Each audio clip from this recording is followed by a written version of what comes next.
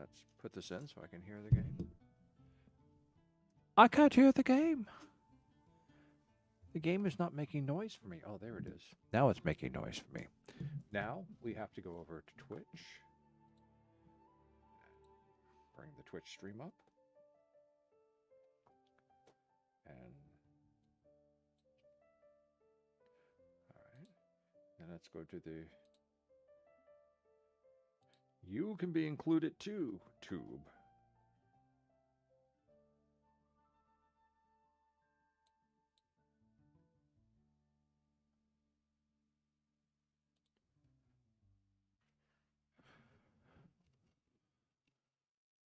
A mic check.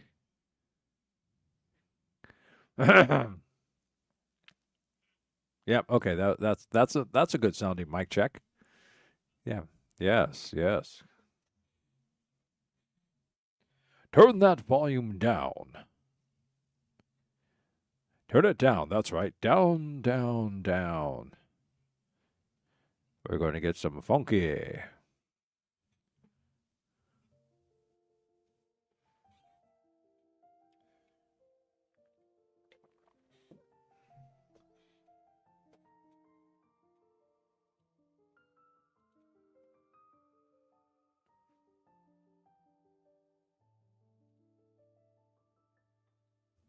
And that sounds like a good mic check.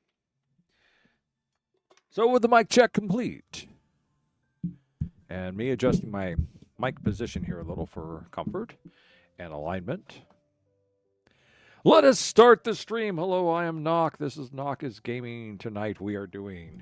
Bring that up a little. There we go. So I'm not crouching down in order to speak in a microphone. We are doing Genshin Impact, as we always do on Tuesdays.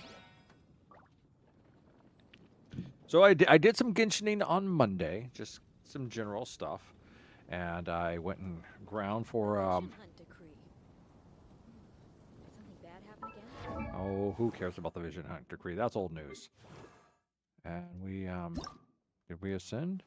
Yeah, we went and got enough materials to ascend Ino up to 70, but we need to get some of this stuff, and maybe some of this stuff. Let me see. In order to get her precision hydro cooler up, which I really don't know what we're doing with it. Sometimes it seems like if you got a character and their only job is to make a watery mess, it's just like, really, is that a character? But did we do this? Yes, Raiden is up to 80, but her talents require things that we have to go back and fight the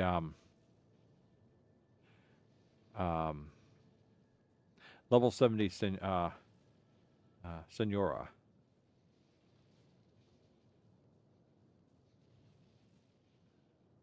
In order to try and get this. And then I have to collect more of these and collect more of these. And I have to do it again if I want to do that. So constellations, no constellations, artifacts. We're currently at this artifact collection. Weapon, still got her spear of badassery. I don't know, can we enhance this more? Can we put it up another level? Requires adventure rank 50. Of course it does. Probably the best weapon I've made in the game so far. All right. And we worked on Flynn's. He's up to 80, but once again, get his talents going. We have to get these things, which come from Game Before the Gate Challenge Reward, which I have no idea what this is. I guess this is it here. I guess it's a trounce domain of some type. I think I kind of remember it once, and it was like all messed up and twisty, and I said, "Screw it! I'm not gonna." There it is. There's the pieces, and you probably have to do it at the really high level too. The Stone Steel Record, and then Shattered Ruins, and Shadow of Another World, and the Realm of Beginnings, and the Journeys were and quick challenges. Okay, and then Narukumi Island. Molten Monument. Oh, that's the Senora challenge. Beneath the Dragon Queller. To the Golden House and confront Storm Tower Terror. Dun, dun, dun. We do this one all the time. Because we this is beating Child, and I've never been able to beat Child. I feel very bad about that. I should be able to beat Child, and I can't. I can't beat Child. I suck so badly. All right, so that takes care of that. So we've raised them up. And of course, Barbara's up, and Anya's up, and she's up, and I think Noelle's up, but talent-wise, I can raise her talent if I complete all this. Raise her talent because I got a couple of these Dvalin talons or Dvalin claws, so they're all up in place. Her talents are up in place, so she's all good. I mean, she's only at 6. I mean, she's gonna have to go 7, 8. We're gonna have to get more Dvalin claws, and of course, Skirk is at 70. We've managed to do that, but we have to get more of these and more of these and more of these and more of these. So that's a lot. And talent-wise, she's only at 4, and that's because I need constantly collect the wheels in order to get her stuff up, and that's just a lot of work. It's a lot of wheels, and there's not a lot of wheels to get. And Sucrose we're just kind of messing with. Rosario we're messing with. Okay. Kaya, I mean, we could raise his stuff up. I mean, but we have to get more stuff for it. That's the thing, more books. And we're not really, and she's about as far up as she's going to go currently. And Yanfei is one of the ones, but we have to do this, and this comes from the Azhada challenge reward. And I don't even recognize it, so.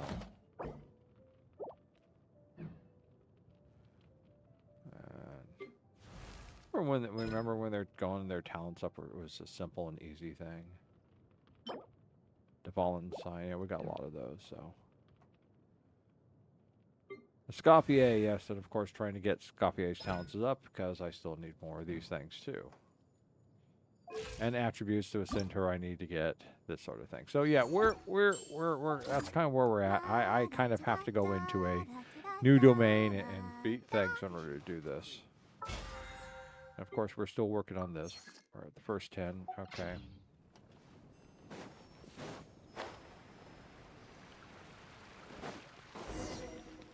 Food delivery. Okay, let's switch teams. Let's go back to Genshin 13. We're going to go back to Genshin 13. So today we're going to be working on little stuff and working our way, building ourselves up to the big stuff.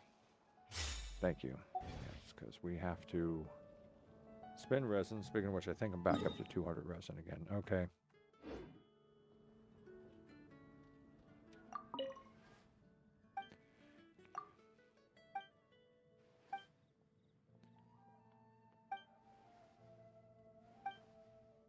Fried radish balls with eggs. Okay.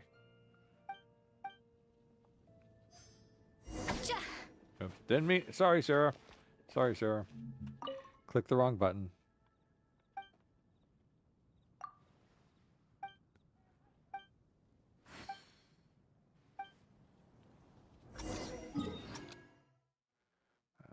There we go.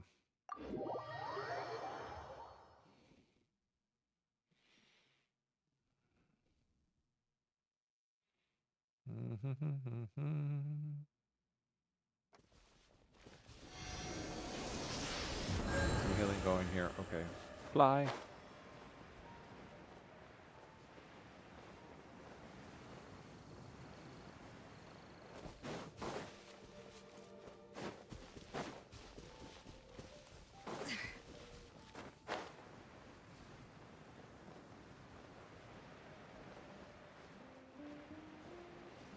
So it's been a casual day. I worked. It was cold, but we got all the work done. Now I'm home. Pretty much eating the last piece of turkey I had. The rest of it went bad, so. But there wasn't much left. There was not much left. Managed to stretch that turkey out. What did you do? What are you doing? That's not bad.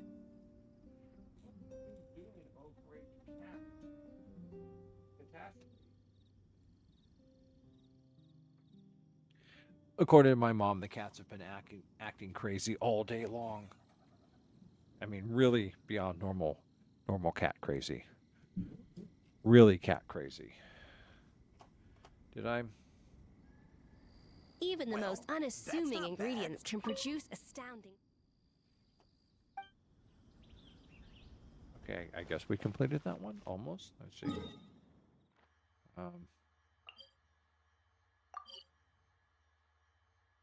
Oh, I messed up. I think my cat just distracted me right at the last second, and I missed doing the delivery. Good God, good going, cat. Good going. Good going.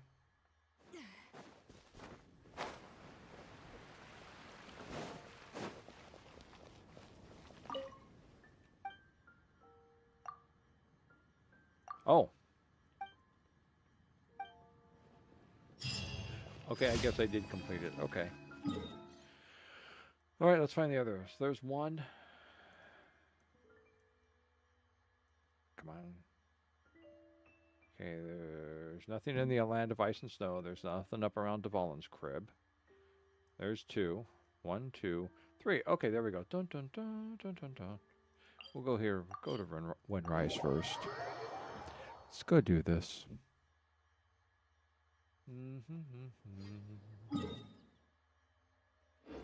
Oh, that one's up in the hills. I scuffed myself. That's not where I wanted to go. Okay, fine. We're going to go this way.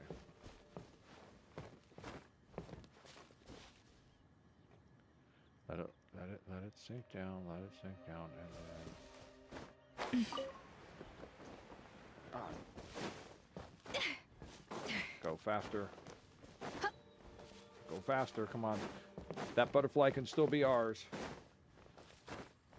Just grab it. Yes, yes. Good going. Good going. Good going. Things I sometimes do just to capture butterflies. Okay, so we got to go this way. It's up there. The path is up there. We're not going to climb up there. We'll take this route and go that way, or some. I don't know. We'll take this route and go that way. We'll go to this one instead.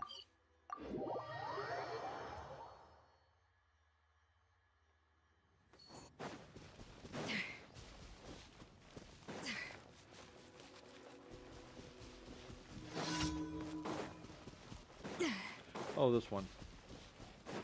There is no escape. Oh, really?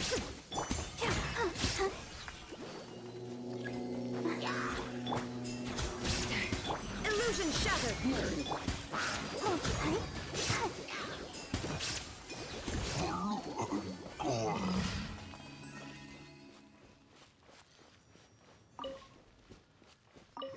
So I think the plan is to try and get as many of the good characters up to level 80 and max out as I can before I start diving up into the higher levels.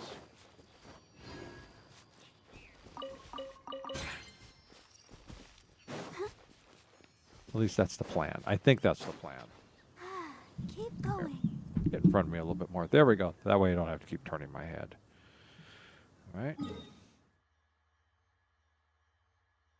go to this one. Temple of the Wolf.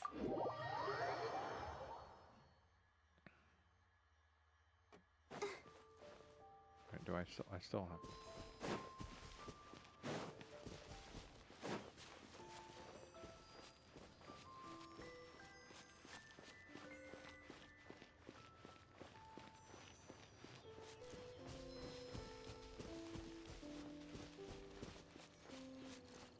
Yep. Fight ourselves another Eye of Terror. Hello. Hi. Come to destroy you. Would you like to come down here, please?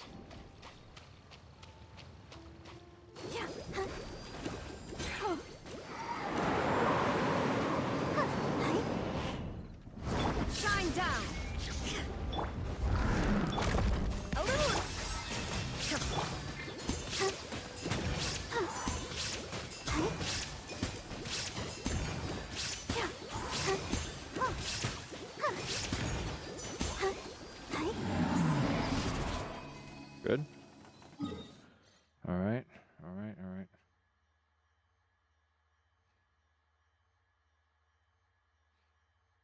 think we'll go this way. Did I not mute one of my... You're muted. You're not muted. There we go. Didn't mute one of my pages. I'm like sitting there going, why am I hearing this? As my big sister. Where are we going to here? I think we're going this way. Yeah, we're going that way.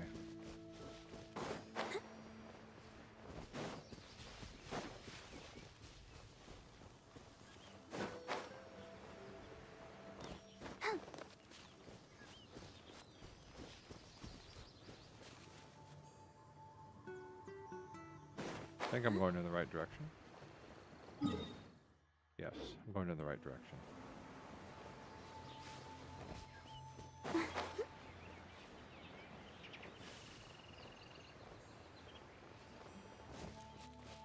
That's not...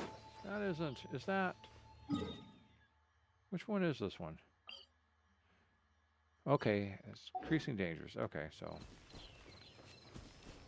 I don't think I remember seeing an increasing... Oh, maybe it is, and I've just never realized it's from that direction. Okay. The sunlight is so bright, like a dish with sharp notes of citrus. A foam made from berry leaves. Adaptive frosting! Yeah! Thank you.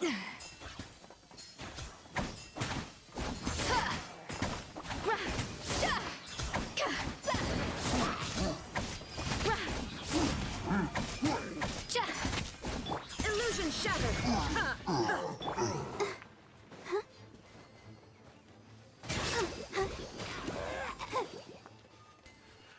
Oh, okay. Wood.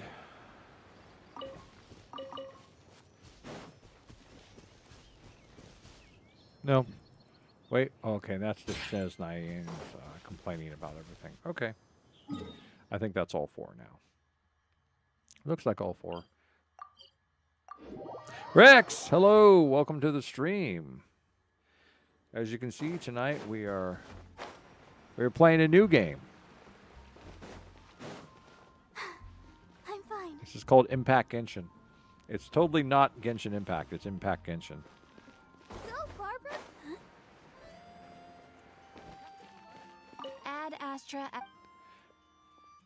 Thank you for complete. Yes, yes. I saw you've got some sort of recipe. Where did you get the recipe from? Is that from bench ball? Add Astra.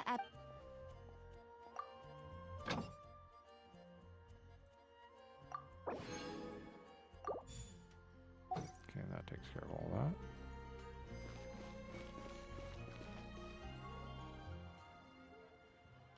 What is Duolingo flesh?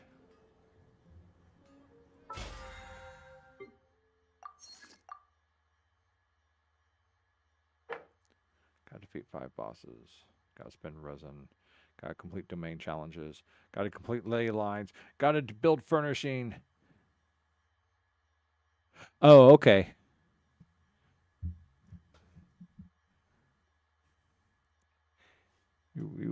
You got my hopes up. I like fried chicken.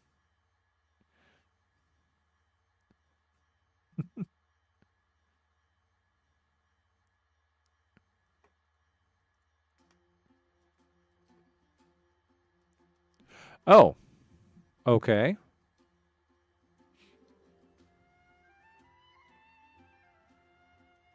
So I have to use the app in order to get the rewards. Then I take it.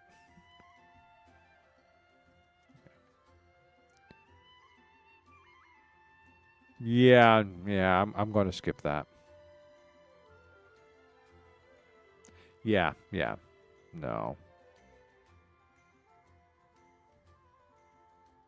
Besides, I don't have a cell phone.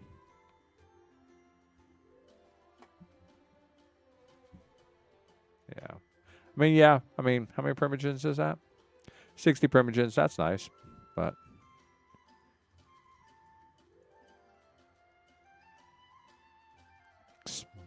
so thinking of Smeezy, not speaking of him, but thinking of him, what's Smeezy up to right now? Smeezy is supposed to be studying, but Where's he at? There he is. Let's see.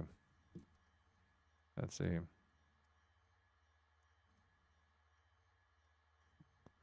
There we go. Send Smeezy a message, ask him if he's studying. If not, we'll drag Smeezy onto the stream. Because we can.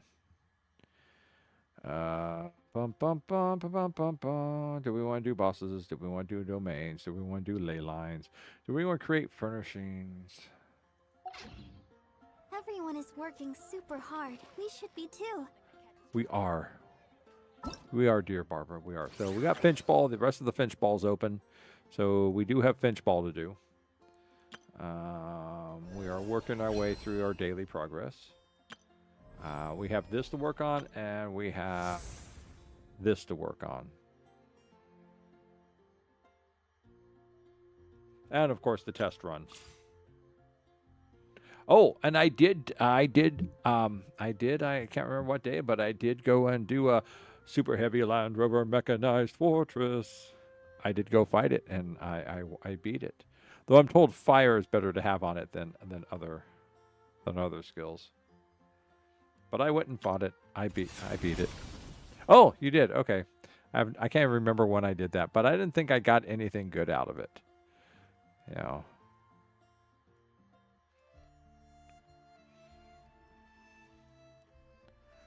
So, okay, so that's kind of things that are lined up for today.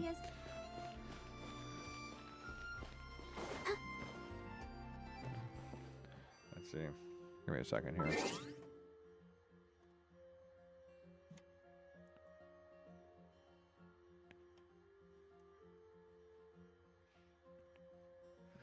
There we go.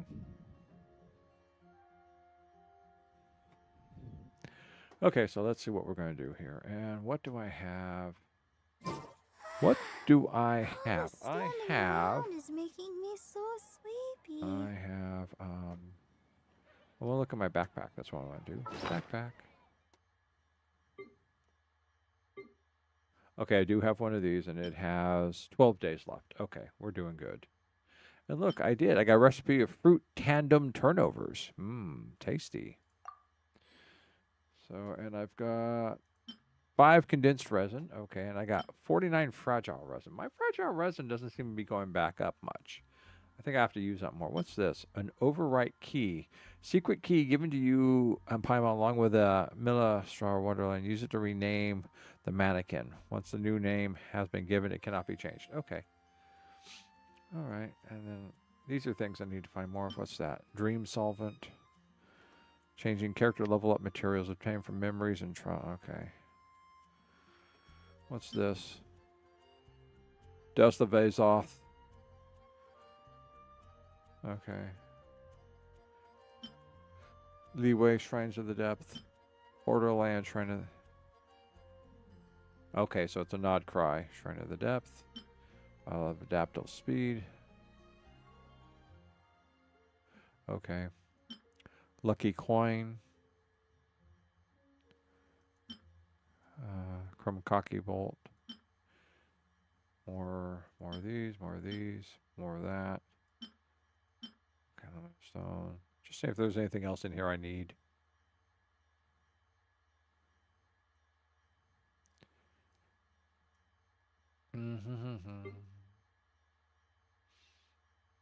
Yeah.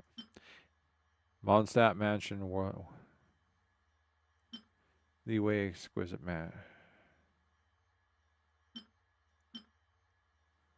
The trouble is that even though they look like this, the insides never match.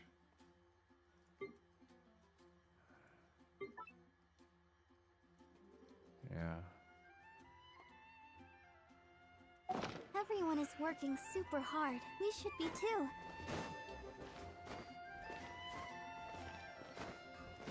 All right, so 5 bosses. I have to go fight 5 bosses. I guess we're going to go back and work on Ino.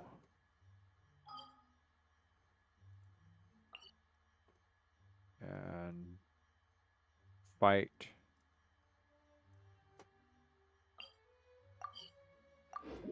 Or fight the Knuckle Duster. 5 more times on the Knuckle Duster.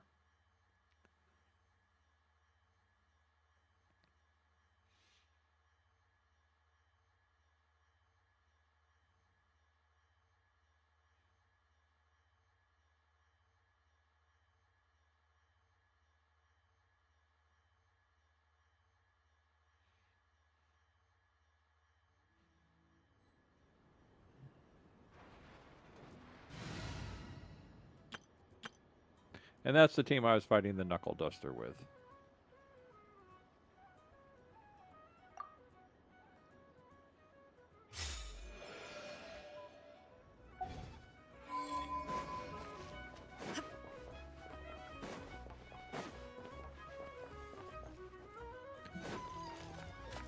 Thank you.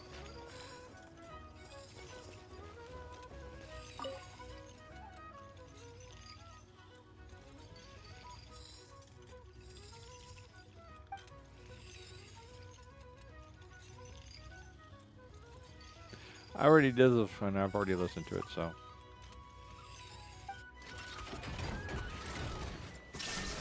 Close your eyes.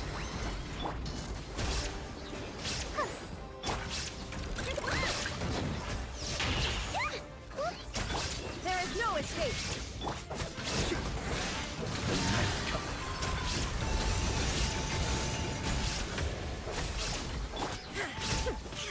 Inazuma shines eternal. Hi. Ready, steady, go!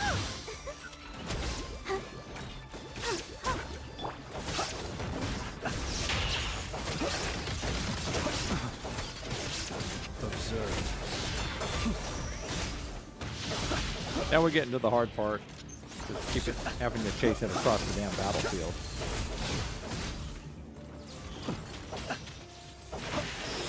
You just move.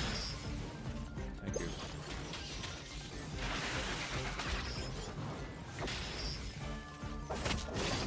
Be silent. Shine down.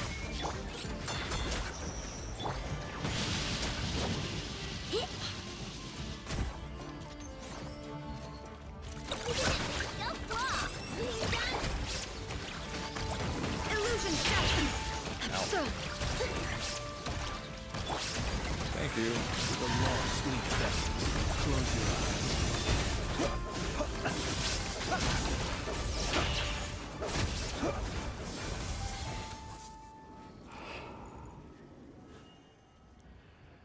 If I get Columbina, I have to rebuild my Primogens. That's a long ways to go. There we go. Oh, I got 3 this time. Nice, I got 3. Let's move. Okay, 3, Barbara. Okay, I think you can heal.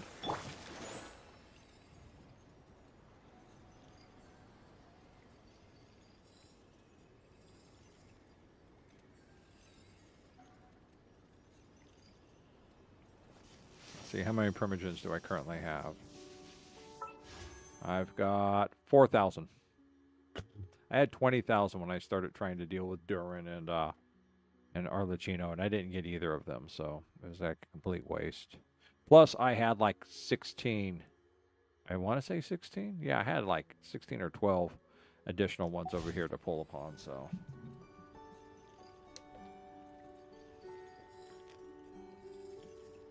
The only thing I'm guaranteed is... Yeah, let me see. I guess I should go to the shop. Paimon's Bargain. Should I use all mine? Should I spend them all now? I guess I should. Is that right? Later. Okay. Stardust Exchange. That's the one I want to do. Because that's only 5, and I can do that. So there we go. There's my Stardust Exchange.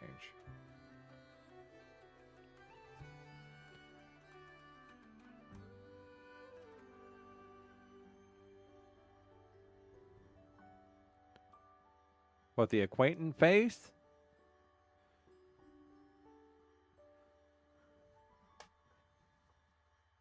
Let me see. What else is around here to purchase?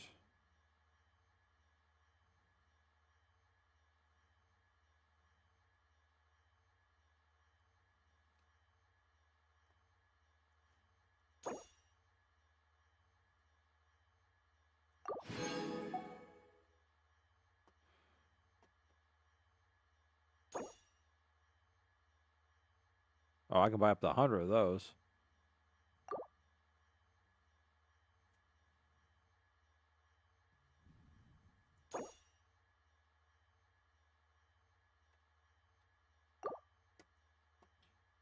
But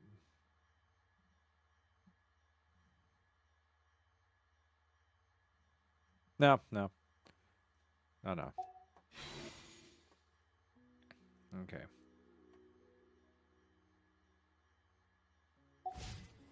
All the world holds dear is but a backdrop of constant motion. I stand before it, alone and...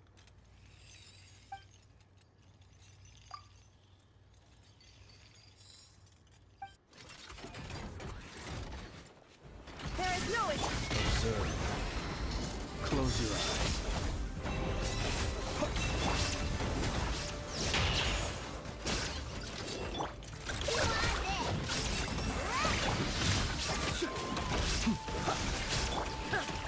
Now you shall perish.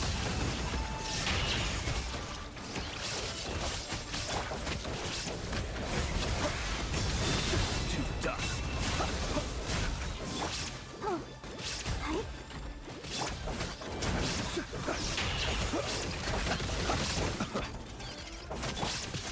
Illusion shattered.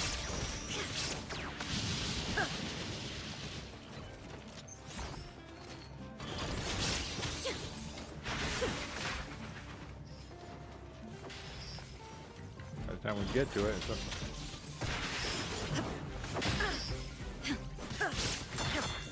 There is no escape.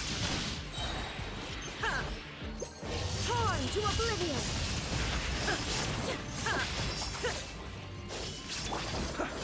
Observe. Night falls.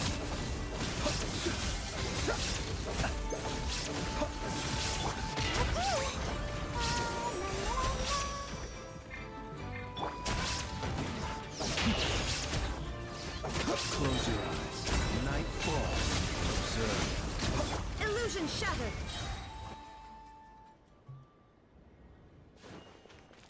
That's 2 down.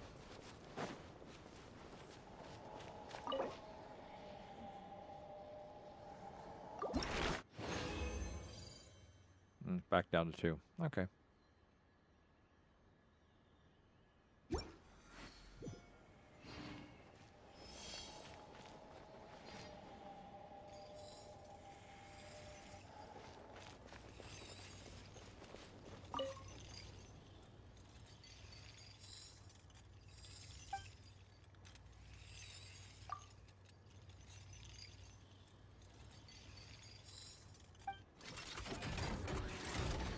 There is no escape.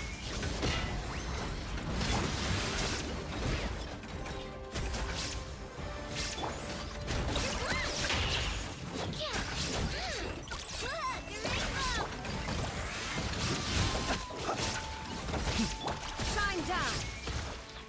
Inazuma shines eternal. Be silent.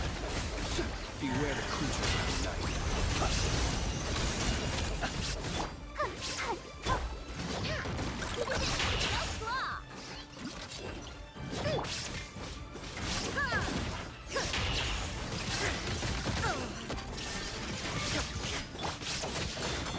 Close your eyes.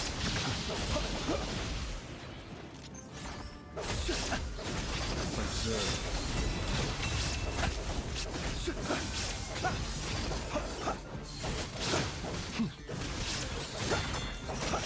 Be silent. Fighting those things. Fight this one. Oh, that was. Oh, damn it. And it kicked me all the way out, too. God damn it. That means I have to start all over.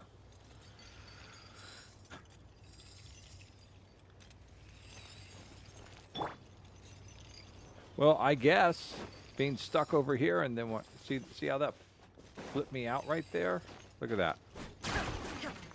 Well, I got stuck up here and it kind of pushed me up here, and then when I went to fly, I think that kicked me out of the so my There is no escape. Observe.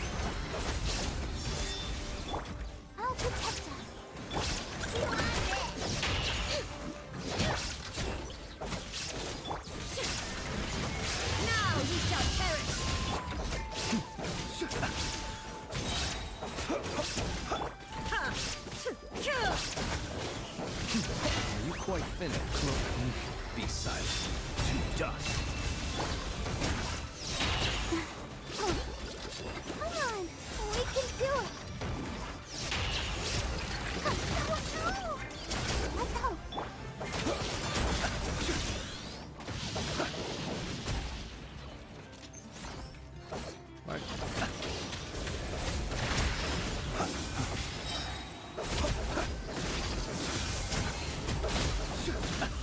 Shine down.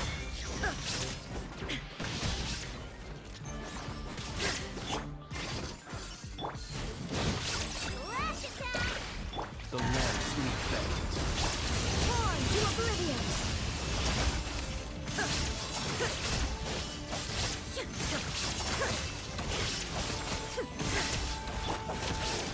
Close your eyes. Illusion shattered. No protection! No flaw! Lean down!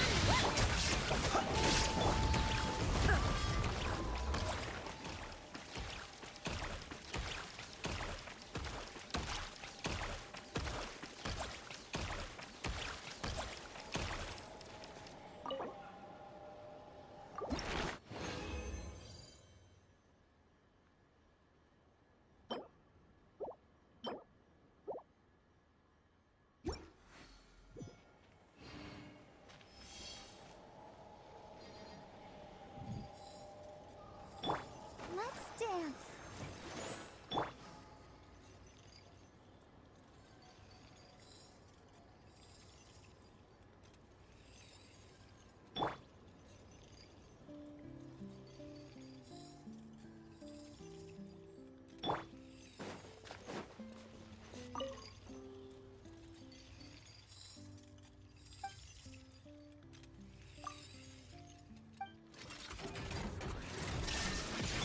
Observe.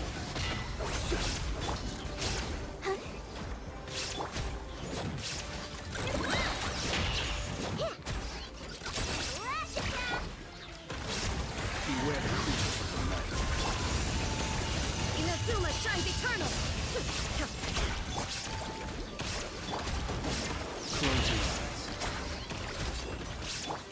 Shine down.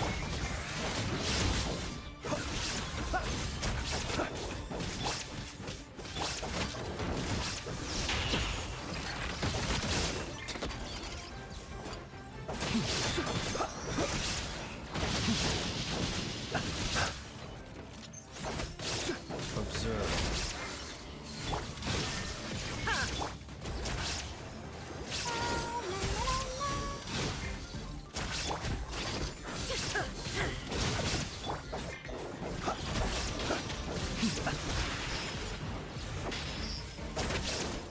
Be silent.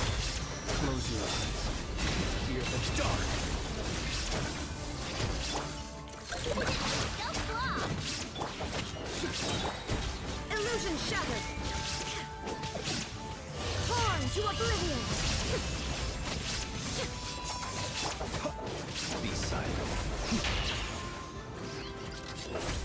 The long sleep beckons.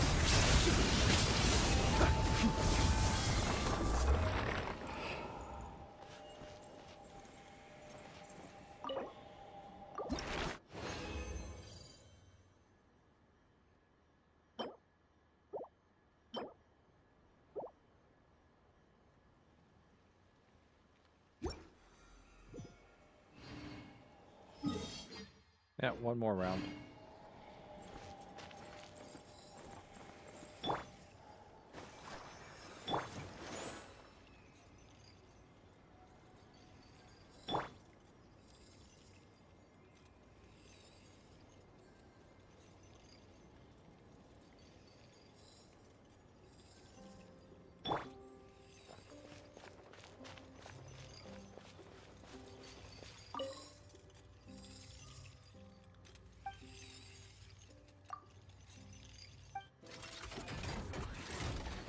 There is no Close your eyes. Let the show begin. Ready? Hit!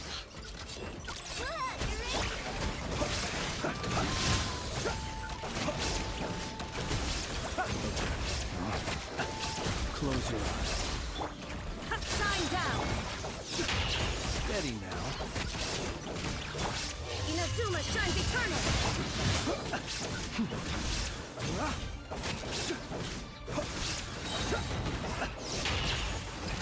Be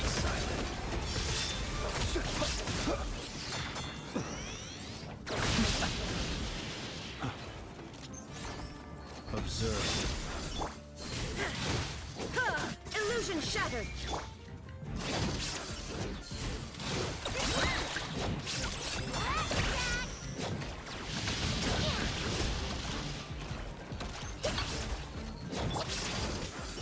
Shine down.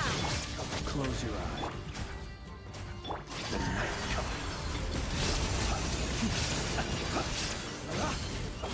Whoa! Heal, heal.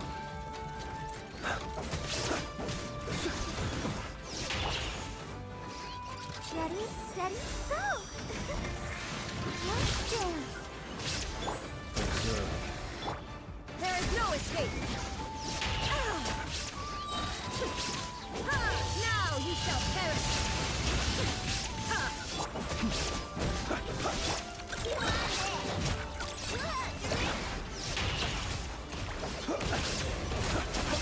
Be silent. Night falls.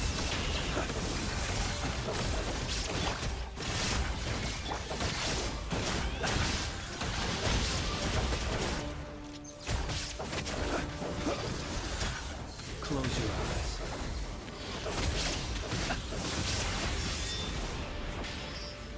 Night falls. Now, have to wait them.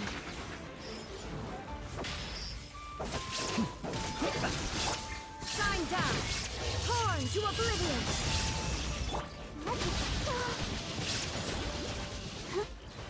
Damn it. These things always seem to take.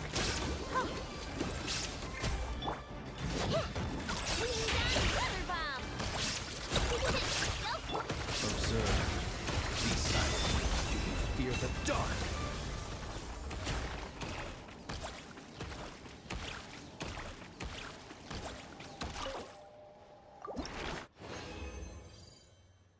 Okay. So that takes care of 2 things, 3 things, 2 things. Yeah, 3 things. So we've claimed that. So used all that up. We've claimed that. It's got us up to level 16. So.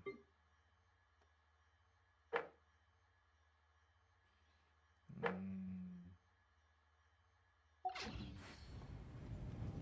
let's go some characters in here. And we're going to go to artifacts. Let's see what we got in here. Yeah, we were looking at, let's see, the husks. What are the filter set to? Filter set, the husk of opulent dreams. Okay. Yeah. Oh, you mean one with Geo in it? Yeah.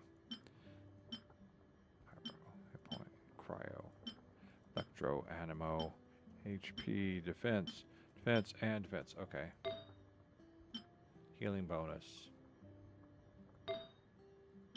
Defense, elemental mastery, HP and HP. Attack. Hit points. Hit points and hit points. Okay. No.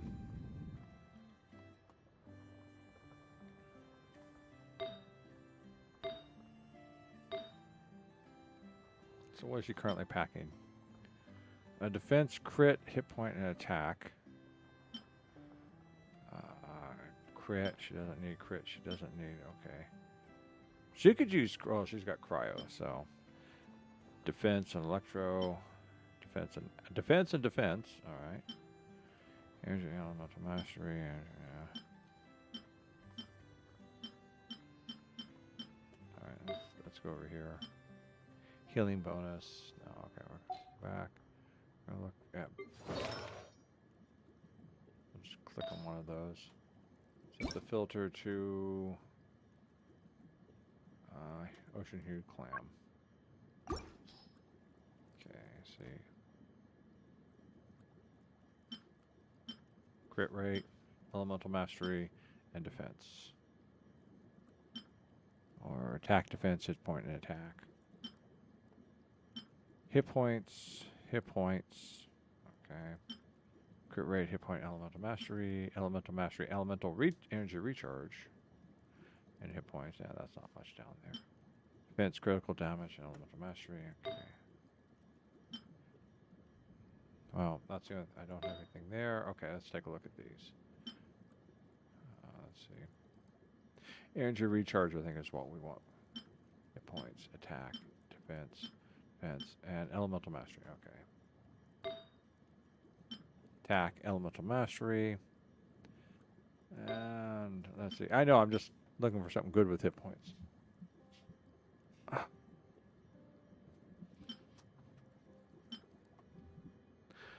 Now that's what I need for Noelle. Lots of defense. She works off of defense and hit points, right? Yeah.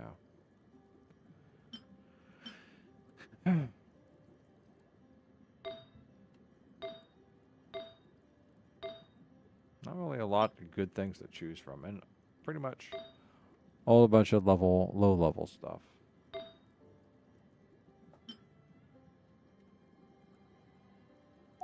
Alright, I just figured I'd take a look at it.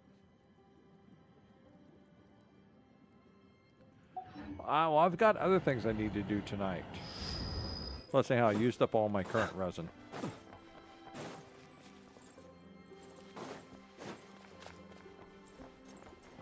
Or else I would. Let's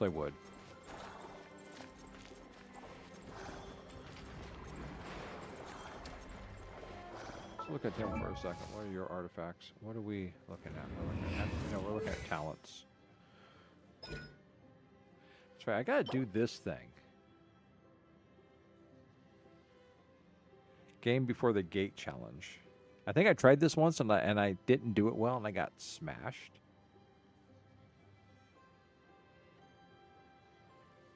Let's go take a look at it. That's it right there, isn't it?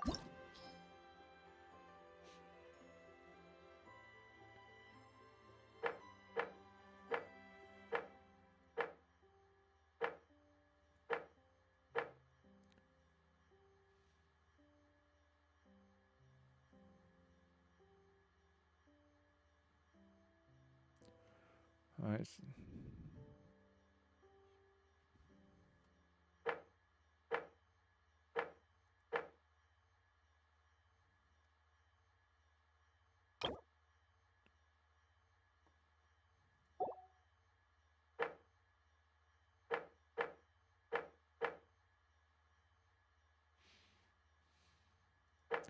Should probably try it on this level.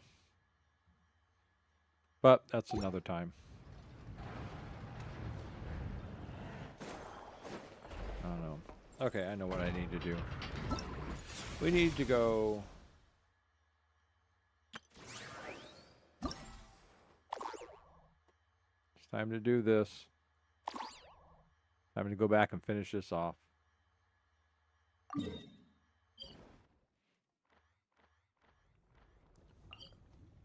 Do a little pinball. Do a little pinball.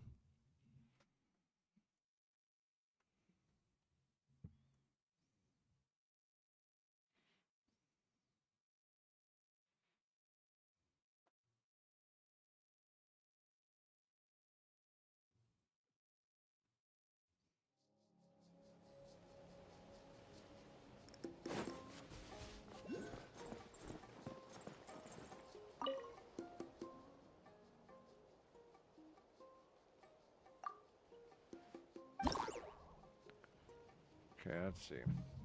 I'm going to redo this one just to get myself back into the groove.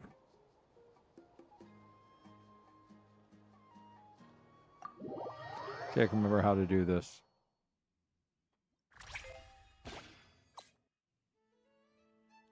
And it's F and J to... All right.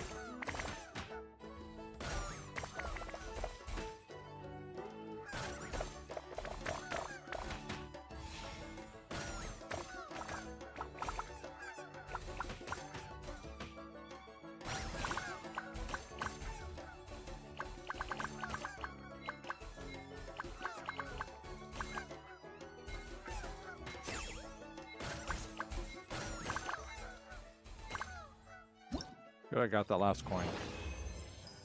Boom! New record. Okay, I got myself back in. All right.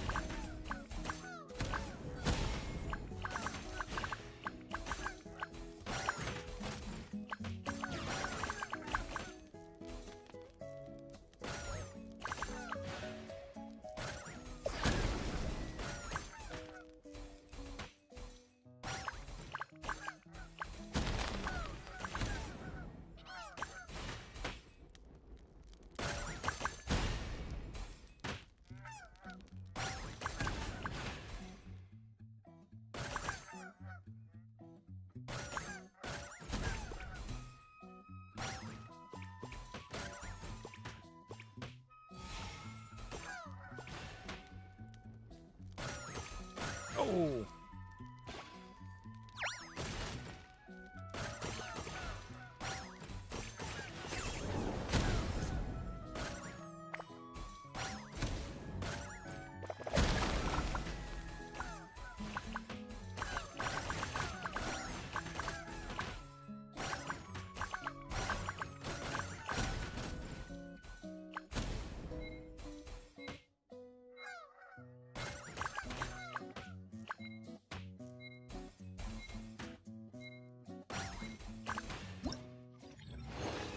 How'd I do?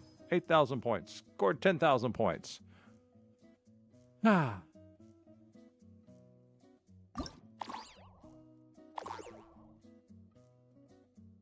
That's good.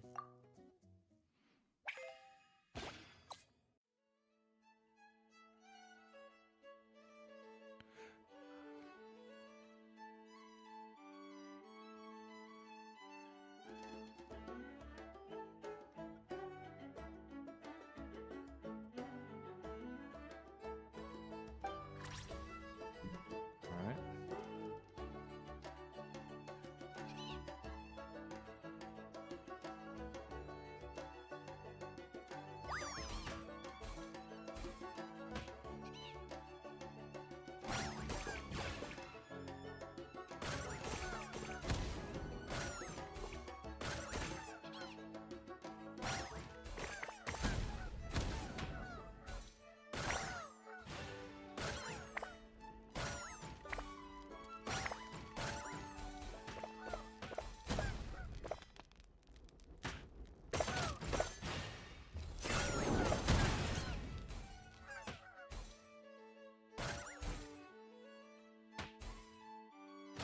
Ah.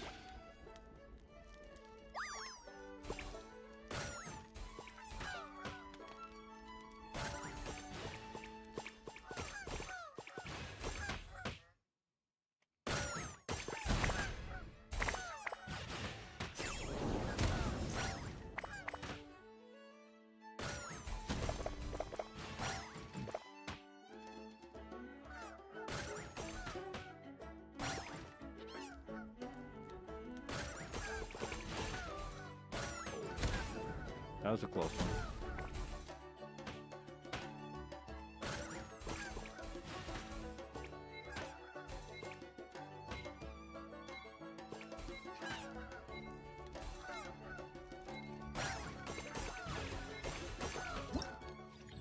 How'd I do? Ah, try again. Try again. Yeah, I mean, I've gotten a couple like that, but so far I haven't had.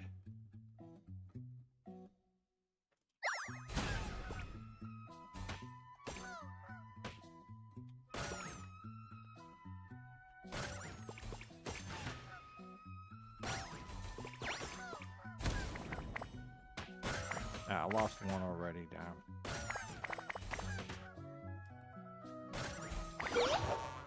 There we go, it is.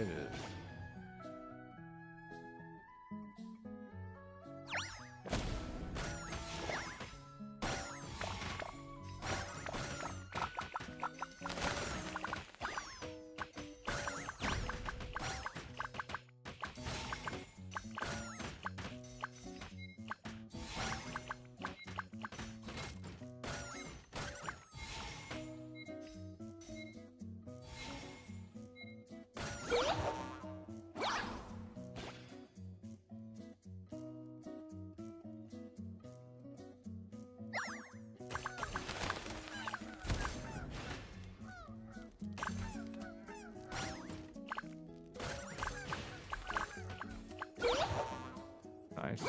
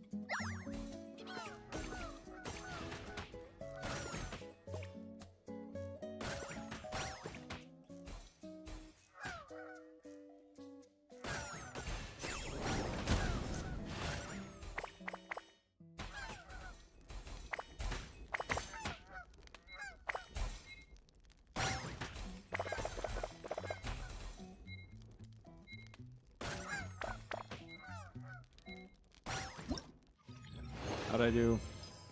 16,970. Much better. Much better. Hold on a second. The cats are being catty again, so give me a second here. Would you like to go out? Are you okay? Are you okay?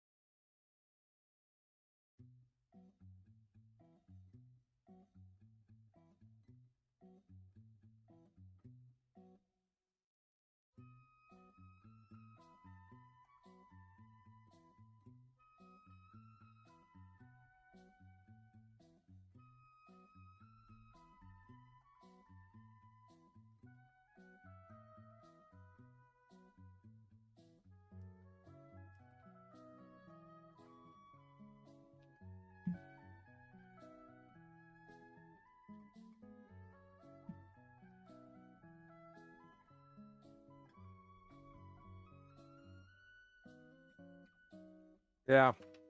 Well, yeah, no, there's another one. It's like, yeah, I'm at work right now. You know, me and my buds want to come and like support you and everything. Yeah, let's meet up on Discord, man. Like, join. You know, I got to go, man. And I'm like, yeah, no, sorry, I don't work that way.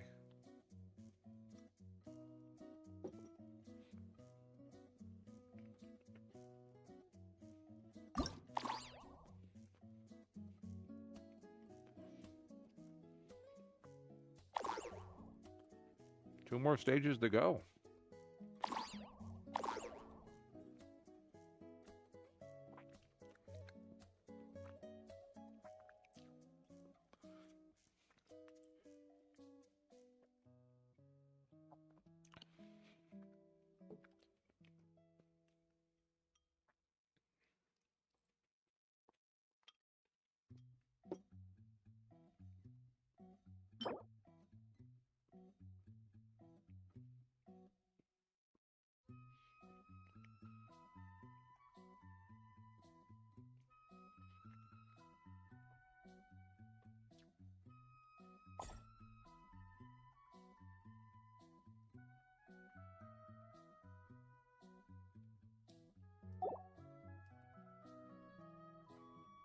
And what's still?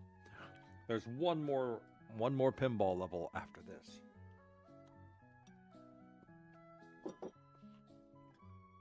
Wait a minute.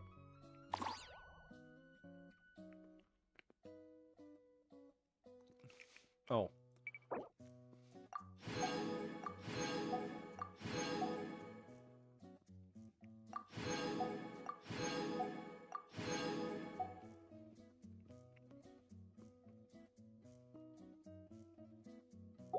Okay.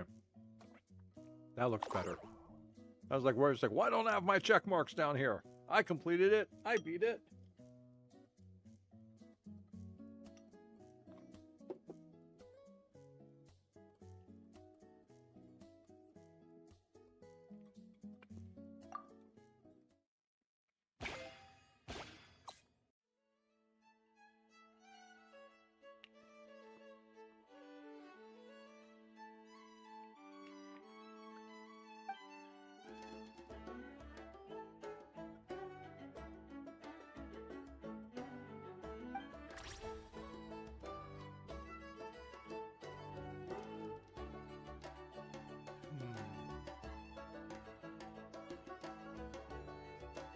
About there.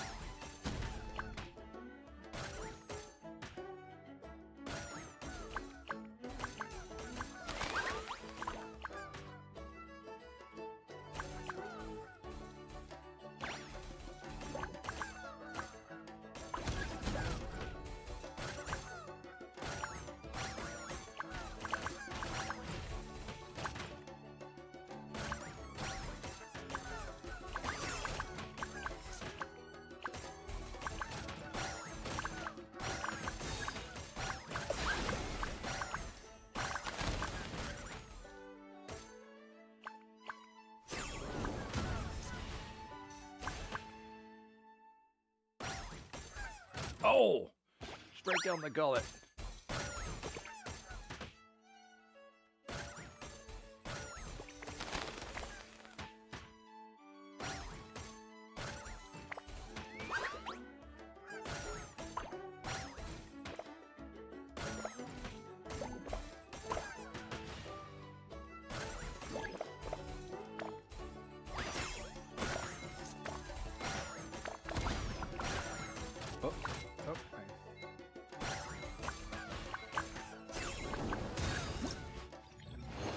How do we do?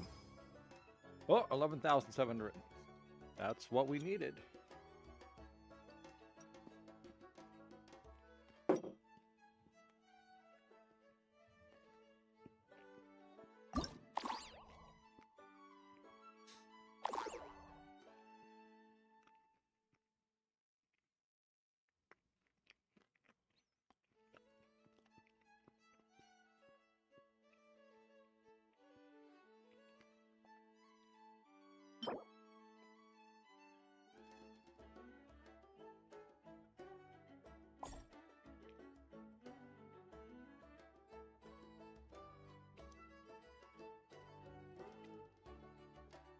All right.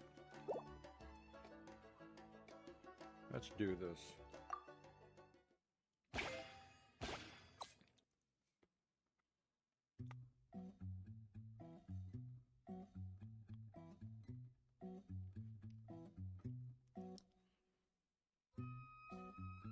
All right.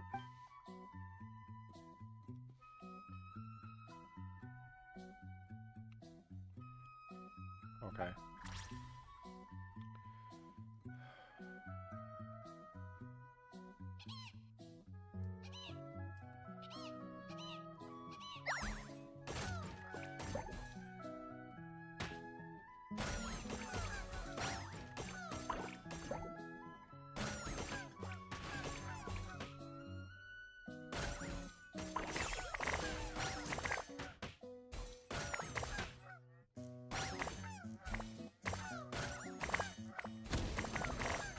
Doing very good on hitting them right now.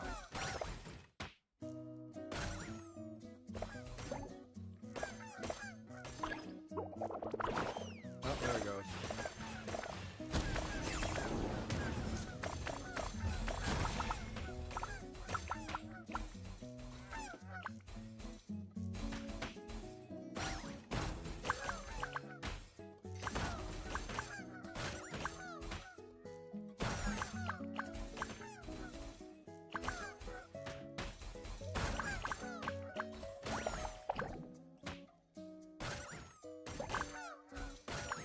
Uh-oh. No, get back up in there.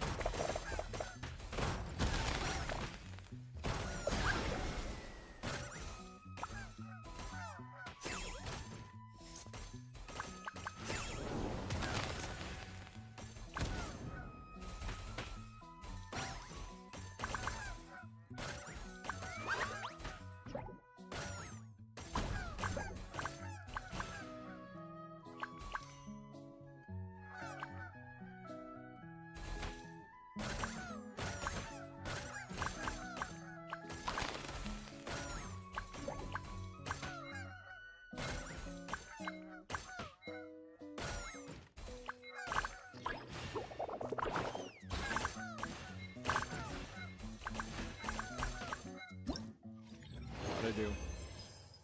10,820. Would have liked done better, but it's enough. Oh. Stage details.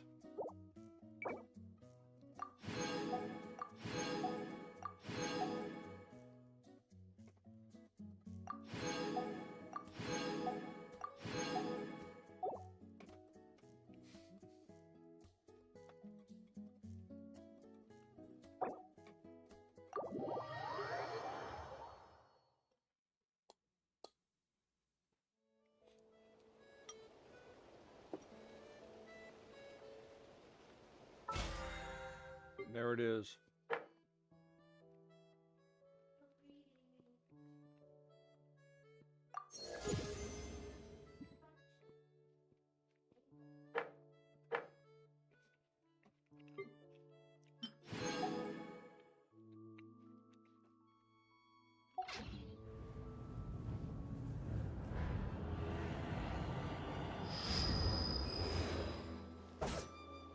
Oh, let's try it again. There we go. So we're done here. Got our 400 spent. We've done 6 domain challenges. Huh. Wonder what counted as a domain challenge.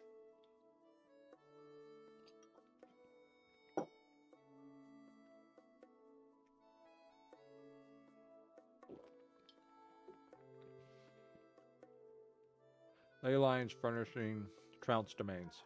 All right. And enhance artifacts. Okay, that takes care of that. Let's go over into here. Okay, so we finished this. Okay, we've done our section there. We kind of started this, so we need to finish this. Okay, so 5 days on this. That means 5 calendar days. We have to come on and do this. So I might Saturday, Sunday, Monday, Tuesday, Wednesday.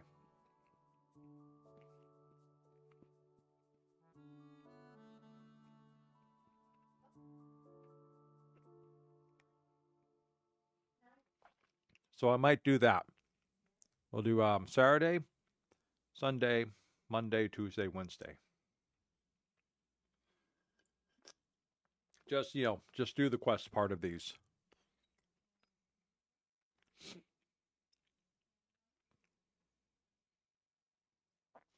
All right, so then let's go ahead and continue this. I think we accidentally started the first part. In the first part, you show up at Catherine's the Adventurers Guild, and you're talking about different things and how you've completed everything. There's no job for you, so she suggests a vacation.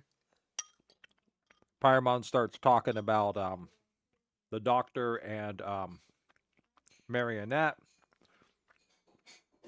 and talking about how she starts talking about Marionette, about how she must, how hard it must be for her, and how much she must be losing face every time she faces Ray Rear and having to get Polietta refixed and stuff. And you, as the traveler, are trying to shush her up. It's just like, be quiet. She might hear you. And she's like, what?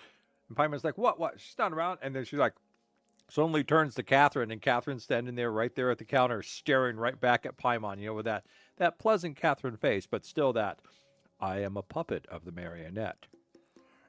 And one thing I noticed about Catherine, she's got like a choker on, and at the back of their choker is like a little key, as like a keyhole emblem. I didn't notice those before. Of course, you usually don't get to see the backside of Catherine that much.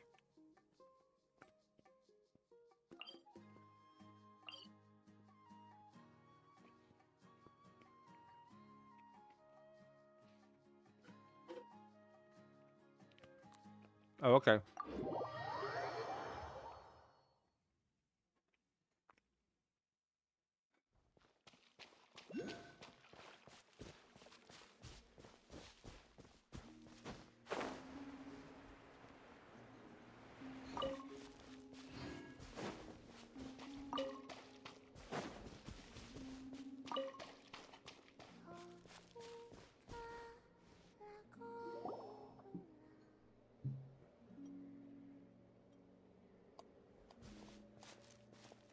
She's sitting up! Is me sitting here a rare sight? No, we just thought you'd be resting. Perhaps I would have been, were it not for the sudden arrival of some unexpected guests. Oh! That spoils. Not that I consider it a disturbance. After all, you are the only ones who are free to enter. Would it not be a little unfriendly of me to lie down while we speak? I didn't realize you put so much thought into little things like that.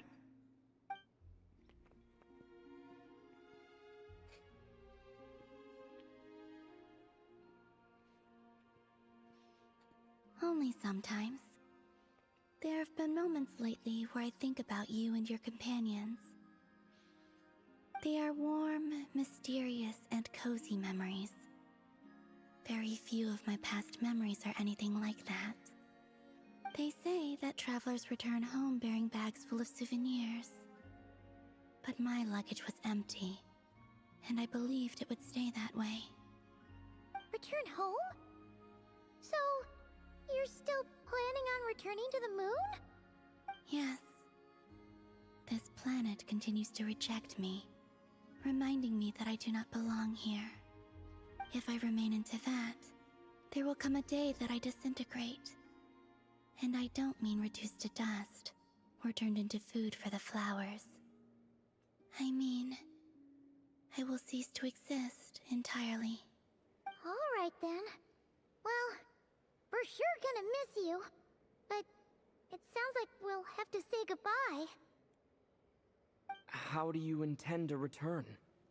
The moon prayer night is soon to arrive. On that day, the moon will be closest to Teyvat. But that's the fake moon, isn't it? The Kuvaki in this land will reach its peak at that time. I merely need to grasp the tide, and with relatively little effort. Oh, Paimon gets it! It'll work like a slingshot! You make it sound like she's gonna get blasted up to the moon. If I did that, I suspect I would crash into the false sky. I will be using a much gentler approach. But I do like the analogy. It's fun. You see? She gets Paimon's sense of humor. In the blink of an eye, the time has come to part ways. It does feel that way, doesn't it? Time seems to fly fastest when you are enjoying it. I have always thought of myself as a wanderer on this earth, and it has never expressed any desire to keep me here. World, world, world, world, world. Not Earth, world.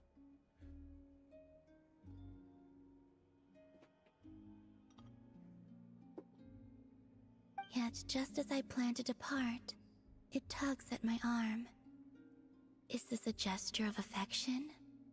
Or is the world mocking me? Oh.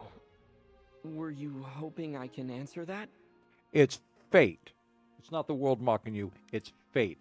It's the fickle finger of fate sticking itself down and stirring up your life, laying you out choices of balance. Which path will you take, and will it be the right path?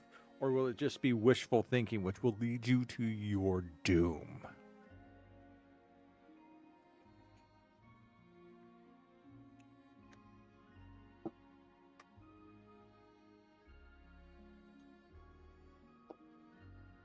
Yes, you are a traveler, so you must have a lot of experience in this area.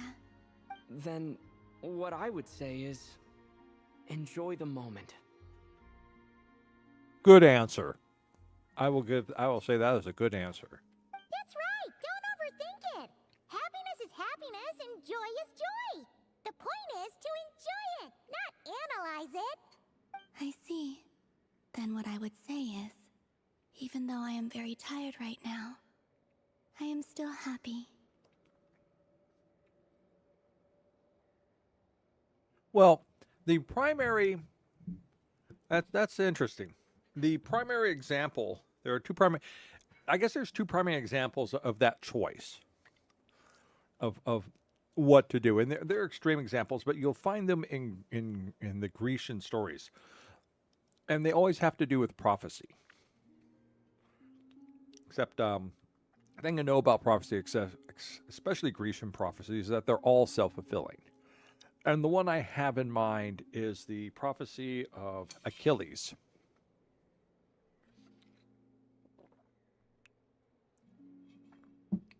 Now, the first thing to remember about the Greeks is that they had I can't remember what it's called now. They had a term, it roughly translates into pride, but it's not pride. It's when one builds up a legend and a reputation and stuff that it transcends them. So Achilles was given a prophecy. And that is, he could either go to the Trojan War, live a short life, but have great fame, this great reputation about him, or he could stay where he was at, hiding amongst the women, and live a long but meaningless life. So there's your choices. Unfortunately, the thing is that when you choose the bad one always ends really badly. So, so which is the bad one? Do you want to die early but be famed forever, or do you want to live long and be nothing? Well, now if you look at the real Triple Cross one, so you look at the prophecies of Oedipus. Now, Oedipus's father, and Jocasta, his wife, they had a child when they didn't think they're going to have one. They're like, and he's all happy. He's like, bring the seer. I want to hear the greatness of my son. Seer comes up, looks at the baby and gasps, and she goes, this child will slay his father and sleep with his mother. Very, very bad things. Very bad things. So the father, here in the prophecy, calls forth a guard and says, take this child out into the wilderness, kill it, dispose of the body. Guard, of course, takes it out. But he knows that slaying, even under the orders of a king, slaying royalty is very bad. Very bad, very bad juju. So he slices the child's ankles so that way the child can't survive out there and will die. And he goes off, oh, okay, I'm all happy. I've done my deed. It's done.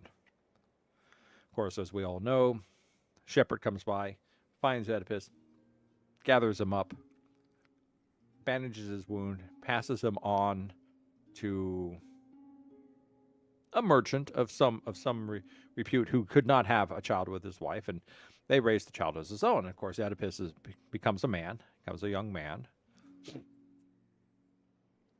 and he goes off with his friends to Delphi. And they're like, okay, we're young, let's get our fortune read, let's get our prophecy. And of course, they go there, and they get to Oedipus, and the Delphi goes, Oedipus, you will slay your father and sleep with your mother. And he's like, oh well, it's like, no, my father's been a good man to me. I'd never kill him and sleep with my mother. That's horrible. I have to leave at once. I have to run away from this prophecy. So, in the meantime, in Thebes, which is where Oedipus from, the Sphinx has laid his curse. It is harrowing the town, laying blight, and Oedipus and the Sphinx, isn't that it? Hold on, let me check, because I just remember, is it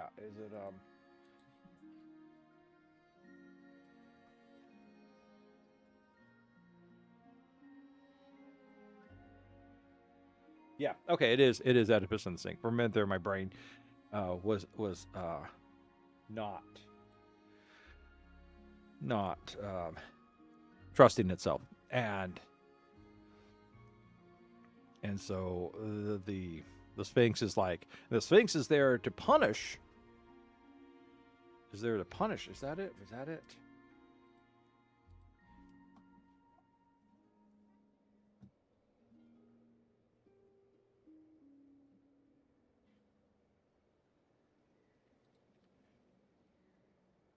Right, okay.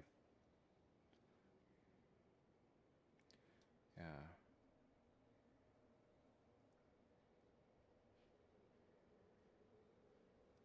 Right, okay, so just refreshing myself.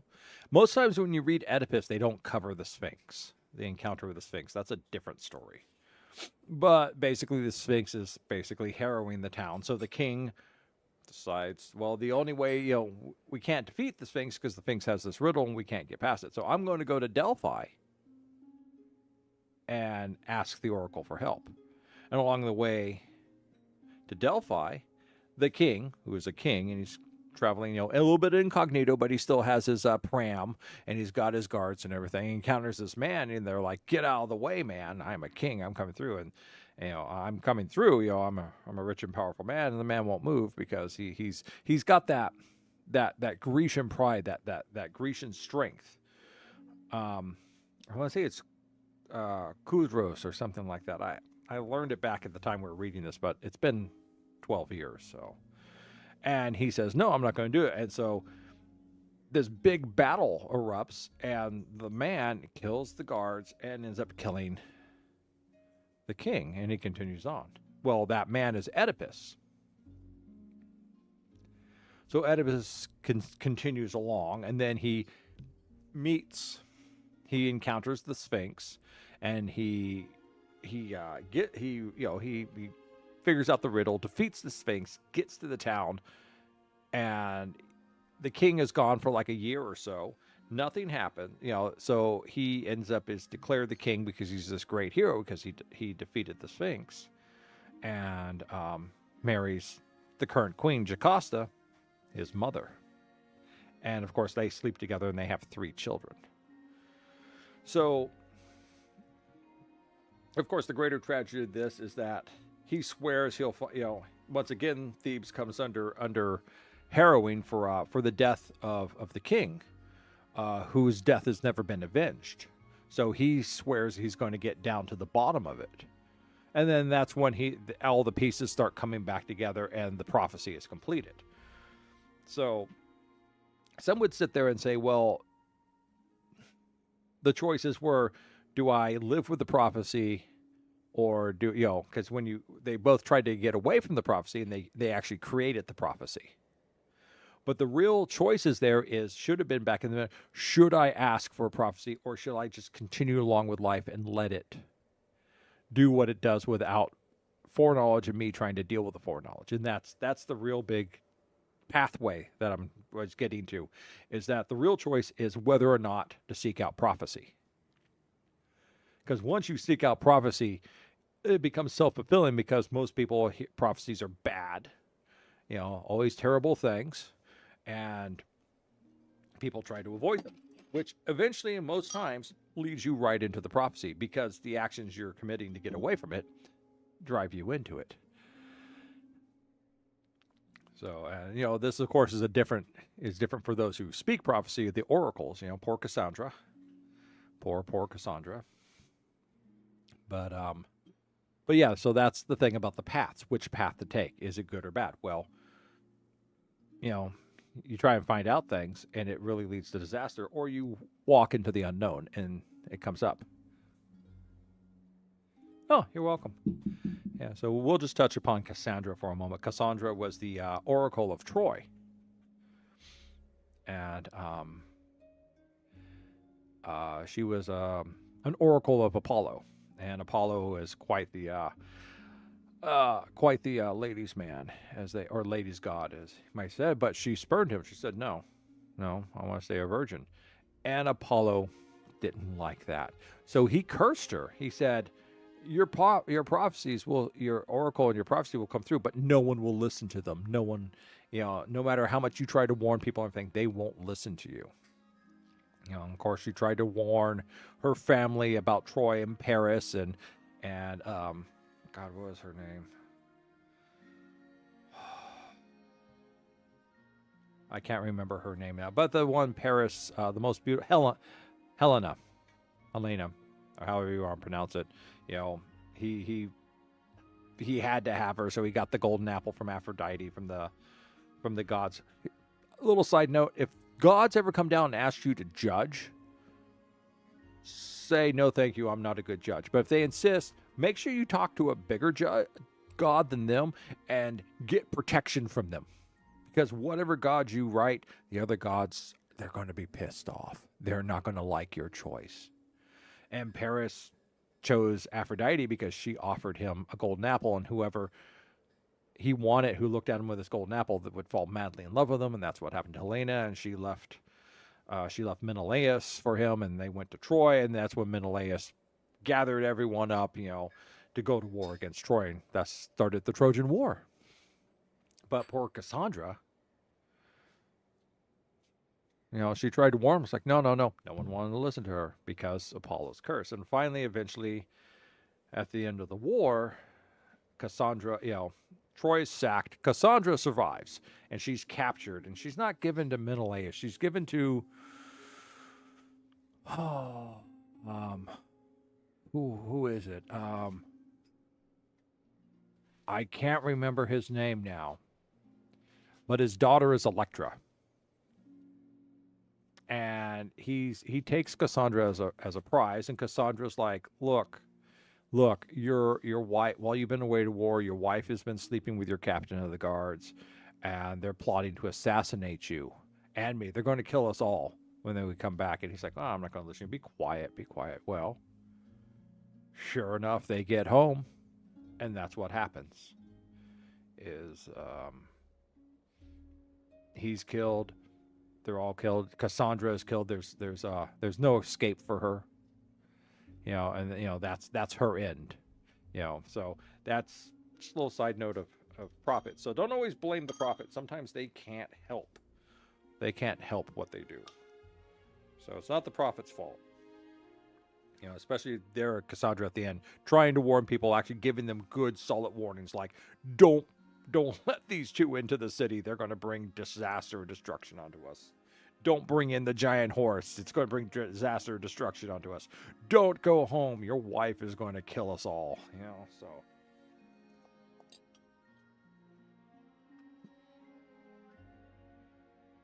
Of course, strangely enough, once Helena got back with Menelaus, the effects of the golden apple went away, and they supposedly had a very happy life.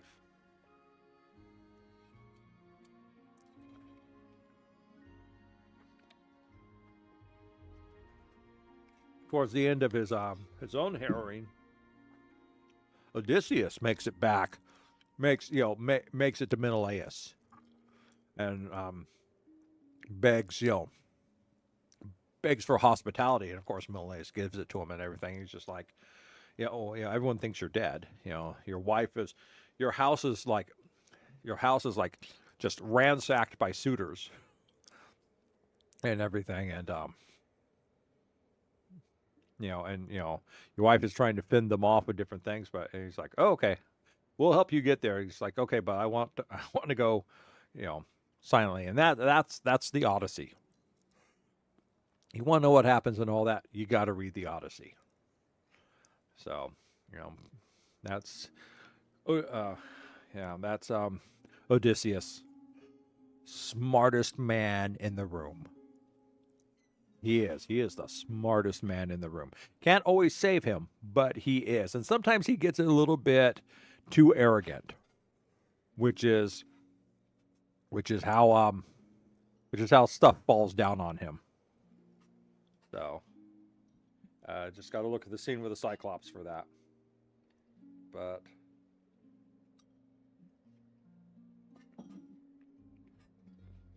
yeah, that's the Greeks for you, man. There aren't any heavy happily endings. They're all pretty nasty stuff.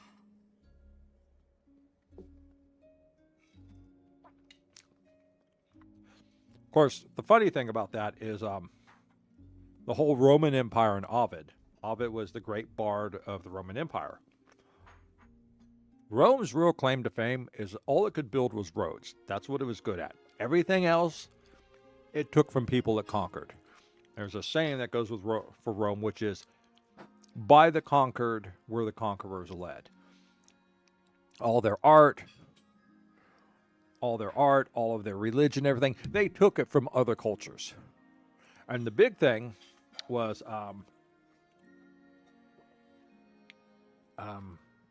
there's a big, just as Homer created the Iliad and the Odyssey, about the Iliad about the Trojan Wars, and the Odyssey about the trials of Odysseus coming home. So did the Roman Empire want their own big historic story, and Ovid was tasked with writing it.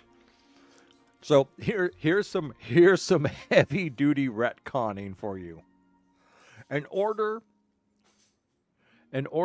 to assure their greatness, and they wanted to be aligned with the greatness of Greece, which they had conquered, which Greece had already kind of fallen. Things went down. They reached a pinnacle, and then they kind of collapsed. Athens went down first. Sparta went second, because Sparta destroyed Athens eventually. But they all kind of just collapsed, and Rome kind of like mopped them all up and took over. But they still wanted that great claim of fame to the claim of Greece. The great Grecian Empire, its philosophy, its knowledge, all that other stuff. But you couldn't really align and connect Rome to Greece. This is the way my professor put it. And that's because, you conquered Greece and Greece collapsed. So what's a way to kind of line yourself up with the greatness of Greece and everything? Well, some of the during the great sacking of Troy, with the horse and everything, a certain amount of Trojan people of maybe of mixed importance, everything, they managed to sneak out a back door and get in some boats and sail across the ocean and become the tribes, become the base tribes that eventually Remus and Romulus were born from and suckled by the she-wolf in order to become the founders of Rome.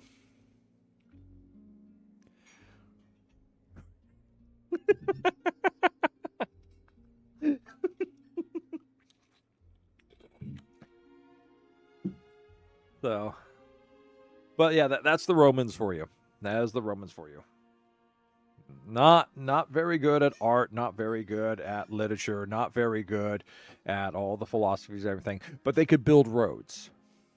They could build roads like nobody's business. And that's how they're able to conquer a lot of the world and keep it connected. They just made a couple of small social mistakes. And those small social mistakes was they kept citizenship from everyone not of Roman blood. And that made their great empire slowly stretch too far out and collapse. But you gotta go take some literature and ancient history classes, and you get to learn about all the finite details. This is just a rough overview, but yes, that takes us all back. So choices. Romans had a choice. They could have brought more of their conquered people into becoming citizens, therefore giving them a stronger tie to this new empire and giving them a vested interest in it. But they didn't. That on one hand, they kept, Rome for Romans. On the other hand, well, Romans were kind of dying off and there's no one to take their place. Wars, I famine. can't tell from the tone of your voice. Sorry, I hit a key there while adjusting my keyboard. But yeah. So that's always choices. Choices is always an interesting thing. It's a joke, but I need one more thing.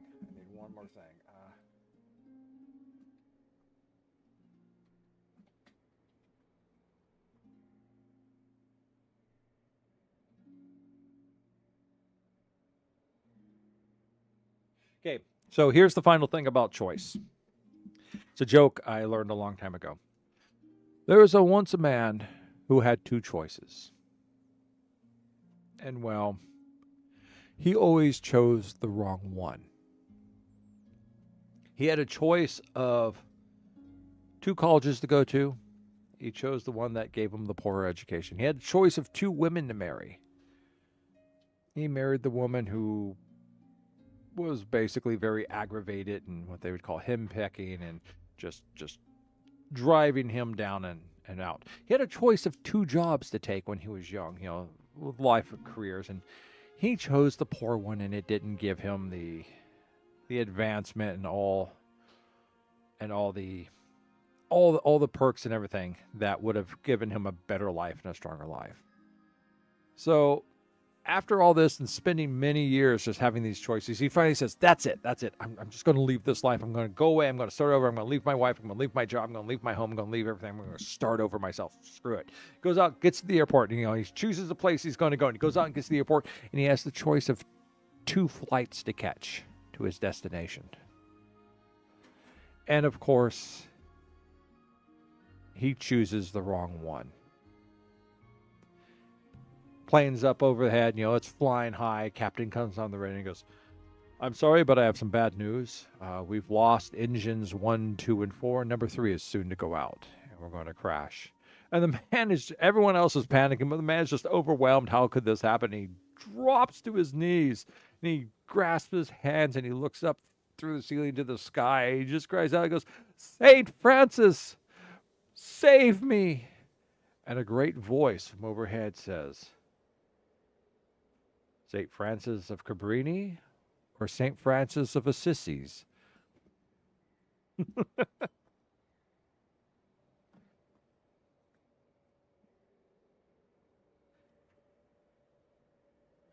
So I'll leave you with that one. And you have to know your saints to know which one is the one he shouldn't choose, but he probably did. Because I have to admit, the one that he would have chosen, the wrong one is the Saint Francis that I know more of than the other one. I only know that there's another one because of the joke. So, but there you go. Let's get back to our Genshin event here. Oh, really? You don't think I sound happy? I'm just kidding. I could tell you were in a good mood today from the moment we saw you. Quick save there, quick save. You know, this is why he's the anime protagonist. Ah, a joke. Albeit not a funny one.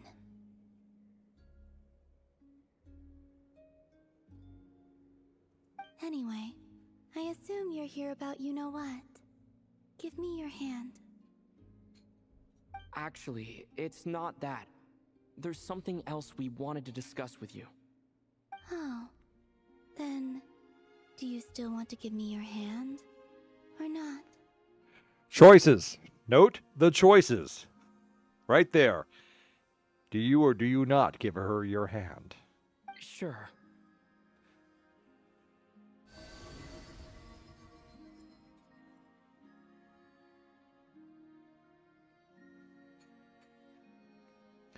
By this energy, we be wed. Thank you. So, I've heard that in the Moon Prayer Nights of the past, people here would hold celebrations in the Moon Goddess's honor. Since you helped so much in our fight against the Rehir of Solnari, I think you deserve a farewell party before you return home. I haven't asked everyone else for their opinions on this yet, but I'd like to invite you to join the upcoming Moon Prayer Night. I've never joined a moon prayer night before. I'm not sure what I would even do. Oh, don't worry about that. We take care of everything. All you need to do is show up. Of course, there's no need to force it if you're not feeling strong enough. It's just, this kind of felt like a golden opportunity. But they call me Kutar, and the Fatui have an arrest warrant out for me. I shouldn't appear in public right now. It's okay. You're wearing a veil. People won't recognize you. I'll make it work. You have my word. Yeah, we got your back. Well, he does. Paimon's actually not too sure what he's planning. All right, if you're sure. I will not refuse your invitation. I suppose it wouldn't hurt to pack a few more sights from this world into my suitcase before finally learning what my homeland looks like. Oh, if you see Lauma, please tell her that my answer to the question she asked me is neither yes nor no. Rather, it is, there is no need. That was kind of cryptic, but sure. Guess it's between the two of you. We'll pass along the message. Bye for now.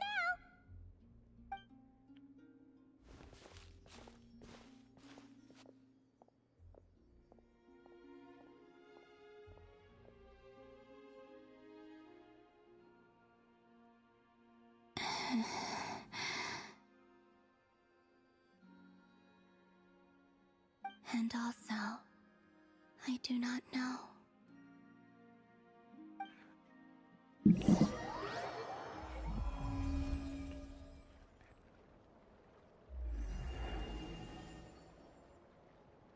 Since she's agreed to join the festival, let's go see who else wants to take part.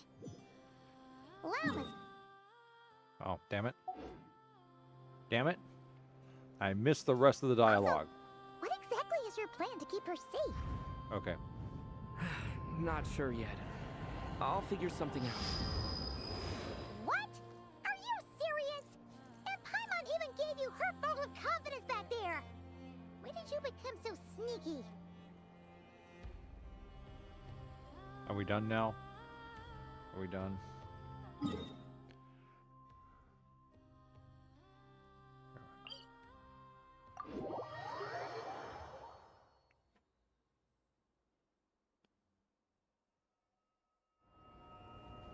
Don't mind me, I'm just a lantern floating here in the air.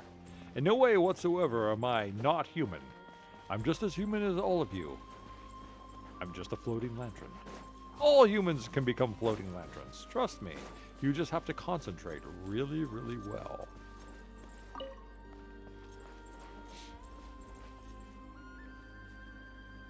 Llama! It's us! Huh? Varka? What are you doing here?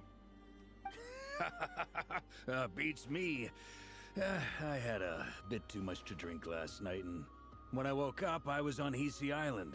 You know, that's always a bad thing because usually if you backtrack enough, you find that there's a trail of blood and bodies. So, you know, always a bad sign. Always a bad sign. Mr. Varka is helping to oversee Nasha Town's preparations for Moon Prayer Night. He is here to go over some details regarding the decorations and custom cloth designs. Right, yeah, that too. What do you mean, that too? Yes, celebrating this festival is a long-held tradition here in Nodcry. Can we invite the Fatui? On this day, the crescent moon at the top branches of the verdant crest turns into a full moon, and the moon prayer blossoms bloom with a special radiance.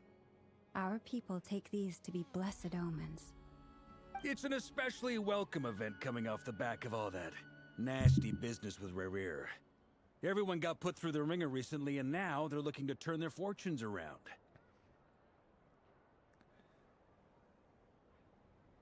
You mean the doctor? They already mentioned him, the doctor. The big shots in town all agree that a big, lively celebration is just what we need to rebuild people's faith in this place. No wonder Catherine said that people weren't so bothered about the religious element. That's right. It's become more of a local custom by this point. The celebrations have little to do with whether the religious stories behind this event are true or not. Even the Frost Moon Scions are eagerly awaiting the coming of Moon Prayer Night, despite now knowing that their past beliefs were founded on a falsehood. That's fair. It's a bit like the lantern ride in Liyue. It's a chance for people to enjoy themselves, not debate the existence of the Adepti. Although in their case, the Adepti definitely do exist. We've met plenty of them in our time. Oh, one other thing. We just went to see Columbina. We went ahead and invited her to take part in the festival this time. Hope it's okay. Wait, so... you mean she agreed to it? Huh. That's quite a surprise. Then, I suppose that she intends to return to the moon on that day. Oh, yeah. It's kind of a complicated process, but basically, it's like a slingshot. I understand. In truth, I had a feeling that she might make such a decision. Well, if Kuthar has decided to participate in the festival, we should prepare accordingly. Now's the time to point out that she wants to be incognito. Yeah, exactly. She was saying how it could be risky for her to show her face in public. We were wondering if there was any way we could hide her.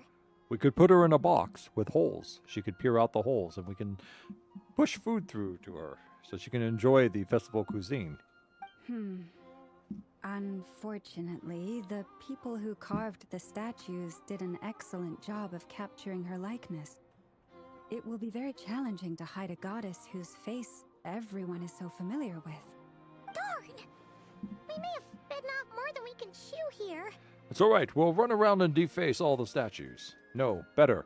We'll draw mustaches on them. They'll never know the difference. Nah, don't sweat the small stuff. We can handle that.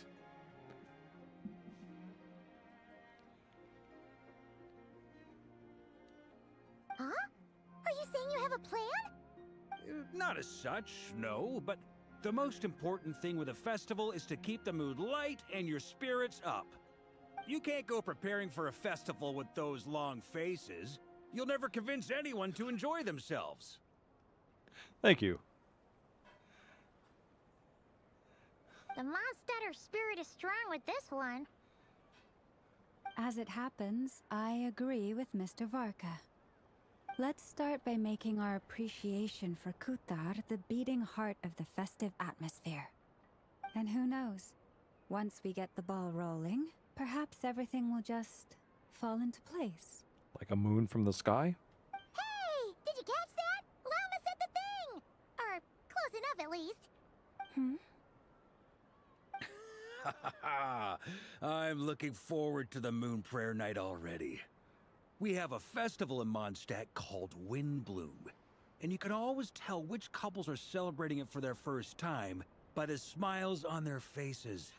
Big, beaming smiles like their whole face is glowing. We look forward to this because we're able to capture and harness that beams. Then we turn them into weapons and destroy our Hilichur enemies with them. And I have a feeling we'll get to see that same smile on the Moon Goddess's face at this festival. Not quite the same, surely. Anyway, I'll take care of business in the city, but I'll have to leave the decor up to you and the Frost Moon Scions. No one else can capture that traditional aesthetic quite like you guys.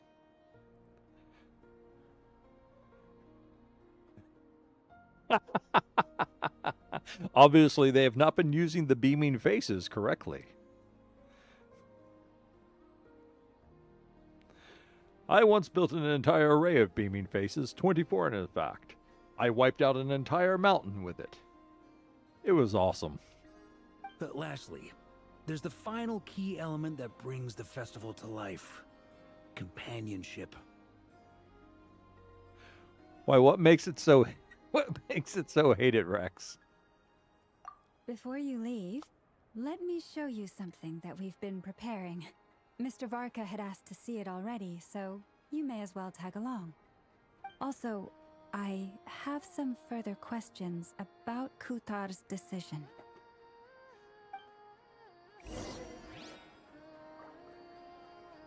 Ah, yes. No one likes forced co-op. Oh, look! This is obviously a Fontanian. I recognize this. We had this at the beach festival. Here, let me get my face in there. Wait, how can I do that if you have a... I can't do that if there's a giant drum back here. How am I supposed to put my face in here? No, that didn't work. I can't crouch. That's right. There's no crouch in this game, is there? Well, so much for that. I was really looking forward to putting my face in one of these holes. I wanted to be a deer. Wait. If I turn into a lantern and I put the lantern in there, it's the same thing. All right, now's the time to turn into a lantern and float up in there. Huh? What's this? They sure look like they're having fun. I believe so. Kuhenki seem very skilled at playing drums like these, although I'm not sure where they learned it from. Maybe it's an innate talent? In their eyes, they're probably just playing with toys. And that's for calling me names. What else do I need to get my frustrations on about? That's right. Using us to get energy. Yeah, and that's... Wanatar! You want to play too?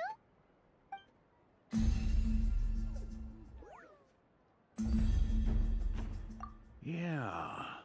She looks more confused than anything. Maybe we can teach her next time if we get the chance.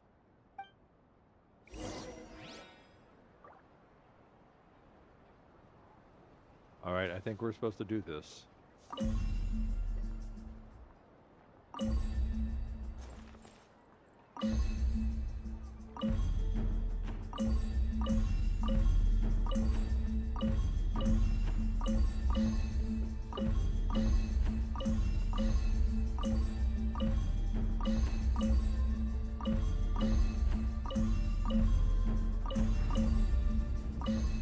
Actually, if I was going with the drums, I'd teach him Ricky Ricardo's Babalu. What are these floaty things? Moon veils. We hang them from buildings in the city during the festival. When you look at the sky through them, it creates a lovely misty effect. Let's see if think that...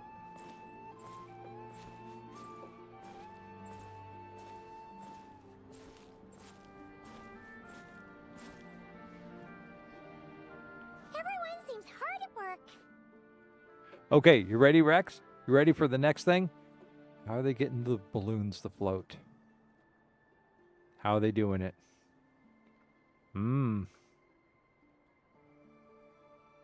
How are they getting the balloons to float? They are preparing items for Moon Prayer Night. For instance, the sculpture being made over here. Mr. Varka and I were just finalizing the details of where it will be placed. Ah, there she is. I didn't know the finished article would be so large. Not to worry, though. All the necessary arrangements have been made. Just let me know once it's ready, and I'll get some people to ship it over. You have my thanks. And over here, we are preparing a very traditional confection. Oh, look at all these colors! It looks great! Can Paimon try one? Of course. I have a feeling you'll like it a lot. You bet! Sweets and treats are Paimon's favorite! If you included those in the Feast of the Moon, I bet Paimon would have joined the Frost Moon Scions by now. There will also be verdant crests like this present in Nasha Town during the festival. The timing of Moon Prayer Night is not completely set in advance.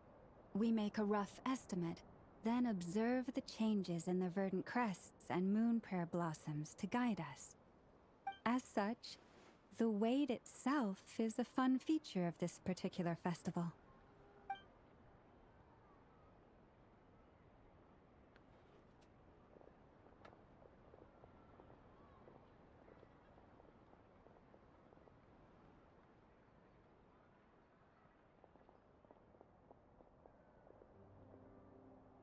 Let's talk here.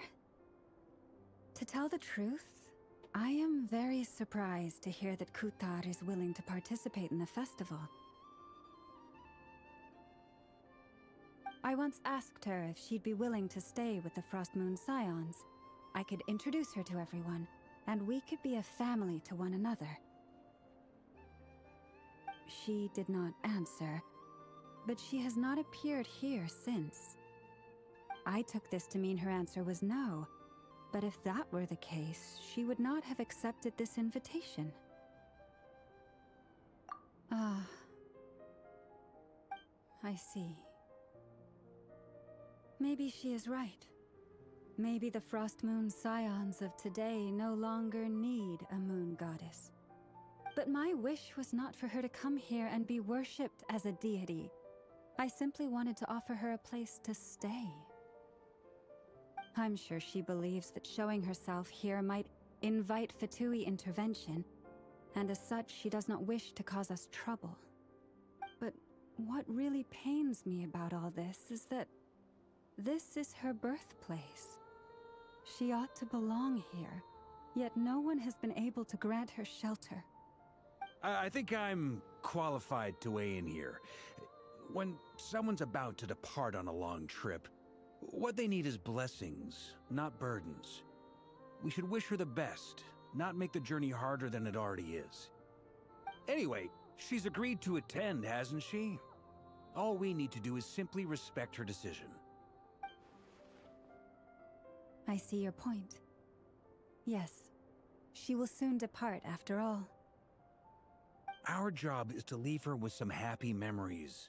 Besides, who's to say her journey to the moon is a one-way trip?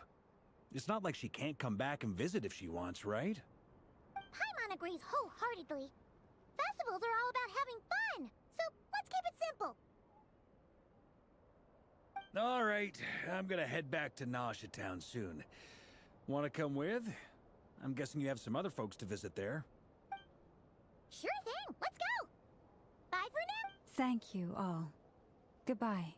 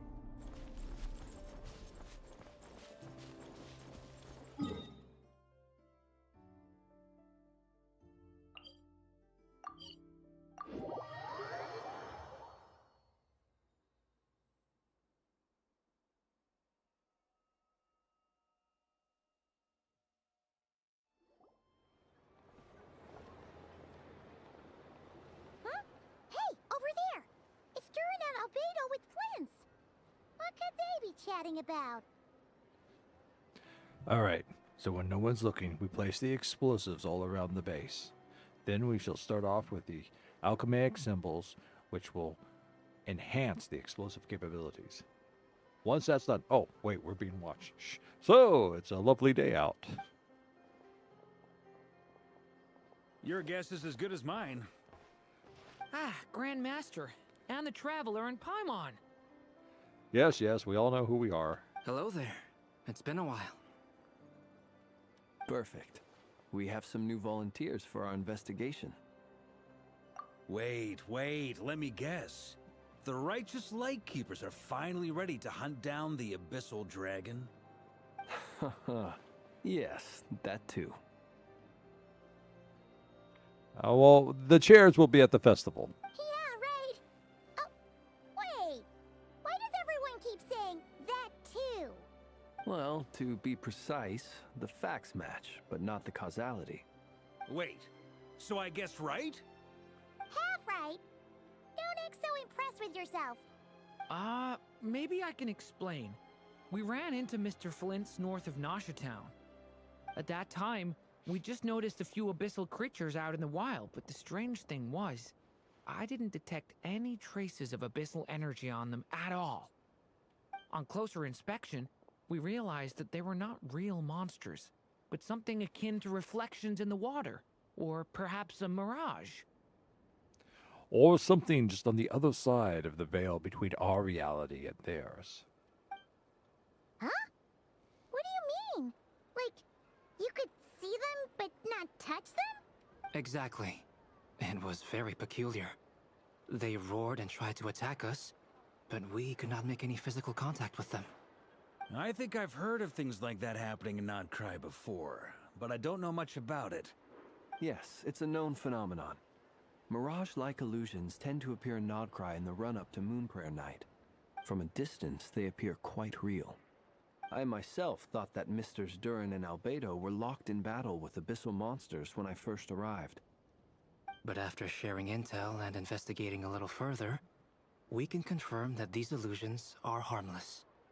There is no great cause for concern. All the Mirage stories I've heard are either animals, rocks, or small houses. Abyssal monsters, though? That's a first. It's a first for me, too. So I'm planning to look into it further just to be on the safe side. I intend to inspect a few more locations. What about you two? Any plans? Alice contacted me a few days ago. She'd like me and Durin to assist her with an experiment. But we lost contact shortly after receiving the message. I'm sure that comes as no surprise to anyone familiar with her. We don't know when the wind will blow, yet when the wind blows, we will know. That, in a nutshell, describes how Alice operates. Yeah, that tracks. Okay. Well, I suggest we investigate this Mirage business in the meantime. It's piqued my curiosity, and I'm pretty sure I know someone who will already be 10 steps ahead of us. Well said. Right? Whatever's happening in Nodcry, she always seems to be the first one to know. Let's go see what she knows. We can invite her and her staff to the festival while we're at it.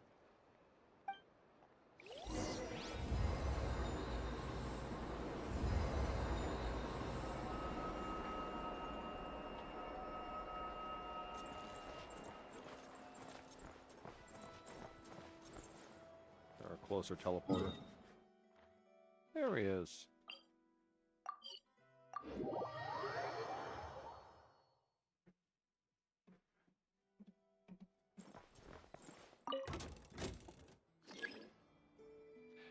Beware, Rex. The lift is coming. The lift is coming.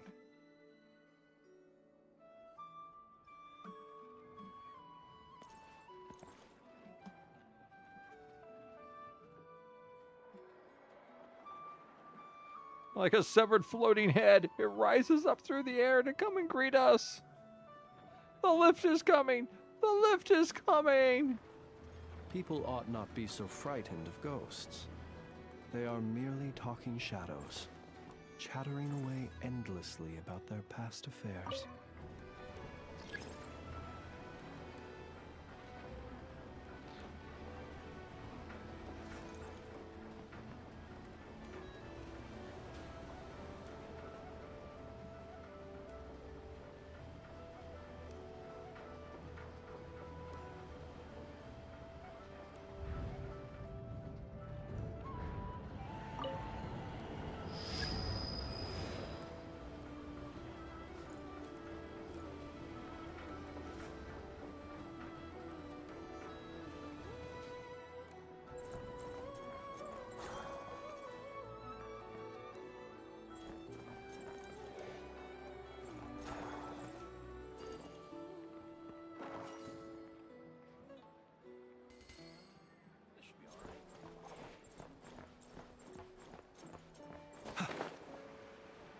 Around here someplace.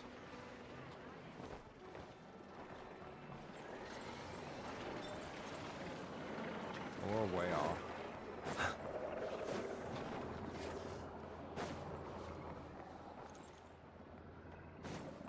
Nope, no, no. Wrong direction. Wrong direction.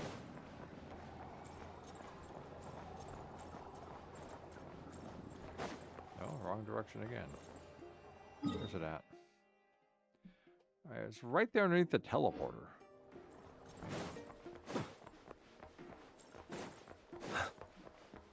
Is that it? Nope, that's not it.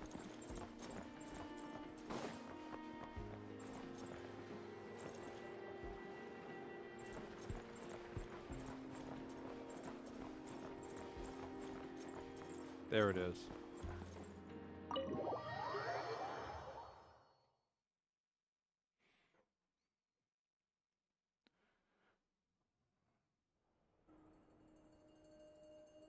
You're right, I have noticed.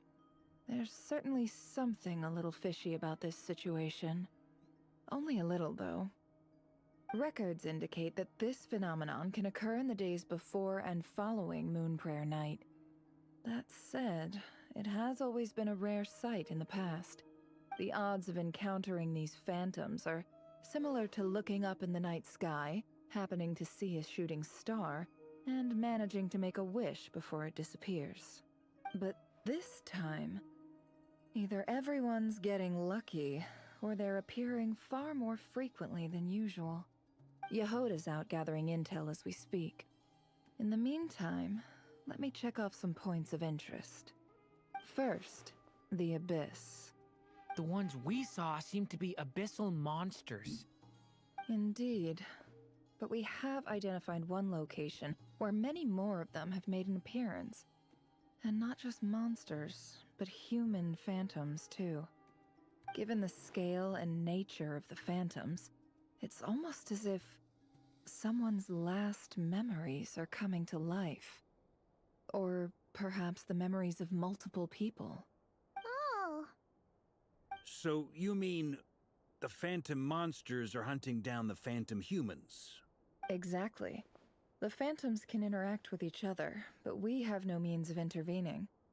In addition, some of the human phantoms would seem to be from the very distant past. This is clear both from the clothing they wear and the stories they tell. They claim to be from Hyperborea, a name which I've heard from Lauma before. If this is true, it means they must be from 6,000 years ago. Did Paimon hear that right? 6,000 years? It sounds like this merits further exploration. That'd be a big help. I'll leave it with you, Albedo. My knowledge of ancient history is non-existent. I used to doze off every time the pre-Knights Favonius era came up in class. It's quite a miracle that you were able to understand these phantoms' speech, given how long ago they lived. I suppose you're right. But I'll leave the archaeologists to ruminate over that conundrum. As an intelligence broker, my sole interest is in the value of the information I gather.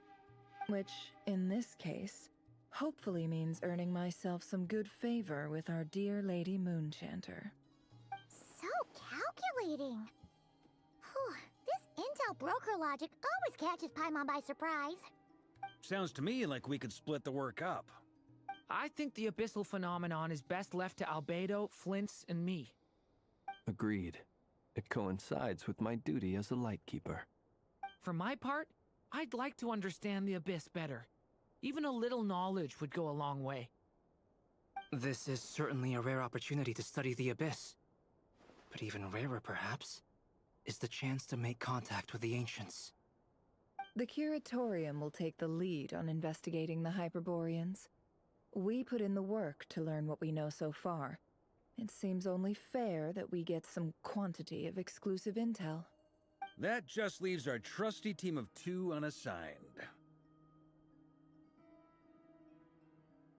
Since you became an honorary knight, of course. This was part of my grand plan all along. Ha ha ha!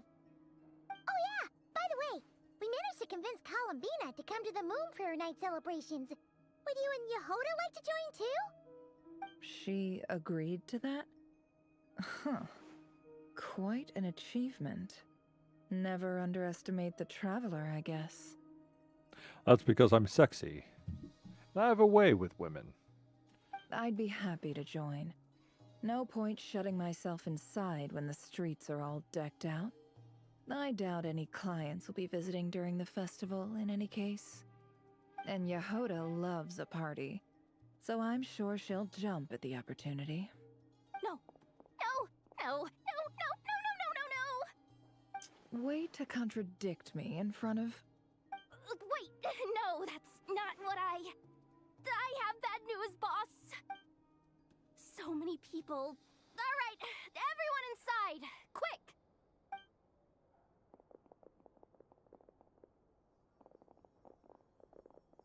This is gonna sound crazy, but hear me out. I saw one of those phantoms at Star Sand Shoal, and it was some sort of flying ship. Like a spaceship? That's gotta be the one you came to Tibet in. You said you saw the same thing through the moon marrow, right? Huh? You already know about it? Ugh, I thought I was gonna blow people's minds. Turns out I'm the last to find out.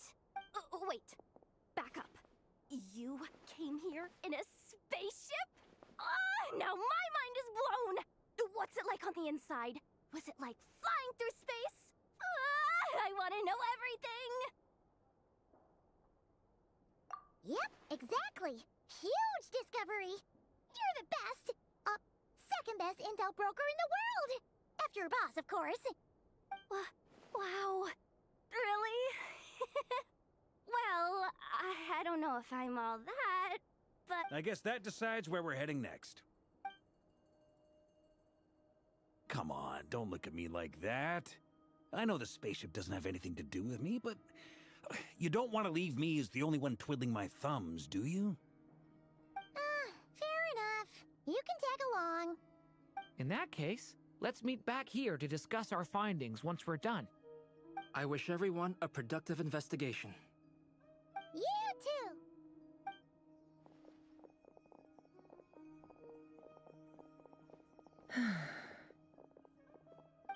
What's up, boss? Aren't we gonna head out? Tell me, Yehoda, when did the Curatorium start giving out intel for free? Oh, sorry, boss.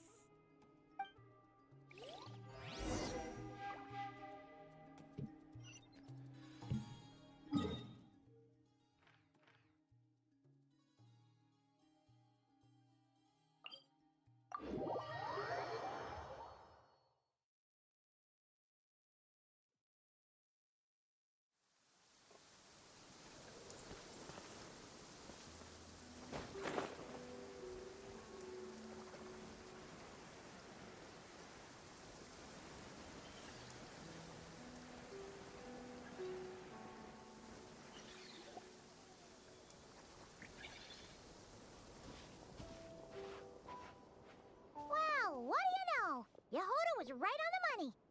This Phantom really is your spaceship. But that's so weird. Why would it show up here? Is it some kind of projection? Or a ghost? Like, maybe it no longer exists. But somehow it left an afterimage? Ah, you're already here. Miss Lauma, what a surprise. I thought you were busy with festival preparations. I was, until one of our people informed me that a strange sight had appeared at Star Sand Shoal. No one's ever seen something quite like this before. I thought I should see it for myself. Same here. Oh, so we heard that these things appear around the festival period. Any idea why that is? Unfortunately not. We have very limited information about them, since they can't be interacted with. And no human phantoms have ever made an appearance before now. The most we've been able to deduce is that these sightings appear to be connected to the increase in Kuvaki energy around this time. Yeah, seems like that's all we can do. is all. Allow me to lend you a hand.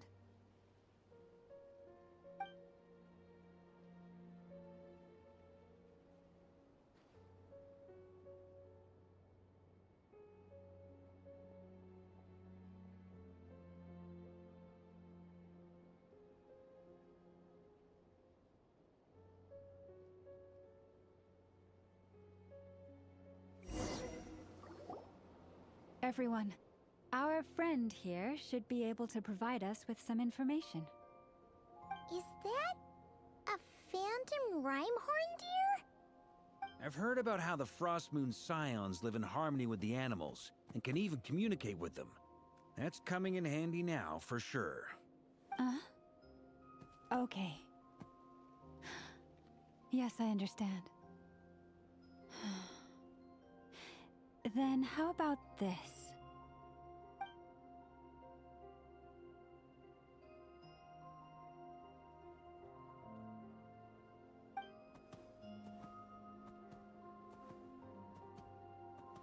Oh, it's leaving. It appears to share our curiosity about this giant spaceship, so I asked it if it wouldn't mind investigating along with some friends. In return, I told it about some nearby spots where the wild fruit grows abundantly. We may live in a different era from these phantoms, but I trust that the terrain, climate, and ecology here are more resistant to the effects of time than some things are. After 6,000 years? Well, there is that whole thing about eternity. Let's give them a moment and hope for the best.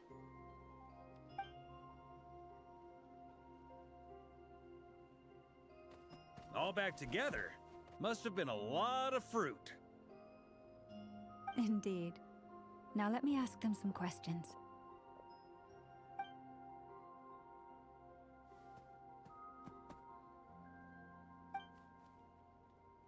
It did find a lot of wild fruit, enough for them to feast for a long while. This puffin circled in the air several times, but didn't spot anything out of the ordinary. Certainly nothing to do with the spaceship. Huh. Well, it definitely makes sense to get a bird's eye view. Indeed. Other than that, I was also thinking that the world these phantoms see is also different from ours. Oh, I get what you mean. The wild fruit exist in both times and spaces, but there might also be things that only exist in that space-time, which we can't see.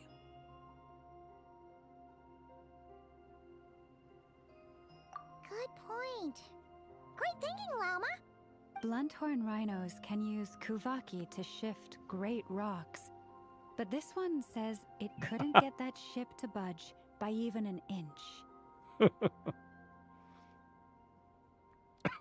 The sniffer mole tried too, but despite being a skilled digger, it could not get through. They say that the spaceship looks robust and undamaged. It seems completely impervious to any and all attacks. Whatever lies within is well defended from harm. So, just like us humans, there was nothing they could do about this spaceship either. Yes, still, they deserve our thanks. We are grateful for all your efforts, dear friends. Now go, and enjoy your feast. I've noticed some other human phantoms gathered nearby. Come on, let's go talk to them.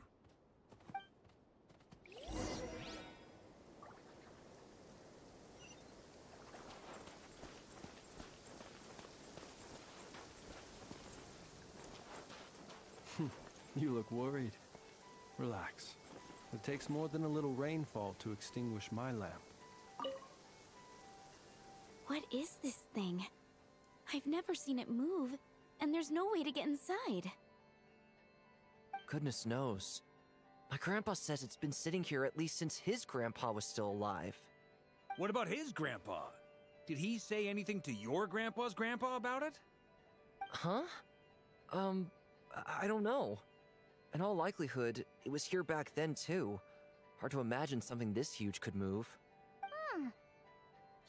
that as far as they're concerned, this ship's been around a long time.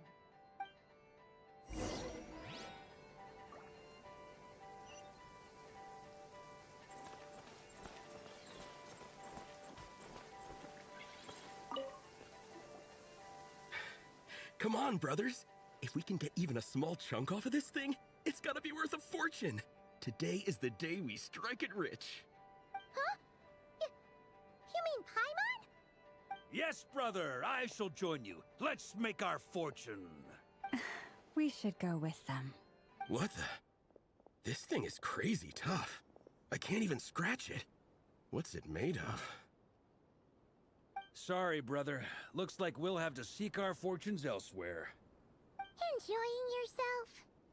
I was just seeing if I could influence this phantom's perception by playing. But nope, no dice. I'm sure we're all starting to build up an idea of what's going on here now that we've spoken to some of the people. These phantoms are reenacting real historical events in Nodcry.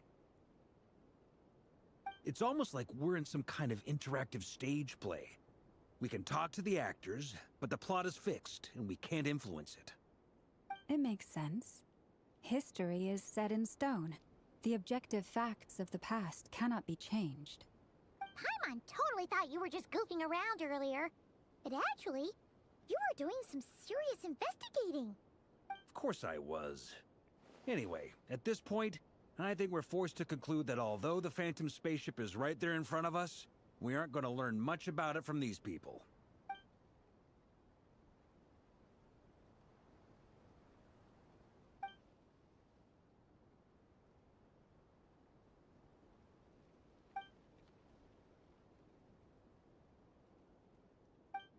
Don't be discouraged. If nothing else, this is proof of the ship's existence. And think about it. So many people tried to hack their way inside, but no one could get the door open.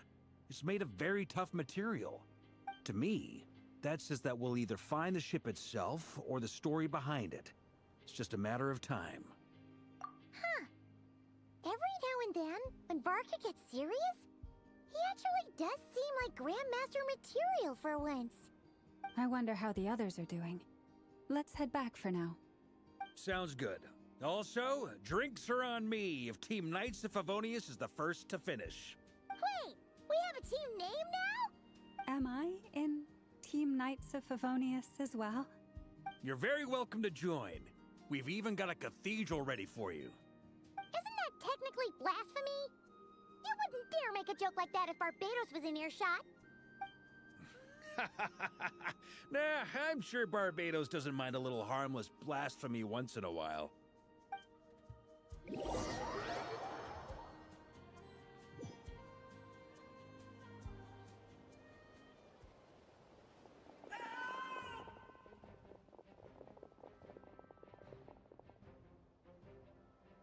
Oh, no! Get away! Oh.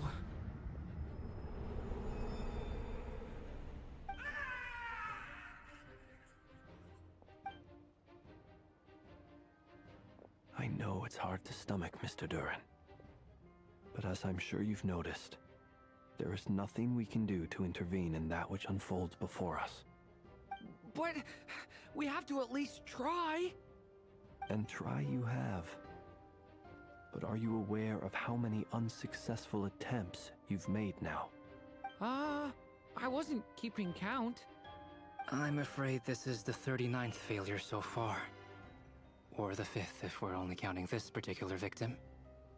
There are no indications that these phantoms may be altered in any way.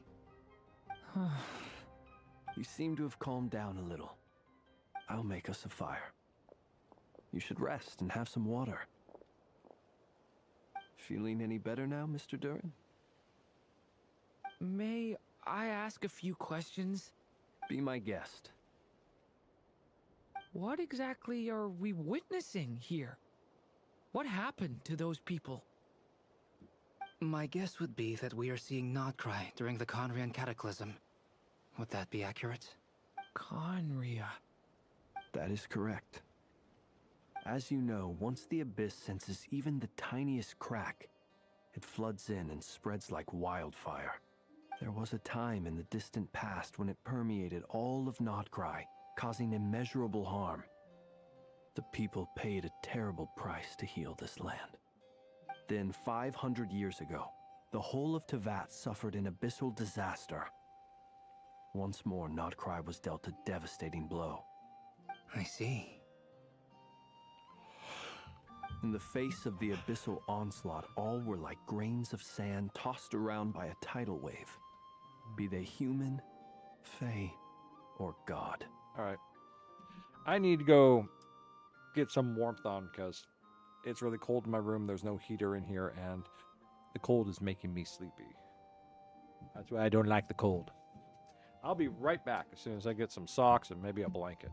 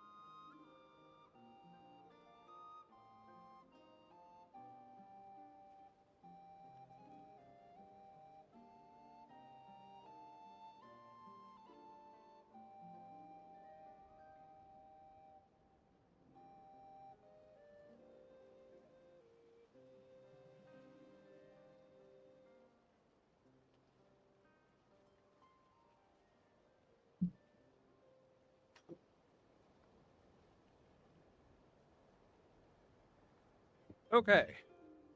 I'm back. I have a blanket and I put socks on. I'm already wearing slippers. I'm not just sitting here in my bare feet, but another layer of foot insulation. And a layer of body insulation to add to the layered sweatshirt I am already wearing. I may have to get my gloves at this rate. The moment you witnessed is but one drop in a whole ocean of catastrophe. All right. I guess that answers my second question, too. I wanted to know why there's nothing I could do to help them, and that's because what we are seeing is history. Yes, it is. And now you know exactly what they mean. Like when they say something like, see that guy running there from those abyssal hounds? That guy's history. That would be my guess as well. As I understand it, history and fate are not all that dissimilar. The latter may be unseen to us, but both are immutable. We have no fate but what we make. Sarah Connor. Well, technically, John Connor. But from Sarah Connor to John Connor. From supposedly Kyle Reese. But that's hard to say because he actually didn't say that in the first movie.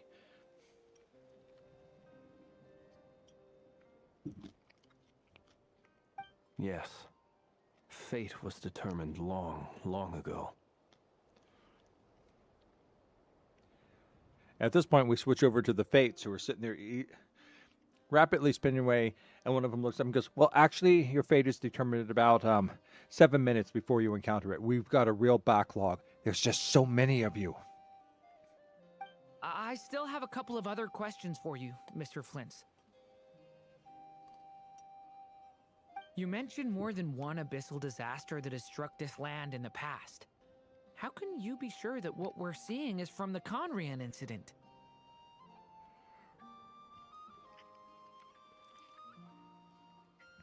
How do you know that? Not by time traveling. You are not altering history. You are reinforcing the history that you already know exists.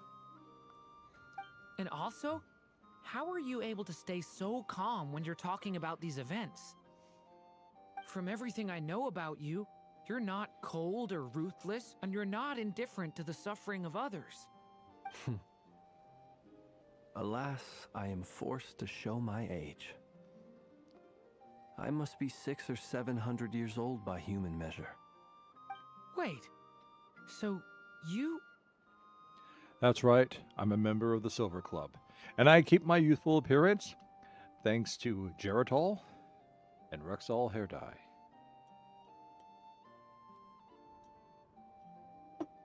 Plus, I am also the ancestor of Casey Kasem. One is not easily moved by history when one has witnessed the truth firsthand. I'm sorry. You needn't apologize. Your passion is a good thing to have. Treasure it, because someday you may find it in terribly short supply. Now, at the risk of offending you, I have a question in return. Your curiosity toward the abyss, is it born from hatred or because you sense its call? I only ask because I kept a fragment of Rerear's body in my lantern for a short time. Specifically, his heart. So I know what a burden it can be to carry the abyss with you. And I hear its power growling from somewhere within you. In my eyes, your mere existence is a miracle. My honest answer is... I don't know. I don't think I have the confidence to say for certain. What I will say is the abyss is not the only issue that haunts me. Even before I became who I am today, the question dogged me constantly. Should I even exist at all? My doubts remain unresolved. But when we fought Rerear, something became a little clearer to me. Sometimes it is the darkness within us that allows us to achieve the impossible.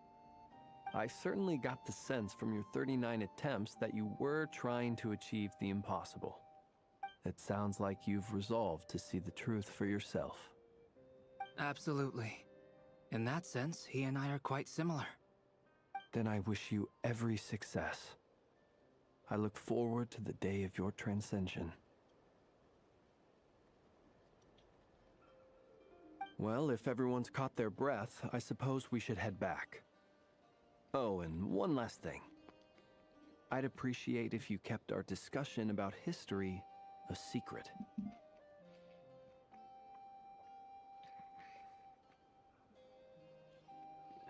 Damn it, I'm out of water.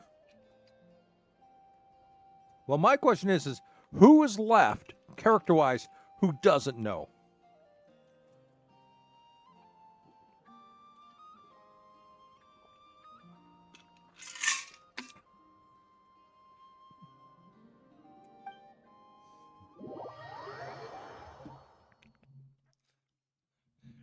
Yes, exactly. Incredibly, our separate investigations led us all to the same conclusion. Hooray for consensus! Yeah, but we barely learned anything, though. I totally thought this would be the mother lode. Talking with the ancients? I mean, come on! But nope. All we got was useless snippets of conversation. And all this stuff about moons and hyperopia. What a load of baloney. Seems like people back then had a few screws loose. I understand your frustration. We found the same issue. Each phantom only showed a very brief moment in time. There isn't much value to be found in these miscellaneous fragments of a civilization's history, no matter how glorious it may have been. If there's a silver lining, it's that these phantoms are harmless to the present reality. They shouldn't get in the way of the festivities. Dun dun, dun dun, dun dun, dun dun. You know, it's words like that that jinx and curse everything. Paimon agrees. And not just because it's the first thing she understood in this whole conversation. You look disappointed, Nefer. Is something the matter? What do you think? We all worked our tails off, but the only one to gain anything from it was you, Lady Moonjanter. Well, please do share the Hyperborean records with me. I will gladly inscribe them in our people's documents. Oh, duh! Yeah! That was it! Hyperborea! Hyperborea. I'm serious. Only an expert in the Frostmoon Scions and their history can turn these records into valuable research material. The alternative is to let them gather dust on the Curatorium's storage shelves until the pages turn yellow. Nefer, you're wise enough to know that cooperating and sharing the profits is the best course of action here. Well, that goes without saying. Sure, let's do that. Huh? But didn't you say we aren't supposed to give out intel for free? Sorry. Shutting up. Now is not a good time to push Nefer's buttons. Anyway, back to Moon Prayer Night. I'm thinking that we should prepare something a little special, aside from the usual decorations and so on. You mean a parting gift?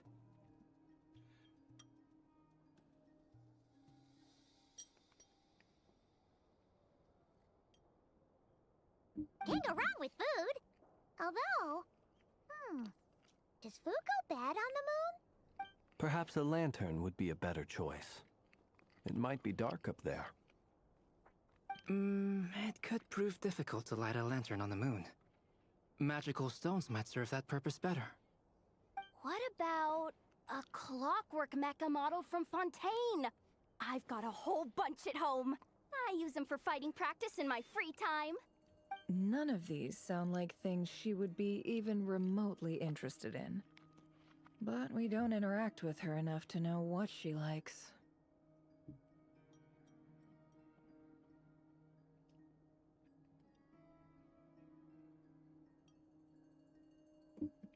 Yeah. It would really save us the guesswork if someone could find out what she's into. Wait, what the? Traveler? They're all looking at you. Great! Haha, problem solved. Now, I need to stop by Dory's. Gonna need her help sourcing a bunch of stuff for the festival. Then let's leave it there for now. We all have our own business to attend to. Traveler, if you find out what Kutar likes, let us know right away. She likes the Traveler.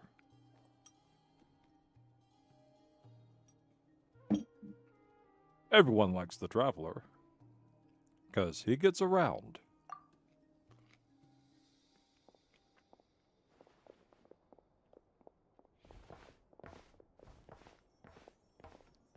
Is something the matter? I'm fine. It's just... I'm still feeling a little rattled after witnessing the horrors of the Abyss. But it's okay. This is something I have to work through. I'll be all right. Thanks for your concern. Well, don't put too much pressure on yourself. If you ever feel like something's wrong, physically or mentally, we're here to talk. Come on. Stop treating me like a kid.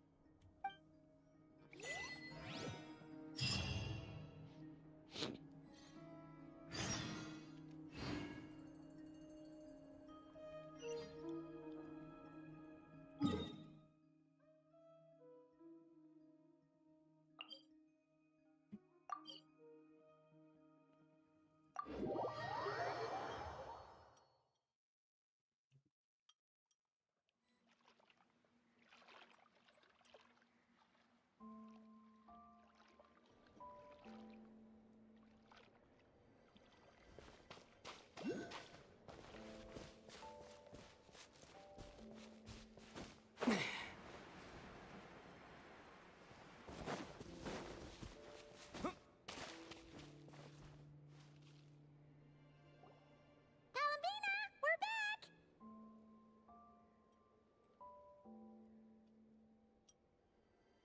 Huh? She's not here.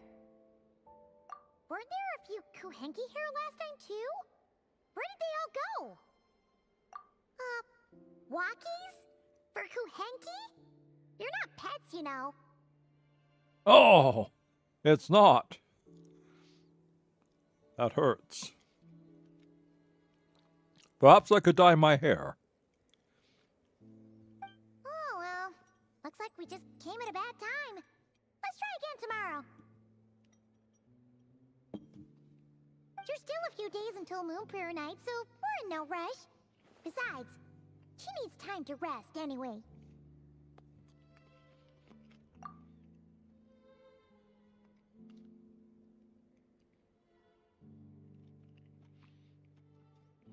Columbina, are you back yet? Oh, how strange. Looks like she still isn't here. Right? It's not like her to spend so much time outside, especially since she's worried about attracting unwanted attention. What about Luonatar? Luonatar, you there? Hey! Do you know where Columbina went? Sorry, didn't understand. But if you know where she is, could you take us to her? Yeah, that's even stranger. What about him?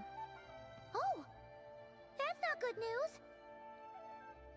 They change color when Columbina gets weaker, right? And they look super pale right now. Good idea. She might know what's happening.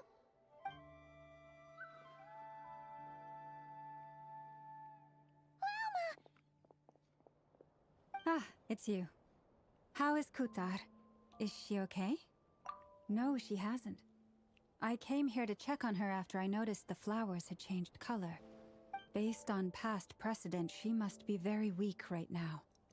Even getting up to walk would be a struggle. it seems unlikely that she wandered off outside. Not to mention that she doesn't do that at the best of times either.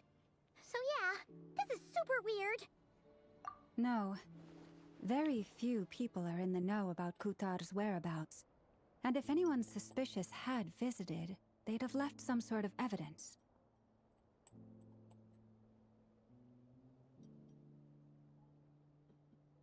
Come on, let's go to Nasha Town. If anyone has seen her, someone there will know about it. It's not Cry's information hub after all. Makes sense. Let's go! No, it doesn't. Ask your animal friends.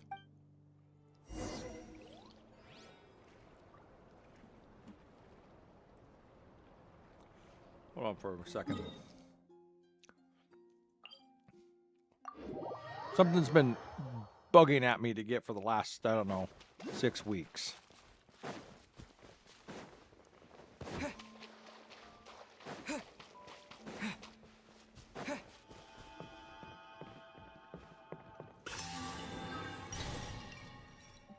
All right.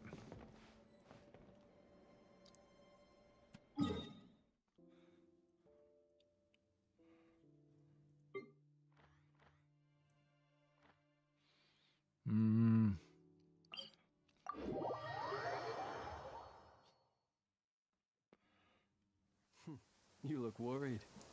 Relax. It takes more than a little rainfall to extinguish my lamp.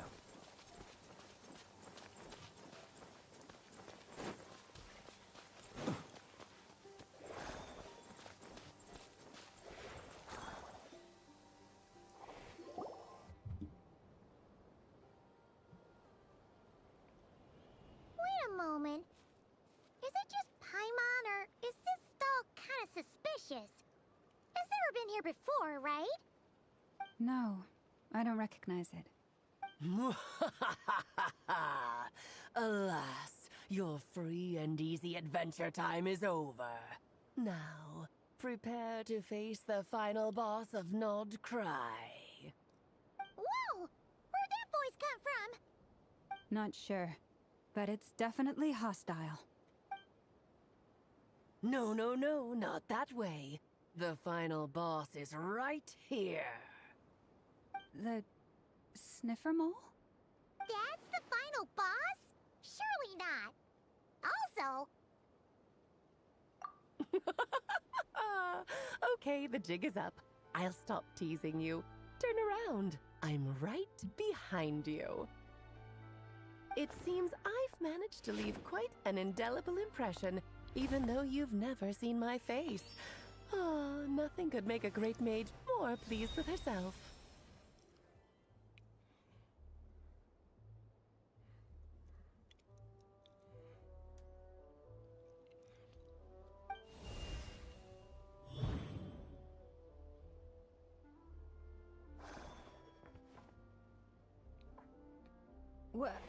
What is going on? I've heard that all the big shots in Teyvat have long, wordy titles that stun people speechless when they make their entrance. Unfortunately, none of them are affiliated with the Hexen Circle, and we ourselves keep a very low profile. The notorious name-dropping doesn't quite work for us. Still, I, for one, think I'm really quite amazing. So that didn't stop me from coming up with a title anyway. Alice? It's really you this time? Not a lantern or a Dodoko, but Alice in the flesh? Oh, that's right. So, what do you think? How does it feel to finally meet me?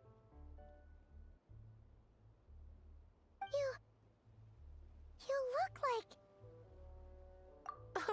What is that supposed to mean, I'm the mother of Klee, Teyvat's #1 cutie. How old could I possibly be? So she's a friend of yours? Kind of. This is actually the first time we've seen her in person. I see. Madam Mage, that was, quite a powerful entrance. I certainly won't be forgetting it anytime soon. I hope there's some way we can replay that entrance. You know, it just, instead of it being the one time and then that's it. It's okay, Lauma, don't force it. Paimon will do the honors. This is Alice from the Hexen Circle. She's a friend of ours. And of Arcus, too. That's right. She's a good person, just kinda unpredictable. Well, what is the human heart if not unpredictable? Hmm? If we could not do as we please, how would we differ from machines? I am Lauma, Moon Chanter of the Frost Moon Scions. It is a pleasure to meet you. Oh, I know. Before you got here, I spent a good, 15 minutes getting up to speed on Nodcry's present situation. In other words, I've read the whole in the last episode part, so we can skip the pleasantries. Fair enough. Well, Miss Alice, I can already tell that you have quite a unique personality. He'll get used to it. Paimon sure is. So anyway, what are you doing in Nodcry, Alice? Oh, I thought I told you already. This time, I'm the final boss. And what a formidable foe I shall be. Powerful, confident, decisive, and good luck finding my weak spot. You will never succeed. Oh, drat! My one weakness, and you found it in an instant. Fate has been dealt a devastating blow. Thus falls the great Dodo King. Why are you playing along with this nonsense? For funsies, of course. What's wrong, Paimon? Are you disappointed in me? Am I a gigantic letdown? No, it's just... You seem like a busy lady. And this is the one time you've shown up in person. Paimon figured it would be for something more high stakes than just goofing around. You're quite right. I'm here in Nodcry because something big happened. Something big enough it caught the attention of the Hexen Circle. It concerns the 3 moons, Tevat's borders, and of course, the moon goddess you are currently searching for. Kind of. Why don't we discuss this over a pot of tea? My main reason for coming on this trip to Tevat was, of course, to have some fun. But I do technically have a job to do as well, namely, maintaining the stability of Tevat's borders. I'll skip over the complicated parts, but to sum it up, abyssal energies are all that lie beyond Tevat's border. We'd find ourselves in a real pickle if they ever made it through. And the phantoms you've been seeing are a sign that the border has been disturbed. No wonder they tend to show up around Moon Prayer Night. Is it because the real moon is now so close to us that its power can cross the border? In part, but only a negligible amount passes through. Just enough to influence the verdant crests and so on. And as you've noticed, there has been an unprecedented number of phantoms appearing this year. The influence of the moon beyond the border cannot explain this. No, there is another far greater factor at play. The trilunar syzygy. Uh-oh, I feel another event coming on. A trilunar syzygy. Eons ago, before the heavenly principles came to Tevat, it was the then 3 moon goddesses who controlled the laws of this world. Oh, that's exactly it! The 3 goddesses split these powers amongst themselves, promising never to consolidate them into one singular body. This was meant to keep the world stable. But, fast-forwarding to the present, the eternal moon's marrow is with you, while the iridescent moon's marrow, which should never have appeared in this world, has been retrieved. Add that to the presence of a moon goddess in the flesh and... the power of all 3 moons is gathered here in Nodcry. There hasn't been an event like this since the War of Funerary Flame. And it's having a noticeable effect on Tevat's borders. Because I wish to give my darling daughter a peaceful, sunny environment to grow up in. Is that a good enough reason? Kinda sounds like you're dodging the question, but it does make sense. Well, that's one reason anyway, and the most important one. The others are a little complicated to explain. For instance, cleaning up after dearest Miss R. Albedo could tell you more about that if you're curious, but right now, I have a more important question to ask you. Why are you collecting the moon marrows? I see, I see. Nicole told me about that legend once. Nicole? You mean Mage Anne? Oh, so you remember. Yes, of course. That was a story about fate, her area of expertise. But back to the story of our dear moon goddess. I'm afraid her intended method of returning to the moon is unlikely to work anymore. What does that mean? She may be missing, but she hasn't gone anywhere. She has disappeared. Once long ago, the damselette who... No, no, no, no, no! They gotta stop doing that. My body is so heavy. Wait, no. It's my mind that's heavy. My arms and legs are as light as a feather. What's happening to me? I feel drowsy, like I've been asleep for too long. Is it daytime or nighttime? Is the moon out?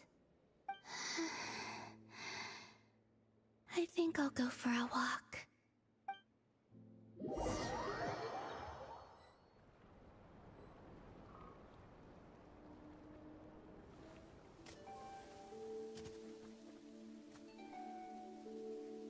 Are you out for a walk too?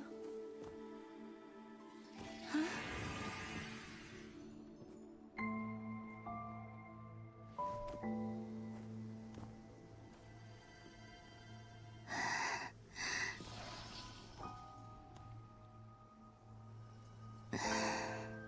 The day has come at last.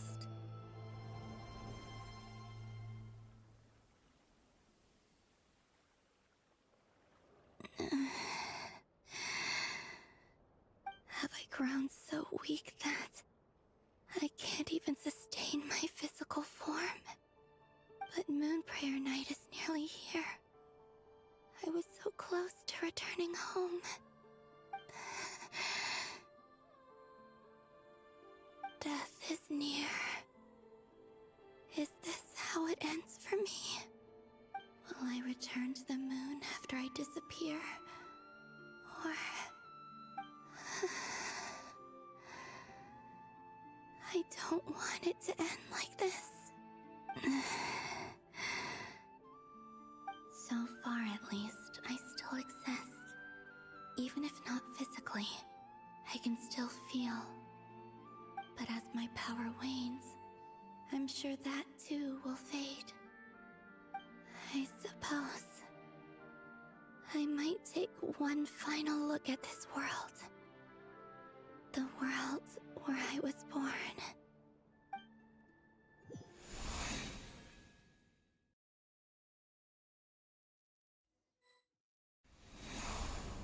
Come on, come on!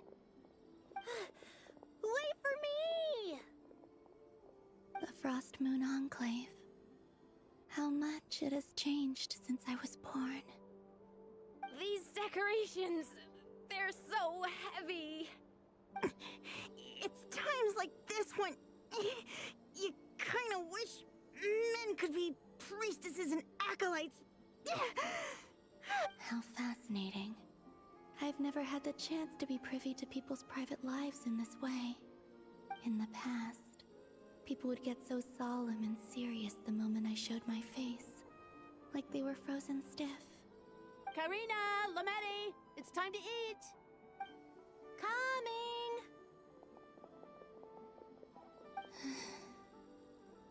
I want to watch them a little longer.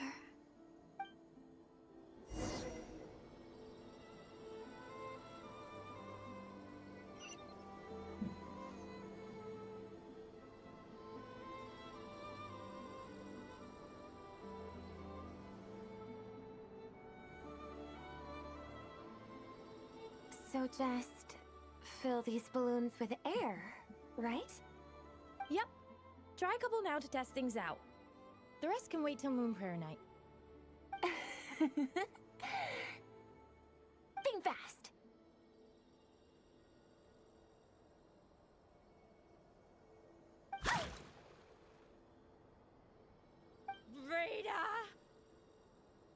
teasing an acolyte of the Frost Moon Scions? Surely that's a punishable offense. Take this!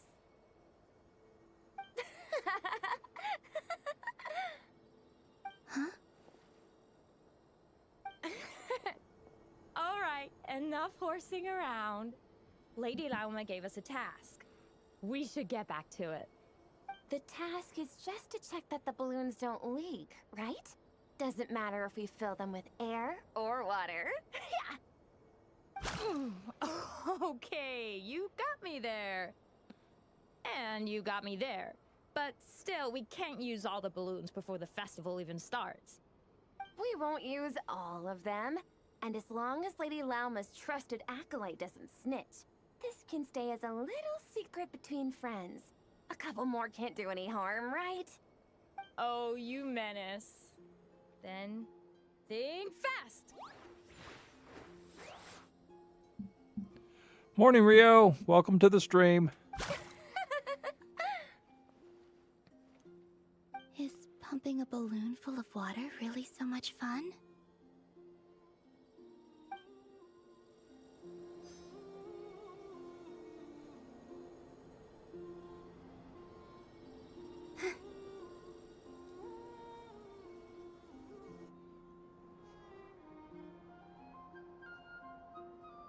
Oh, good. Did you have a good day?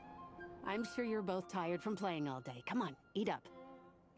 A plain, humble meal. That has always been the way of the Frost Moon Scions. Huh? How come Lametti got a midsummer berry dessert? Oh, I always get Lockaberry. I don't mind sharing. You can have a bite of mine if I get to have a bite of yours. They're sharing food? I've never shared food with anyone before. Even at the Harbinger tea parties, everyone just ate off their own plate.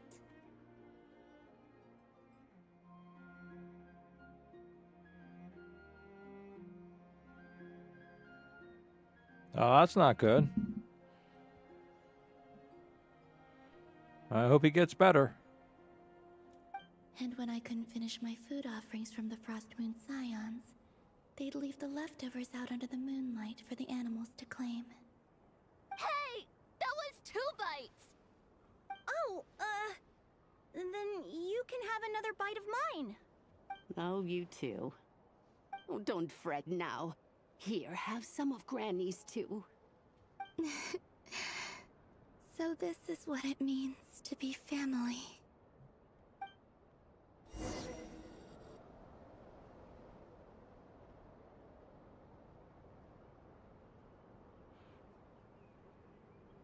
I'm seeing so much that I'd never usually get to see.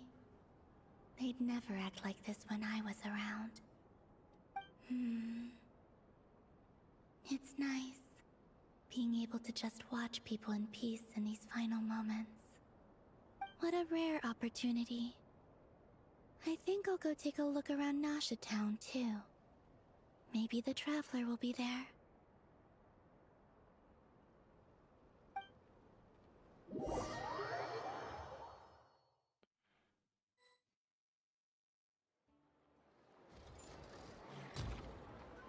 After the War of Funerary Flame, the Moon Goddesses were no longer recognized by Tevat.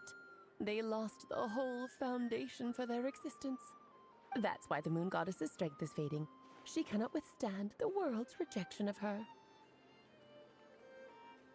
To be more pedantic about it, the Moon Goddesses did something to offend the heavenly principles, and that's why they were ousted.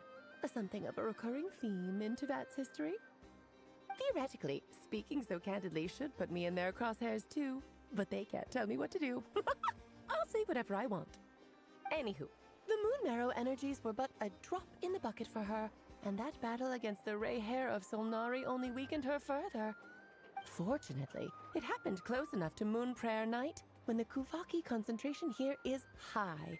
That's the only reason she managed to survive this long. What do you mean, fortunately? You said she disappeared. We're too late. Oh, what a headache. I thought this was all common knowledge.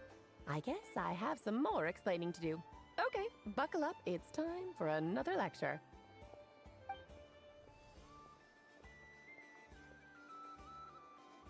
Now, I said earlier that the moon goddesses lost the foundation for their existence.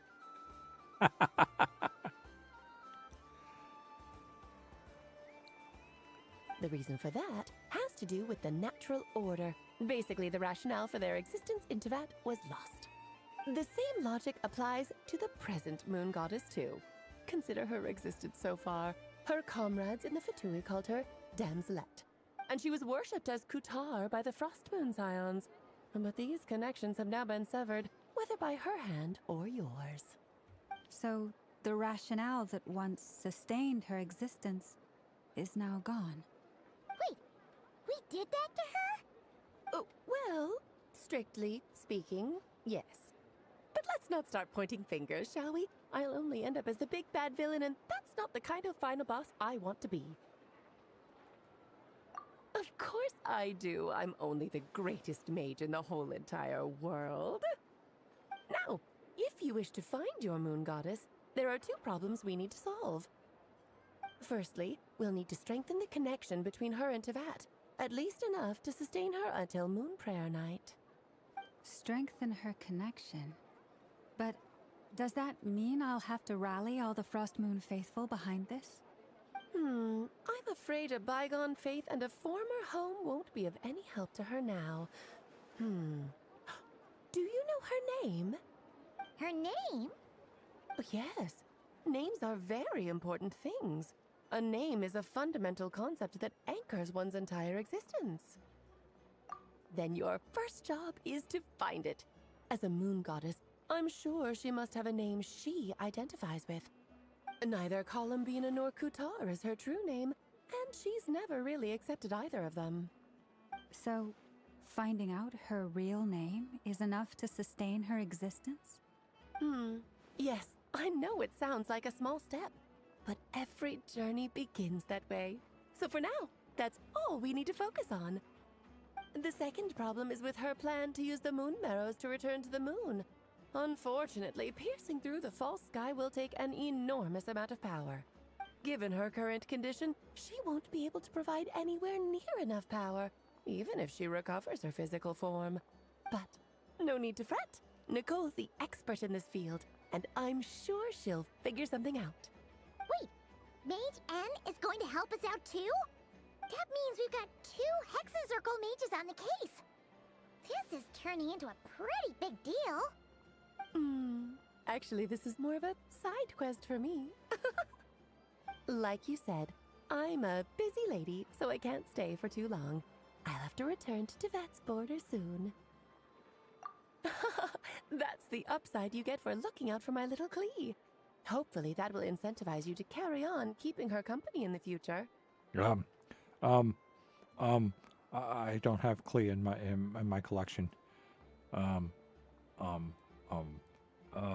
Yes. Right now she's back in Mondstadt blowing things up, having the time of her life. Anyway, jokes aside, you'd better get moving. It will take quite a miracle for the moon goddess's consciousness to hold out till Moon Prayer Night. Shh! Don't tell her that. Rex, don't tell her that. Oh, I suppose I might as well tell you where Nicole is before I leave. Off you go now. Time to meet your new friend. Oh, yes, and a little suggestion. Don't forget to mind your heads. What? I wonder how Durin's doing. I should really go see him before I head back. You really are super busy. I most certainly am. There's so many children I have to keep tabs on just in Mondstadt. Durin, Albedo, Venti, Varka. Klee didn't make the list, huh? Of course not. Klee is my pride and joy. I have no qualms about her, because she's the best child in the whole wide world. Yep. Klee's a little angel. I'm glad you agree. Well, all the best. See you when I see you. That's it. She just walks away. Oh, come on. left in I a expected hurry. her to do something. Leaving. No. Don't tell me what Alice did, Rio. I want to find out on my own. I want to learn the horror with complete surprise. Yeah, she didn't pack up her stall. Should we handle it for her? I must say, I'm now very curious about her daughter. Klee, wasn't it? What's she like? Oh, she's like a big bang. That's a long story. Come on, we'll fill you in as we go.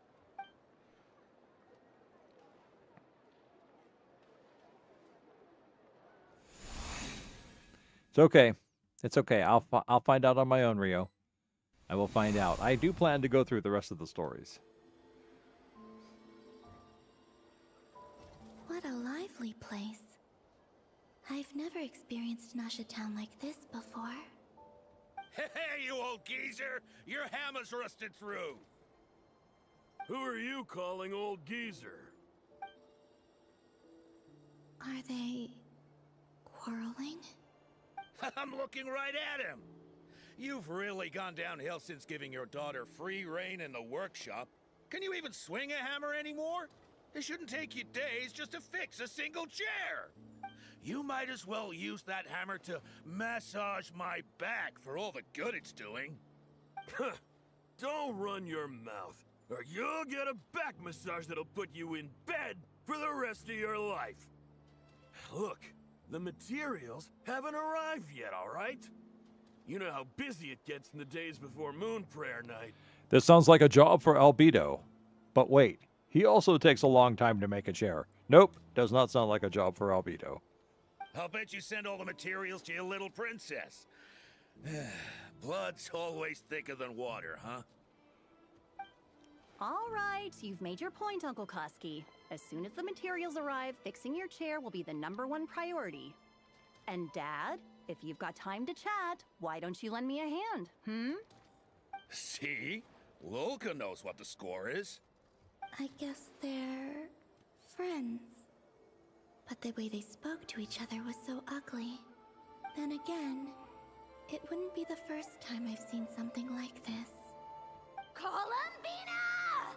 Sing outside my door in the middle of the night one more time, and I'll unscrew your vocal cords. You hear me? Oh, Sandrone. So that was her way of trying to be friends with me. What a pity. I won't get the chance to say any ugly things in reply.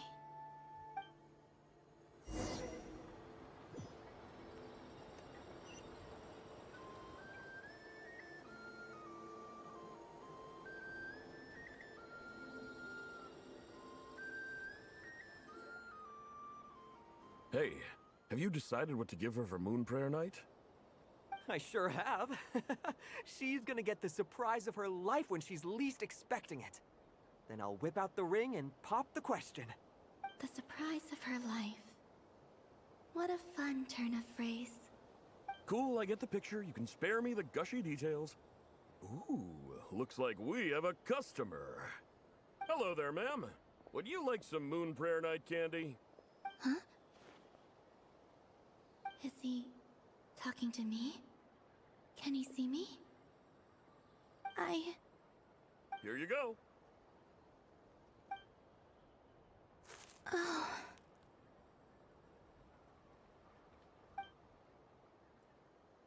Come back anytime. Right. Now, where were we? I don't know why, but I still held out hope.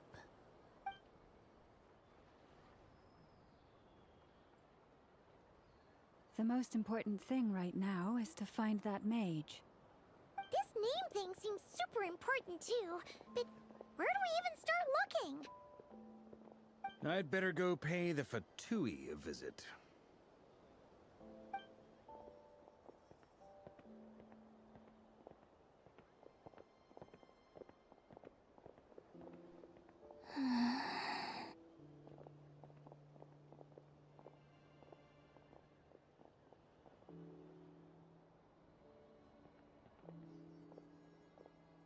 They did not kiss, Rex. Columbina?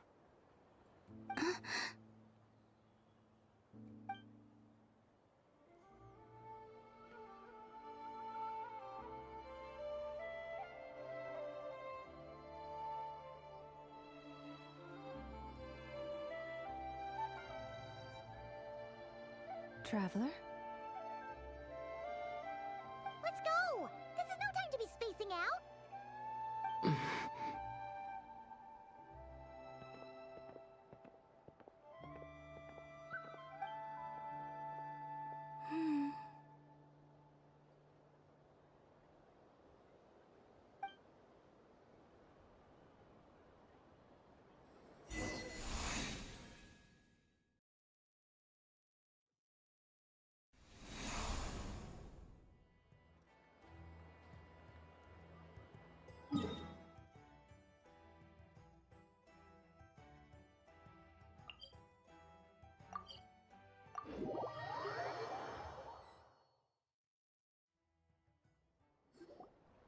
Where are they going? They mentioned a mage and... a name? So, Mr. Varka, are you acquainted with this Nicole? Or should I call her Mage N? Ah, not really. We've never met, though she has come up in conversation. From what I've gathered, Alice kinda took Nicole under her wing. Taught her how to speak in a more ladylike fashion, that kind of thing. Huh. Hard to imagine Alice as an etiquette coach. Yeah, Alice is a larger-than-life personality, I'll give you that. But then again, that's why she's able to draw such an eclectic mix of people into her inner circle. If I remember correctly, being an interesting person is actually one of her main entry requirements. So, if you ever wanted to join the Hexenzirkel, I'm sure you'd both be eligible to apply. Hey! Don't go around making promises on Alice's behalf! I wouldn't dare. I'm just trying to paint a picture of the Hexenzirkel for you. Okay, sure. Anyway, since none of us have ever met Nicole, how are we supposed to find her? We can't just go up to every woman in sight and ask, "Hey, are you Nicole?" Maybe something she's wearing will give it away? Like, a windbloom pinned to her chest or something. Wait a minute. Alice never said Nicole was from Mondstadt. Oh, true.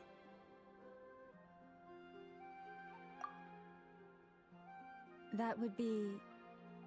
this young lady, then?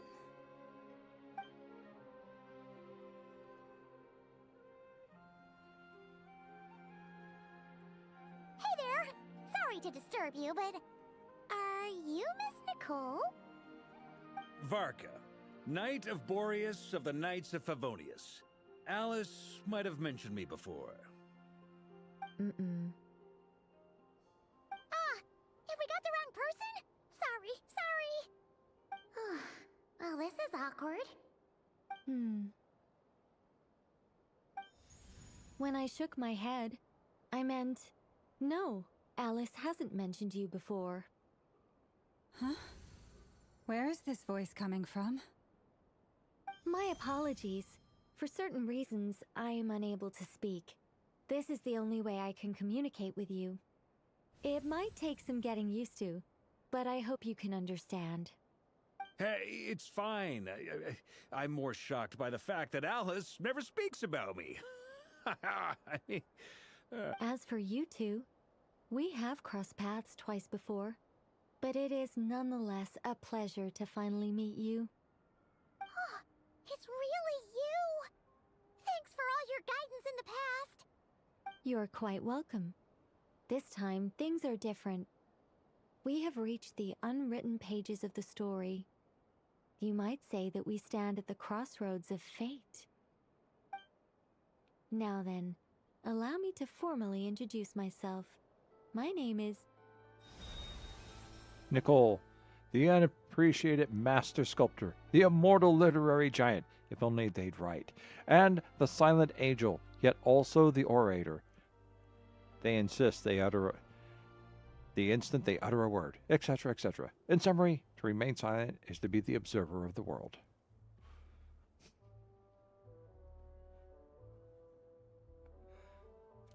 No, stop! Alice! I can't believe it! I had a whole speech prepared. I'd agonized over every single word. She always picks the worst moments to ruin other people's plans. I'm so sorry about that. Alice took the liberty of devising some bespoke self-introduction magic for each member of the Hexen Circle. But I could have sworn I deleted all of the triggering conditions for it. How did it bypass everything? Oh gosh, this is so embarrassing. This is a very different side of Nicole than what we're used to. Is she not used to face-to-face interactions? Okay, Rio, I will. Don't worry about it. We've seen that introduction magic once already, so it wasn't too much of a shock. Please go on, Miss Nicole. We'd love to hear what you have to say, or, well, communicate. Huh? Are they talking to this lady? But... Will you all promise to forget that horrendously embarrassing introduction? Sorry? Embarrassing? When?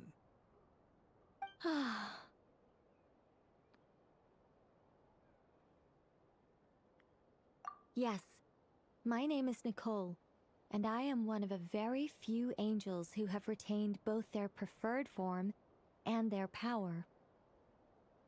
The Traveler and Paimon should be no strangers to this concept. There is another of our kind in Natlan. They call her the Lord of the Night. Alright! Paimon remembers her! Yes. Well, I have retained more of my power than she. It's because I don't have a long-term duty to fulfill. To be more specific, no. We'll be here all day if I get into the specifics. Moving on. If I'm not mistaken, you are here because you wish to learn how one might reach the moon beyond the sky. That's right. Is that something you can give us any guidance on? Yes, I do know a way. It began with the Hyperboreans, who lived after the War of Funerary Flame. Blank looks. Maybe I should start with the background of the war. Or maybe not. It shouldn't be an issue. I'll fill in the gaps for you when we have more time. Anyway, after that war ended, the three moons retreated to beyond the false sky. The Hyperboreans were humans I once aided. They accepted the civilization and creations bestowed upon them by the angels. But despite accepting many blessings of the angels, many among them still held on to their faith in the moons.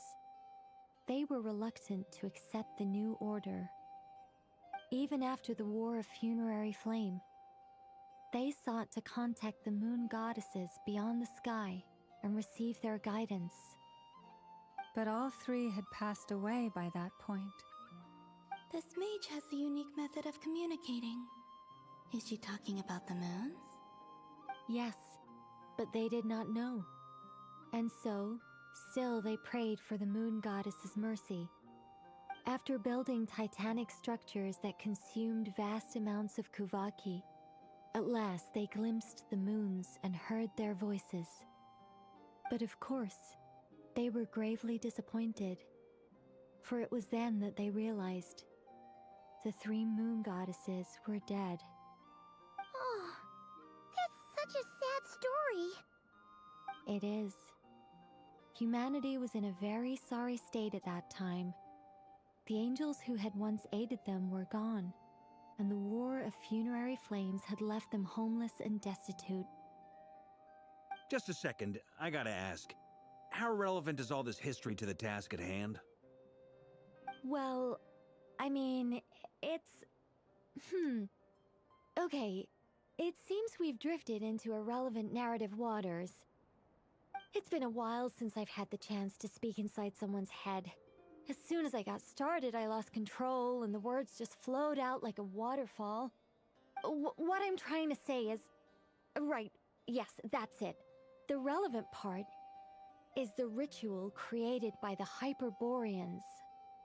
The fact that they bypassed the false sky and saw the true moons implies that they successfully built a connection between Teyvat and the outside world.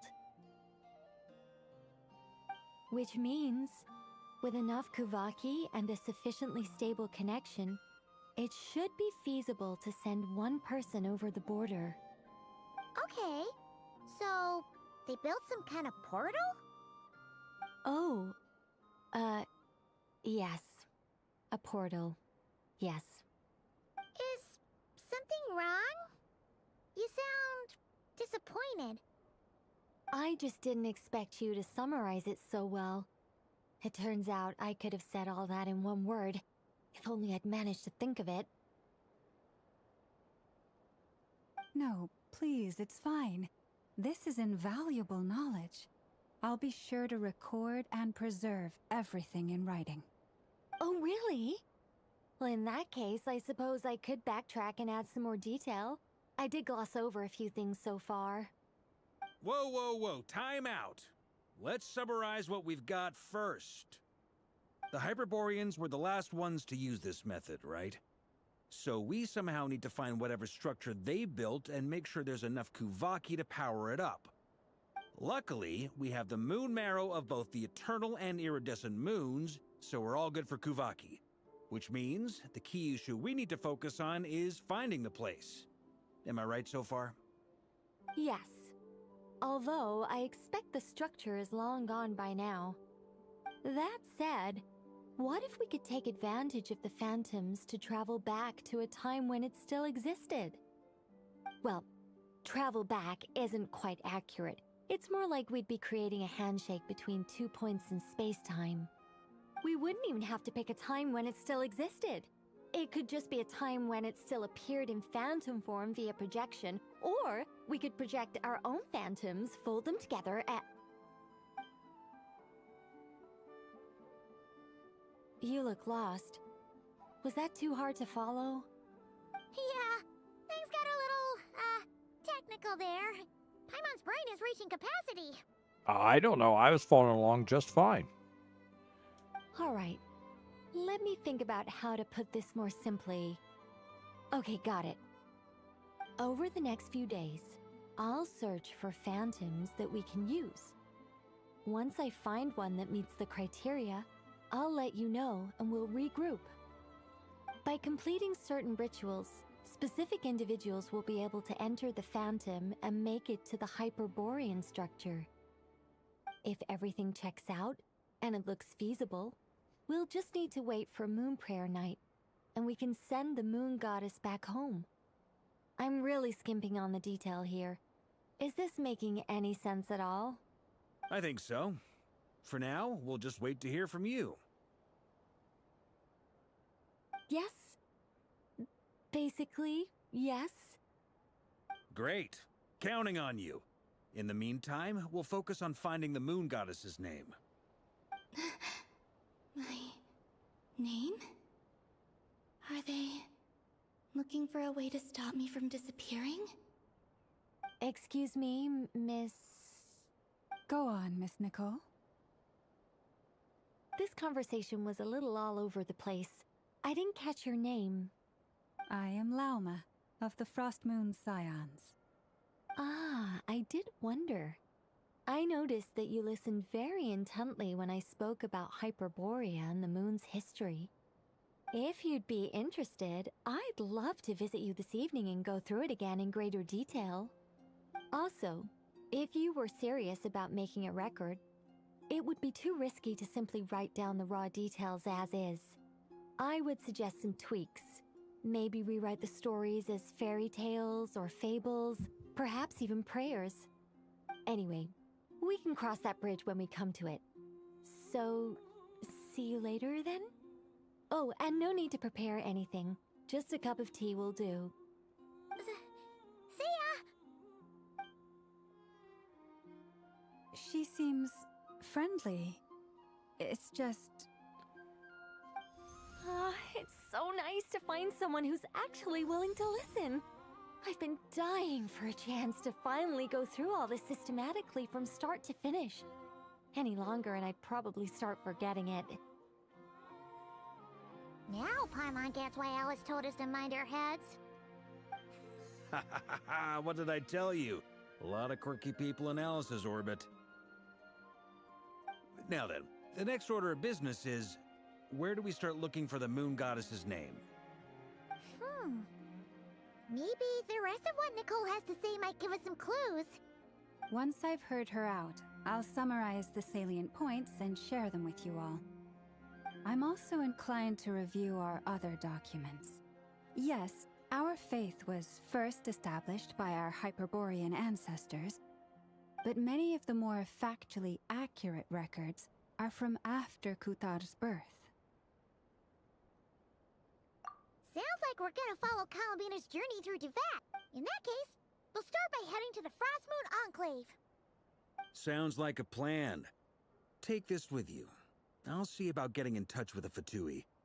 It'll probably just be Arlecchino and Sandroni again. They're the only ones who would want to help. Thank you, Mr. Varka. Don't mention it. Honestly, I'm more comfortable dealing with the Fatui than prying into the details of a young lady's childhood. Catch you later. I should follow them, just in case there's some way that I can help.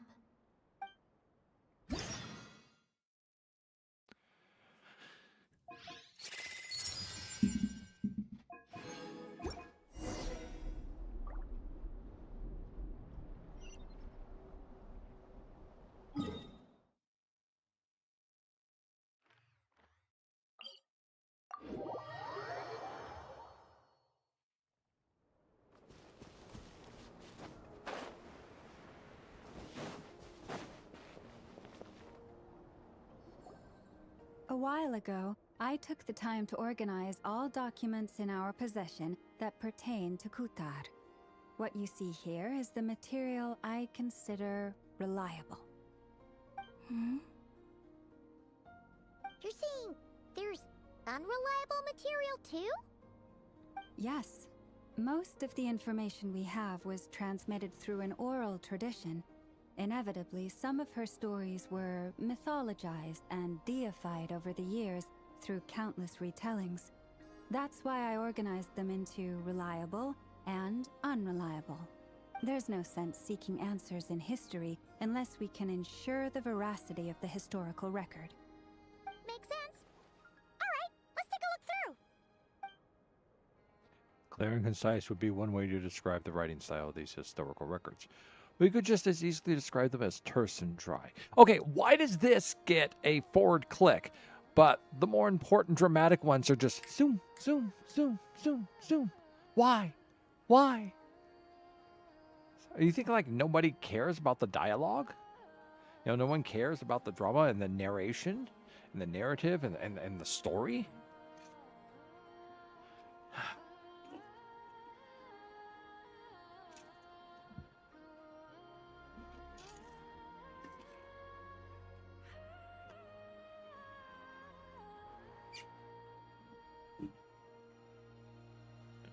And since Lady Llama already knows the material like the back of her hand, quest to find any new information in these texts is tough going.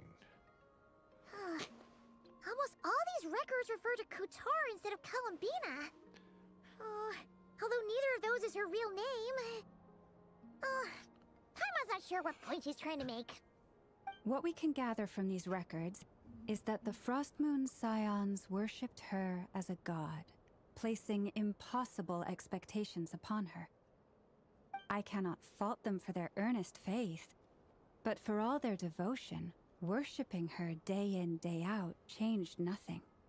I imagine that none of it resonated with Columbina. It wouldn't surprise me if, even back then, she had already begun to reject the name Kutar and everything it represented. Llama speaks the truth. When I heard them call upon Kutar with hope and expectation in their voices, they may as well have been calling upon somebody else.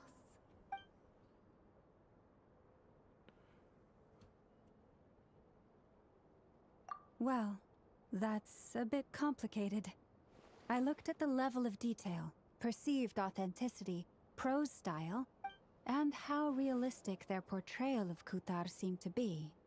Amongst the Frostmoon Scions of today, only I know of her existence, and I alone have spoken to her face to face. As such, I know that there are certain things she simply would never do. That being said, I have sensed some changes in her lately. Changes? Me? Oh, seems like this is getting us nowhere. For what it's worth, why don't we check the unreliable sources too? Sure. Give me a moment.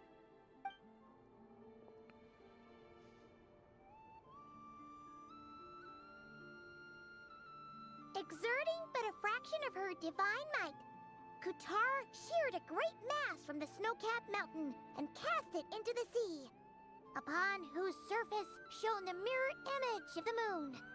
Thus was formed the island of Hisi. Yeah, right. That doesn't even begin to pass the sniff test.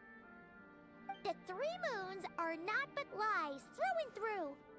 Only one moon has ever shone for us, and Kutar is her name. The vast majority of ancient texts are filled with fanciful tales like these. I trust you understand my criteria a little better now. Kutar did not speak, merely gazing into the distance in silence. And where her gaze landed, this was her prophecy. Clearly, whoever wrote this text never even met Kutar. Otherwise, they'd know that her eyes are always closed. What about you, Traveler? What are you reading? Come on, let Paimon see. The child wished to build a wooden nest with which to shield a fledgling bird from the cold. But being so young and lacking in strength, the child could not snap the branches from the trees. Kutar was passing by. Upon seeing the child, she summoned forth a Kuhenki, who built a beautiful nest for the child. I remember that. Not knowing the meaning of Kutar's divine intervention, the child dared not to respond, and thus ran home to call their parents. But Kutar was gone. The Moon Chanter declared the event a miracle and took the nest as a relic, placing it on high for all to see. The child was named as one favored by the goddess, and was greatly respected amongst the people. Yet, no further miracles were bestowed, and this matter was forgotten in but a few years. Huh. Any thoughts after reading that? Yeah. Columbina probably just wanted to join the kid in making nests. Ah. I'd originally considered this a fabrication, because Kutar did not perform any similar actions in subsequent records. But now that I think about it, it does seem like something Columbina would do. It's just that... She didn't know how other people would interpret her actions. She was probably worried about making things difficult for people. And so, she gradually stopped joining in. Yes. Oh, that's so sad.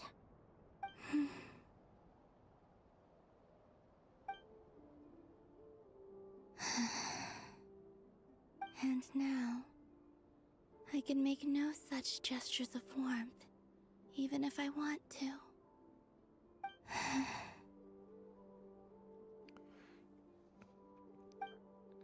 Still no name. That's a bit of a shame. But we did learn some interesting stories. That's gotta count for something. Varka said he was gonna set up a meeting with Arlecchino and Sandrone, right? Let's go back to Nasha Town and see how he's doing.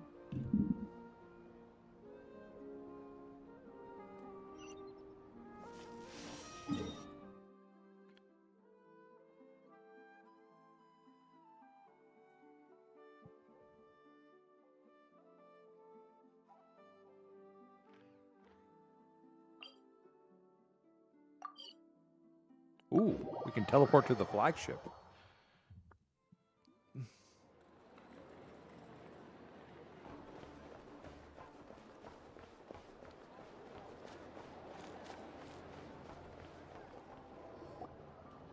Let's see. There's Varka. Oh, and it's Durin and Albedo too. Yeah, this is pretty much the same place we bumped into each other last time. I convinced them to stick around a little longer. We were all waiting on people, so I figured having a little company would help pass the time. Ah, so you've been waiting for us? Does this mean that you've already arranged things with the Fatui? Sure does. Now you're back, we can go meet up with them together. How'd your investigation at the Frost Moon Enclave go? Well, we didn't find out Columbina's true name. But apart from that, it went pretty well. Aha, just as well that I didn't tag along then.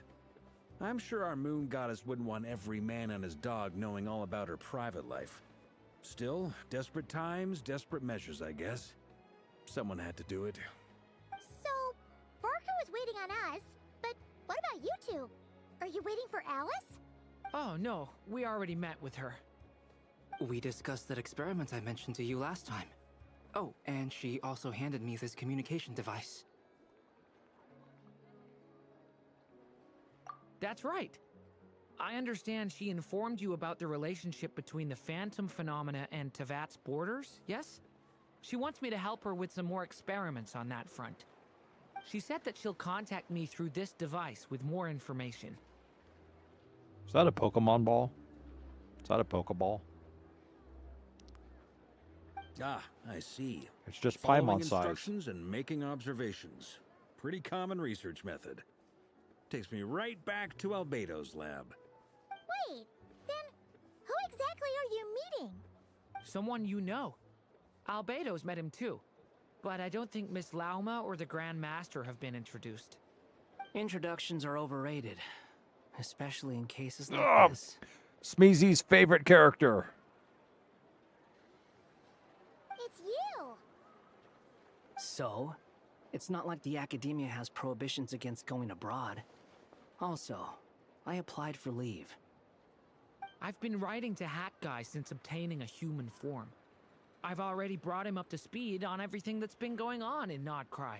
Like a hat guy. Hat guy? Turns out, I actually have heard that name before. Oh? Then why did you react the same way I did? I only knew the name, not the fella. But since we're all here, let's do some introductions for what it's worth. I'm Varka, Grand Master of the Knights of Favonius. Lauma, Moon Chanter of the Frost Moon Scions. And I'm a Driosh from the Vahumana Darshan of the Sumero Academia. Hat Guy. Good to see you again, Mr. Guy. I believe we last saw each other on the boat ride here.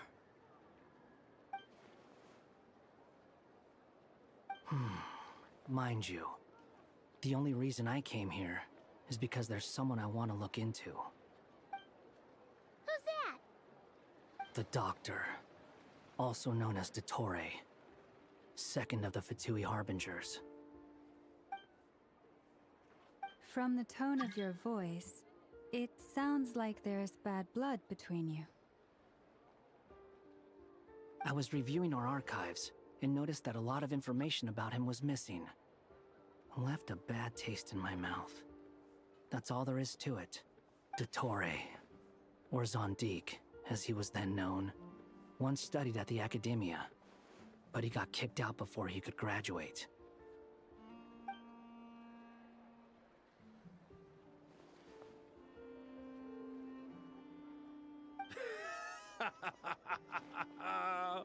So the Harbinger's #2 man is a college dropout? How embarrassing for them. Last we heard, he was planning something. We actually heard that a few times before, even coming to Nodcry. But we haven't seen a trace of him since we got here. He only appears when something interests him. For all we know, he might have left already. But the fact he did something here at all is worth noting. It'll fill a couple extra lines in his file. Why does it sound less like a file you're writing and more like a criminal record? Anyway, we were just about to meet 2 of the other Harbingers. Want to come along? You might learn a thing or two about him there. Sure. I have yet to meet either of them. I guess I will, Rex. Someday I will. Even though they're Harbingers, well, they're old acquaintances of ours, so, you know, when you talk to them, try to be... Yes, I did, Rio. I did. I got it. The Frost Moon Scion's relations with the Fatui remain tense. Forgive me if I do not attend. In that case, we'll continue assisting Miss Alice with her experiments. Good stuff. Everyone's having a fruitful time. All right, we better get going. I'll lead the way. A fruitful time? Don't you mean a Fatui full time?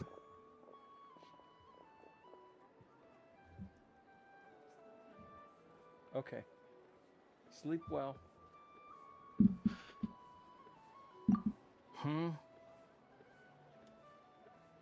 Well, yeah. That's obviously part of it. But I'm not the only one who has a score to settle with him. Neither you, nor Lesser Lord Kusanali, nor I want to see him meddling with things again. What's the hurry? Don't worry. Pigeons always know which way home is.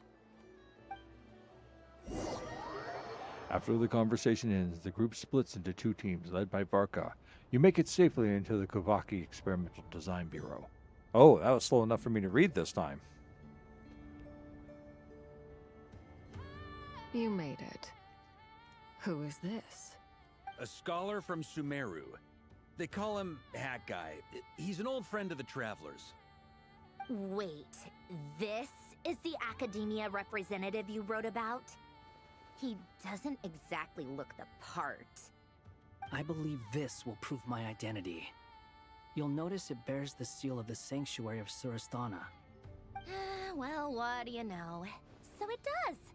All right then. My mistake. It's fine. I expected as much. What? So as I mentioned in my letter, the Academia's got its eyes on Dottore. But this matter remains top secret.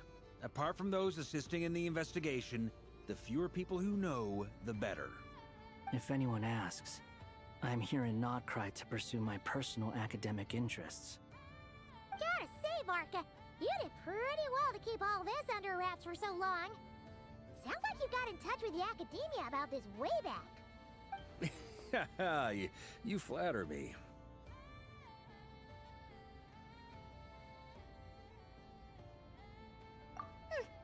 Where do I even start? Remember that time we fought Rerir at Star Sand Shoal? He sure let me have it then, didn't he? I'll bet Dottore had that all sketched out, with me as his convenient little pawn. He could not care less about us if he tried, but hey! The feeling's mutual. Does Dottore really strike you as the sort who values his relationships with his colleagues? Fair point. Definitely not. Which is why I always keep my guard up whenever he starts making suspicious moves. To that extent, our motivations align. On top of which, I consider you trustworthy people. Now, back on topic. In the wake of the Reikir of Solnari episode, Sandrone and I grew suspicious about Dottore's complete inaction during the entire affair. So we tried to find out what he'd been up to, but unfortunately to no avail. He never lets anyone in on his plans. The more he cares about something, the more secretive he gets. Indeed. Perhaps he believes that by keeping a low profile, he can avoid trouble. But that trick isn't going to work on his colleagues. Yeah, I mean, he's been researching the ancient moon's remnants. And he's been trying to get his paws on the moon marrows. Only an idiot would believe he doesn't have something more planned. Oh, I see it. I see the plan. With this in mind, I returned to Snezhnaya and relayed my thoughts to Her Majesty the Tsaritsa, entreating her to have him recalled. That's pretty direct. Did the Tsaritsa agree? Yes. I made it abundantly clear that the Fatui's business in Nodcry is almost concluded, and we do not need 3 harbingers in this territory.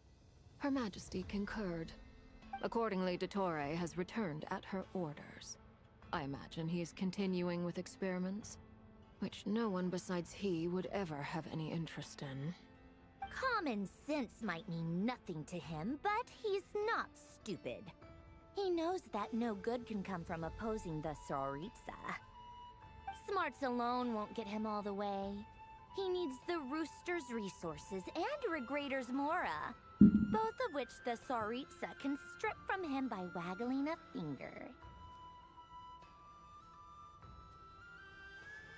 But doesn't he have a track record of publicly following orders while going against them in private?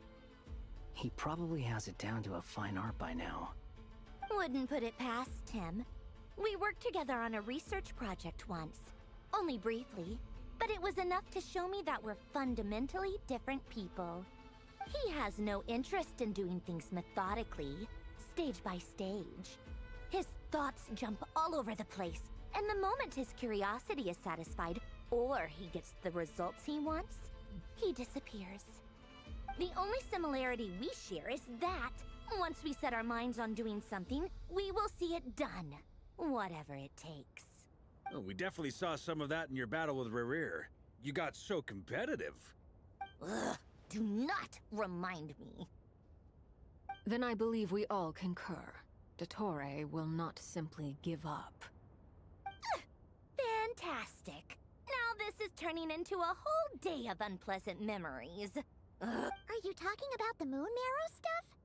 He also strikes me as the kind of person to disregard experimental regulations, ruin all the equipment, and go way over budget. Then leave the first person he can find to deal with the fallout. Exactly. This one time, he was running some high-temperature experiment and the substance exploded. But does he care? No. He orders his subordinates to open the device so he can observe the results, which causes the gas inside to leak out. That gas was poisonous. If I hadn't been there, who knows how many people might have died. And after all that, he left, while I was still cleaning up after his mess. What a waste of time, he said. Waste of time? The nerve! He wasted my time! You've been bottling that up for a while, huh? Hat guy, I must say, you seem awfully familiar with internal Fatui affairs. Especially when it comes to Dottore. Thank you, Lady Harbingers, for providing such valuable information. I have no other questions for now, so I'll be on my way. Wait, what? You're just gonna leave? You're welcome to join if you want. Ugh. Just when Paimon thought he'd finally mellowed out. He makes quite the impression. I'll say. I've met tons of headstrong people, but not many of them would join me in bad-mouthing Dottore. Anyway, back to the main agenda. Barca, you said that Columbina has gone missing? Or rather, disappeared. Yeah. We're working on building a connection between her and this world. The simplest method is to find out her real name. I've actually asked her that question before, but she said she didn't know. Considering our relationship, I doubt she was lying to me. As far as I recall, she was never dispatched by Her Majesty to claim a gnosis or anything like that.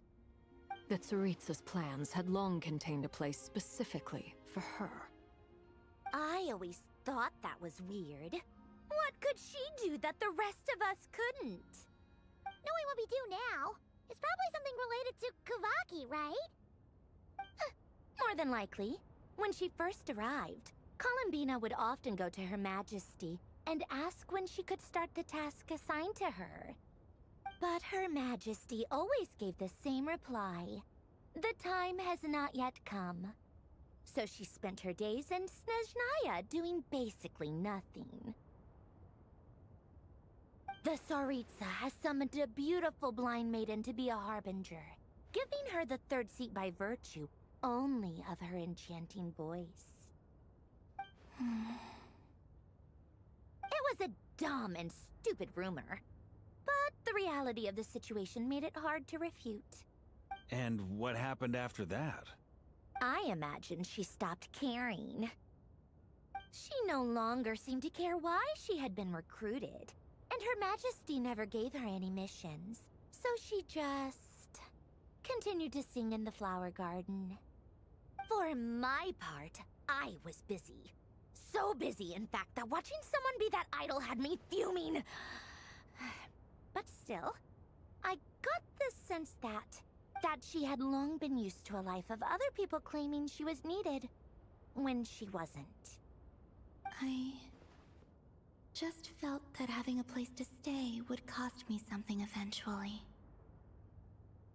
And so I waited quietly for the day that I would have to pay the price. And on the other end of that spectrum, you had me. Someone once told me that I had the lousiest work and the toughest luck. That's a good way of putting it. I forget who said it, but those words have always stuck with me.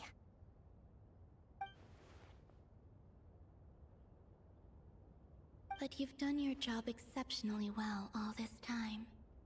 Because at heart, you are a conscientious person. What is it? Something come to mind?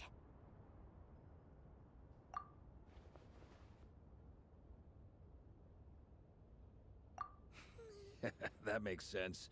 Nothing screams you are needed like your name shouted from across the town. Well, good luck with it. But if you ask me, Columbina is still the most shoutable name. I'm just so used to it now. After all the arguments we've had, I can't be bothered trying to remember another name for her. Nor I. Sandrone. Harlequino. You chat further about interesting moments from... Huh! It's a Sealy! Does that mean Nicole has news for us? Ladies, I thank you for your hospitality. If the chance ever comes up, I definitely owe you both a drink sometime. I'm sure it will. You can make your own way out. Heck, you've been here enough times, you probably know your way around better than I do.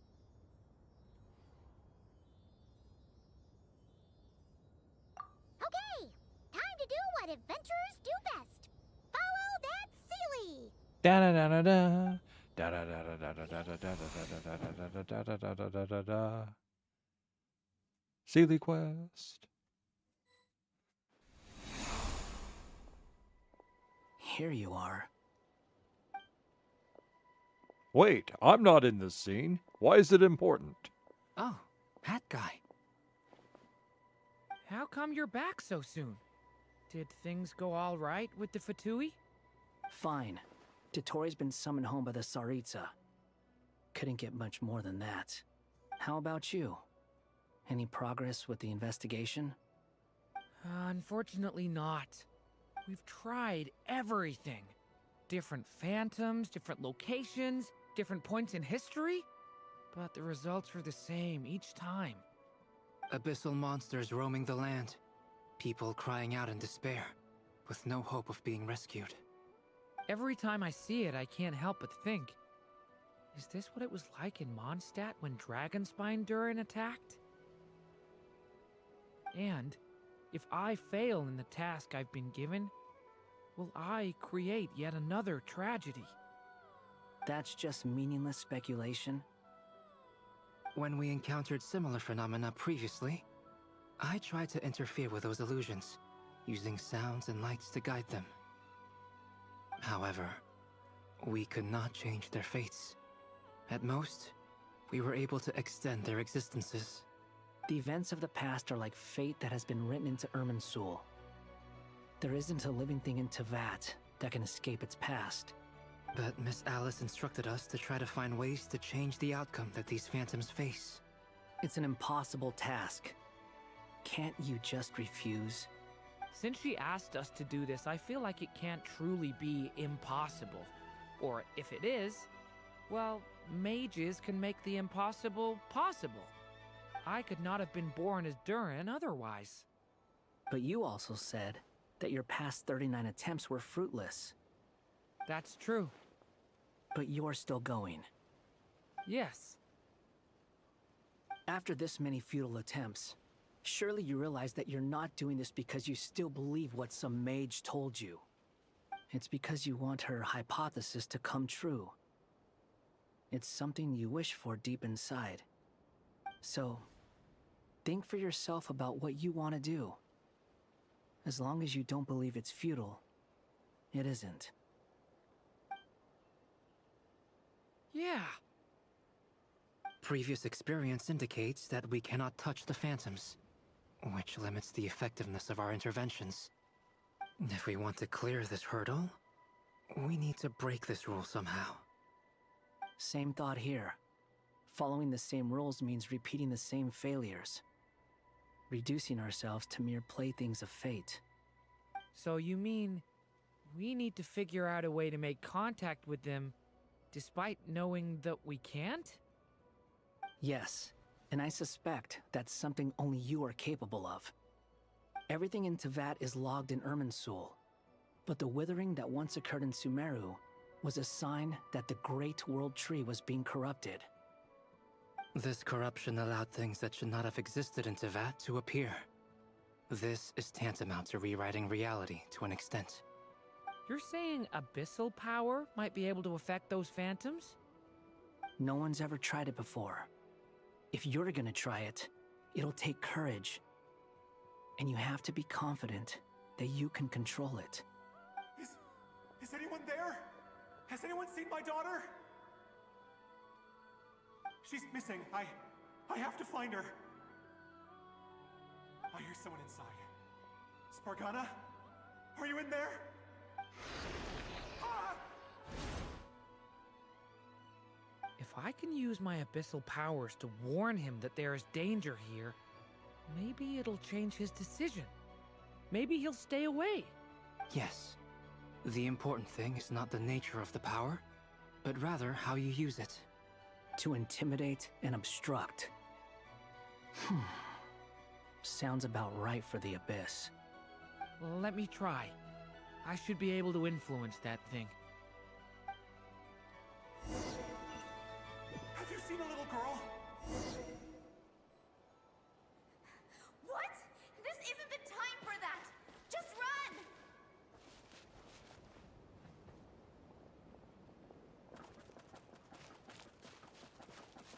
I hear someone inside. Spargana? Are you in there? Where are all these monsters coming from?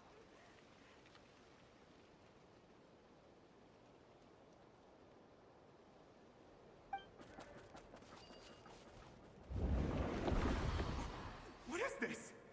Looks dangerous. I should get out of here.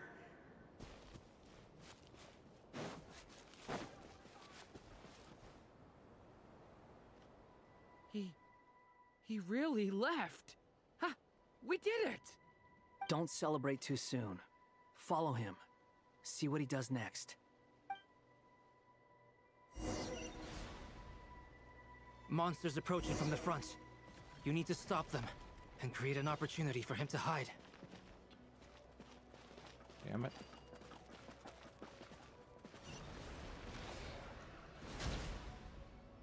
Well, messed that one up. Help me!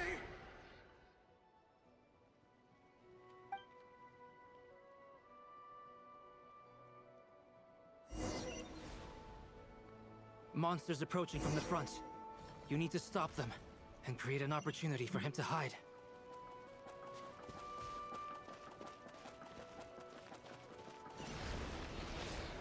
Well, I'm not. Help me!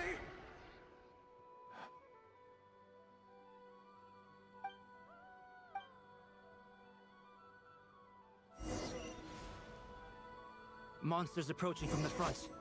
You need to stop them and create an opportunity for him to hide.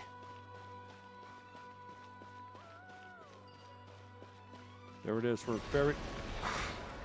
It gives me like a second to lock in on the thing, and then that's it. It's gone.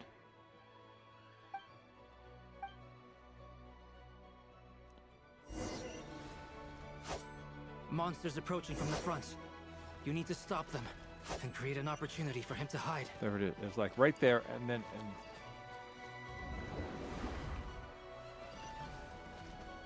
Okay, well, that didn't work. But I finally was able to activate that one.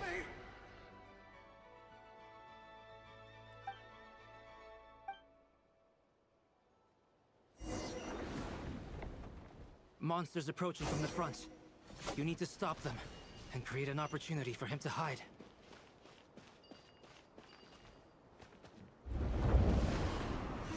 There's monsters ahead. Can I move, please? T. Wait, is that the barrier I saw earlier? Why is it appearing now? It's as if someone's controlling it. Now what do I do?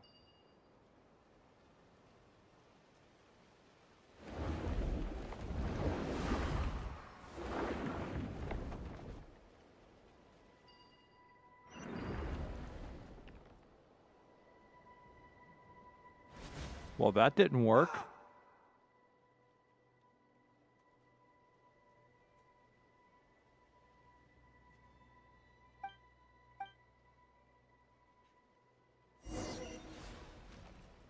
Monsters approaching from the front.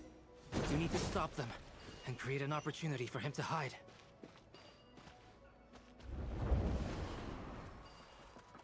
No, there's monsters ahead.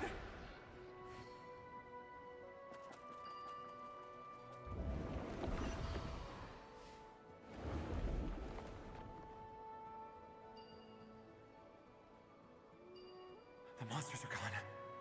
Is it safe now? There we go.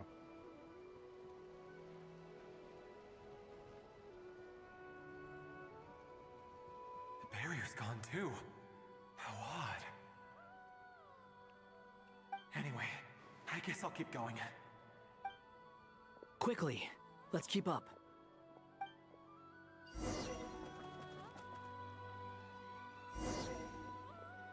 Wait, there was someone else here? Don't go any further. We've got anti-monster traps laid out everywhere. But my daughter must just be up ahead. I have to go. This way's blocked.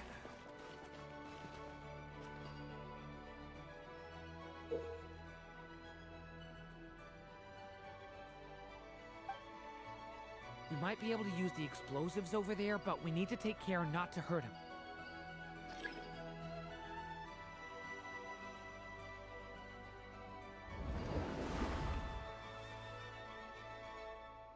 I'll use the barrier to keep him at a safe distance.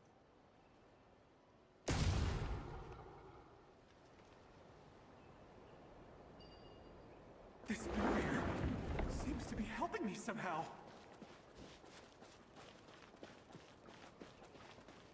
Hey, wake up! Oh, no good. Gotta keep moving ahead.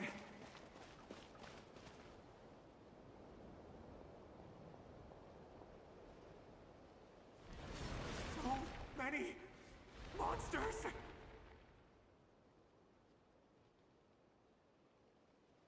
There's still a chance, Durin. Use the traps.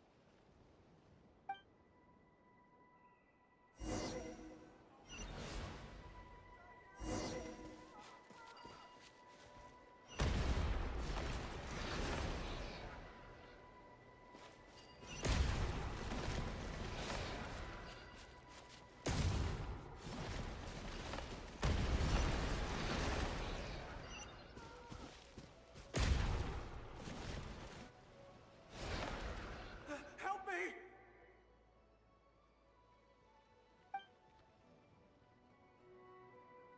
Ah.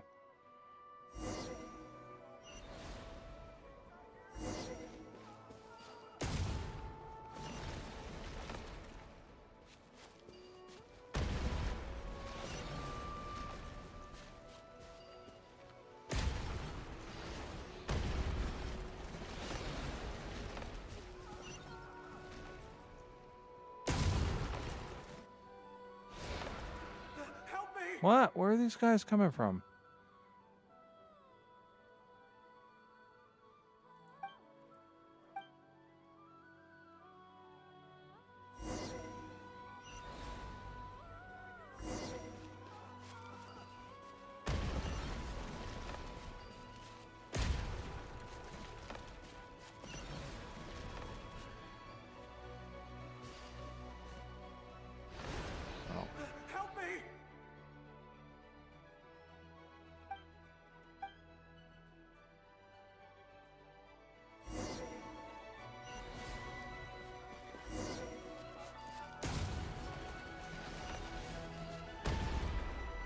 I didn't get those two. All right, well, it's too late. He's dead. Help me!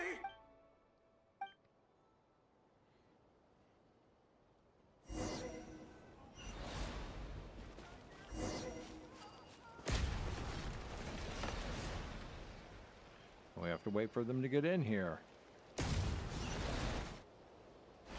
Are you kidding me?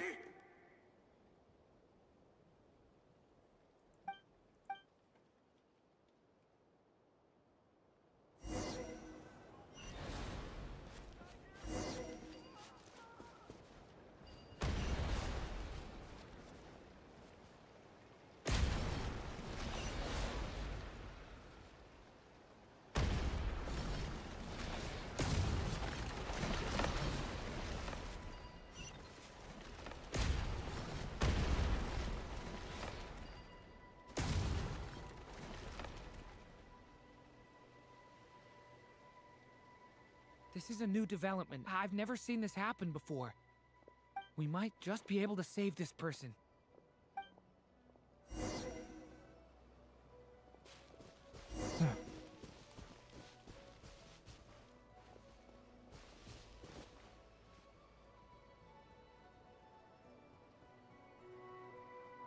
Hello there. Have you seen my daughter? Spargana's her name. She's carrying a large backpack. Get out while you still can, you fool. You won't find any survivors here.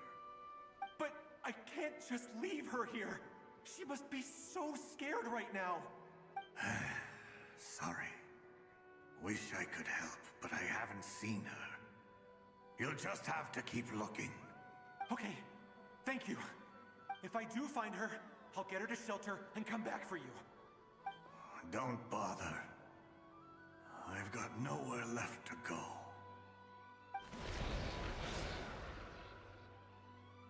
What's that noise? Monster! No, if he goes inside, he'll be walking into a trap. Let's try this once more. This time, we have to stop him.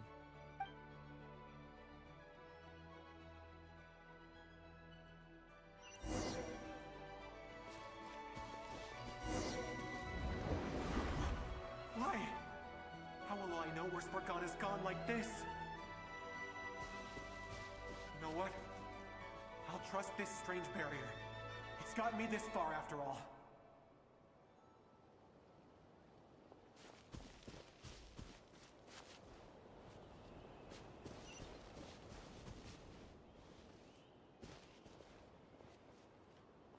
Spargana, are you there?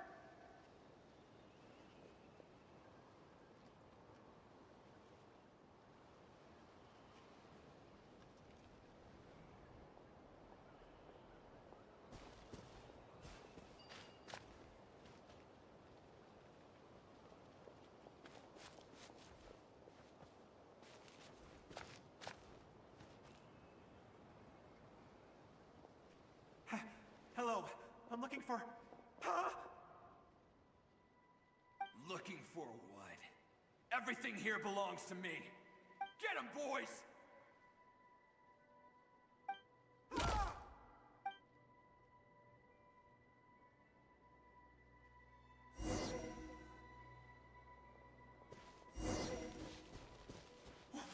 Why? How will I know where Spargana's gone like this? You know what? I'll trust this strange barrier. It's got me this far after all.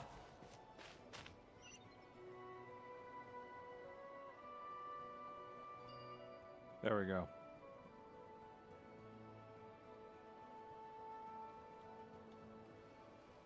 Spargana, are you there?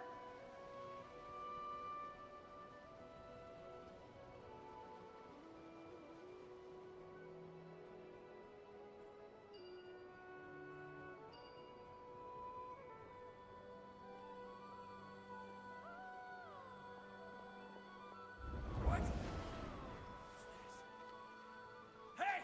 Let us out! Oh, I hit the wrong key.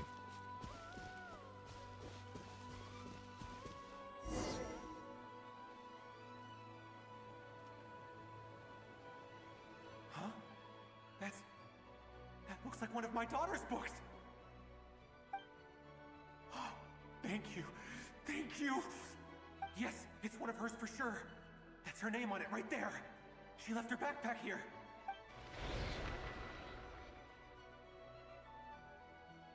Durin, just like last time. Use the explosives.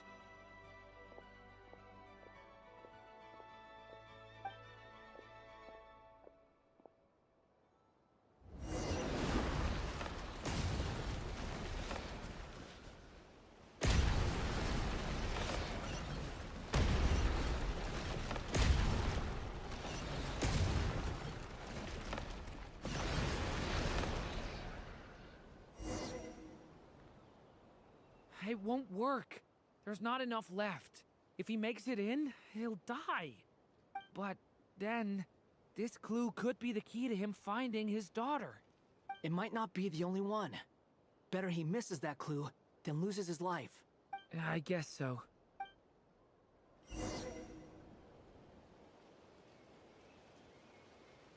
Stop him, Durin. We can't let him get any further in. That's my daughter's book! She's passed this way! Why? Why won't you let me go in? I've searched and searched and searched just for this! But how will I find her without any clues? I no longer have anywhere else to go.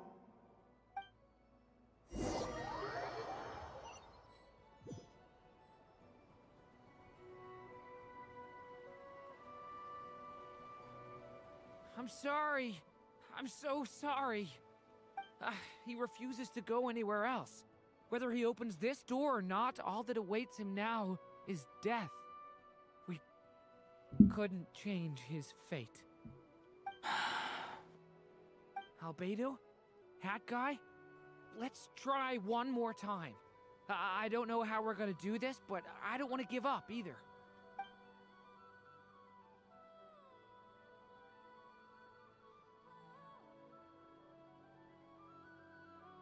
Why am I here? What's going on? All these scenes running through my head.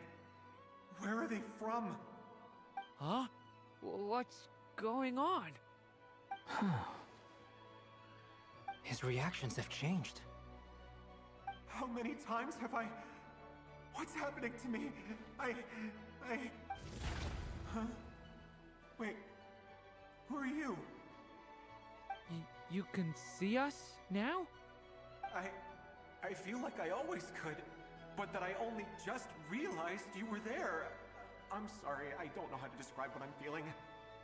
But you were the ones guiding me using that marked barrier, right?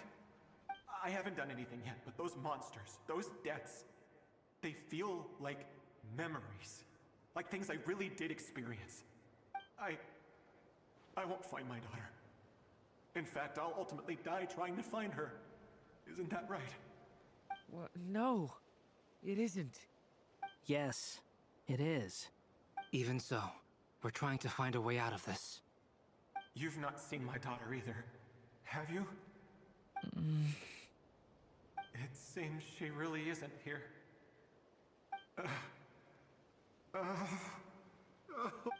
I'm sorry we couldn't help you. I'm just tired. Maybe this is destiny. Maybe it doesn't matter how hard I search. How long do I have left?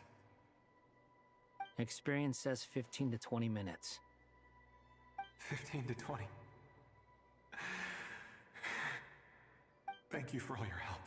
Let's rest a while. You look exhausted too. Now's not the time for you to start pitying us. It's not pity. I'm just realizing that I've only got 10 or so minutes left. You know?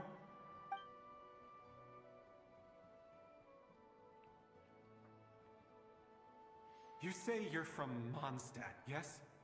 A place with windmills, where people enjoy limitless freedom? Wow, this is the longest 10 minutes. And you're from Sumeru, where they've built an academy into a giant tree? Yes. It seems you've never heard of either place. Those names are unknown to me, I'm afraid. Yes. Have you heard of Hyperborea? I have, but I heard that it was destroyed in the distant past. I see. That was where my ancestors once lived. What about Delphi Pytho? Was it later rebuilt? I've never heard that name. Then what about Sal Vindaknir? I have seen that name on stone tablets on Dragonspine. But I'm afraid the only things left of that place are its ruins. I see. Sure enough, there was no way to turn this around, huh? I'm sorry. I was the one who asked to chat, but it seems like we're too many ages apart. There's barely any common ground to start from. It's alright. We did hear something new, at least. From how you speak of your lives, things must be going alright for you, I guess. They are. Mondstadt is a place of freedom and happiness. There's a lot of good people in the church and the Knights of Favonius, and even outsiders find that it's an easy place to feel at home. We have festivals a few times a year. Everyone gets together to drink, sing, and be merry. Sumeru is a lot more uptight. Not really the kind of place where you can relax. It's a nation fraught with problems wherever you look. But if all you want in life is to seek knowledge, I guess it's pretty much paradise. That's wonderful. In other words, after this all-devouring black tide passed, humanity did not merely avoid extinction, but rose to build prosperous civilizations anew. I mean, I can see you all right now. That must mean the future isn't a total mess, right? That's true. Well, time's almost up. Let's part ways, I think. Might be best if you don't waste too much time on me. The chances are slim, I know, but I'd like to spend these last few minutes looking for Spargana. If things work out, I'd love to tell her about what I've heard. May we meet again. Well, or not, most probably. In that case, may your wishes come true.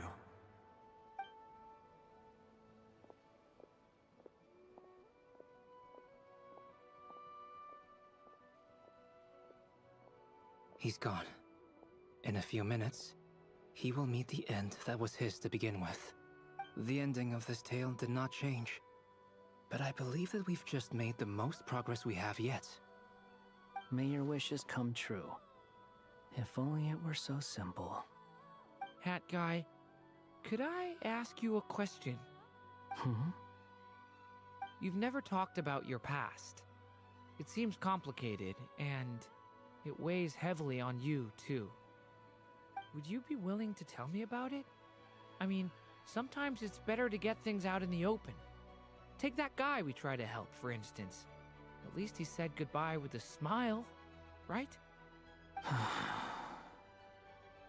I know about Albedo's past.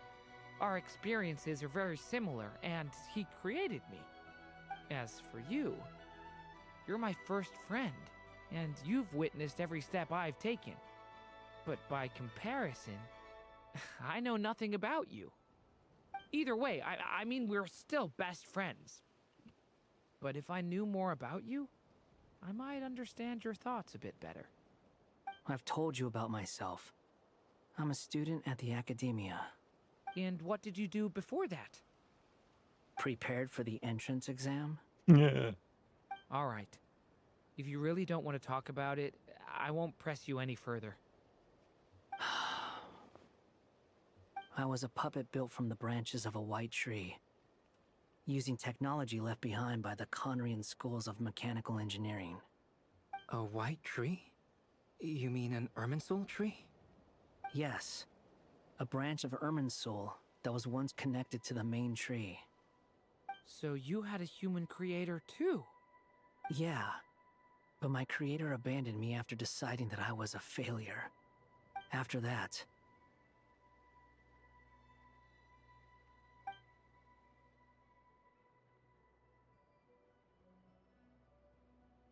Durin.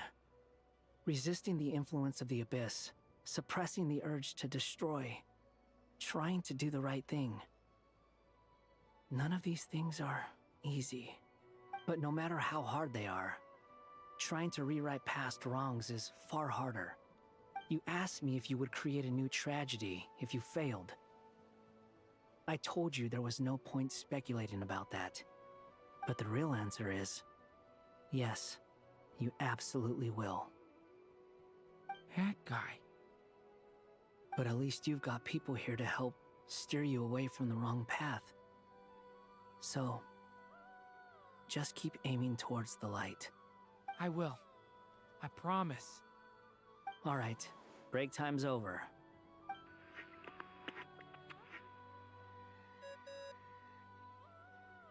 Hello? Durin speaking. Hello, friends, it's me! What have you been up to, I'm detecting some unmistakable fluctuations here at the border. The amplitude isn't particularly high, but they're completely different signals from the ones before, and the scale is comparable to those I've detected previously.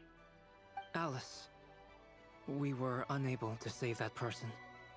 However, he appears to have retained a portion of the memories gained through that cycle, and was able to hold a conversation with us. I see. Well, that is rather odd indeed. It definitely merits further attention. Could I trouble you to keep trying the same approach? I need to gather some more data. Counting on you. I should probably have Nicole come and check this out as well.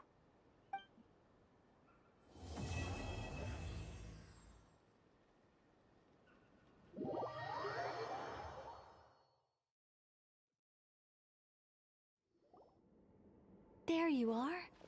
I was worried you might stop to collect treasure chests opened by the Seelie along the way.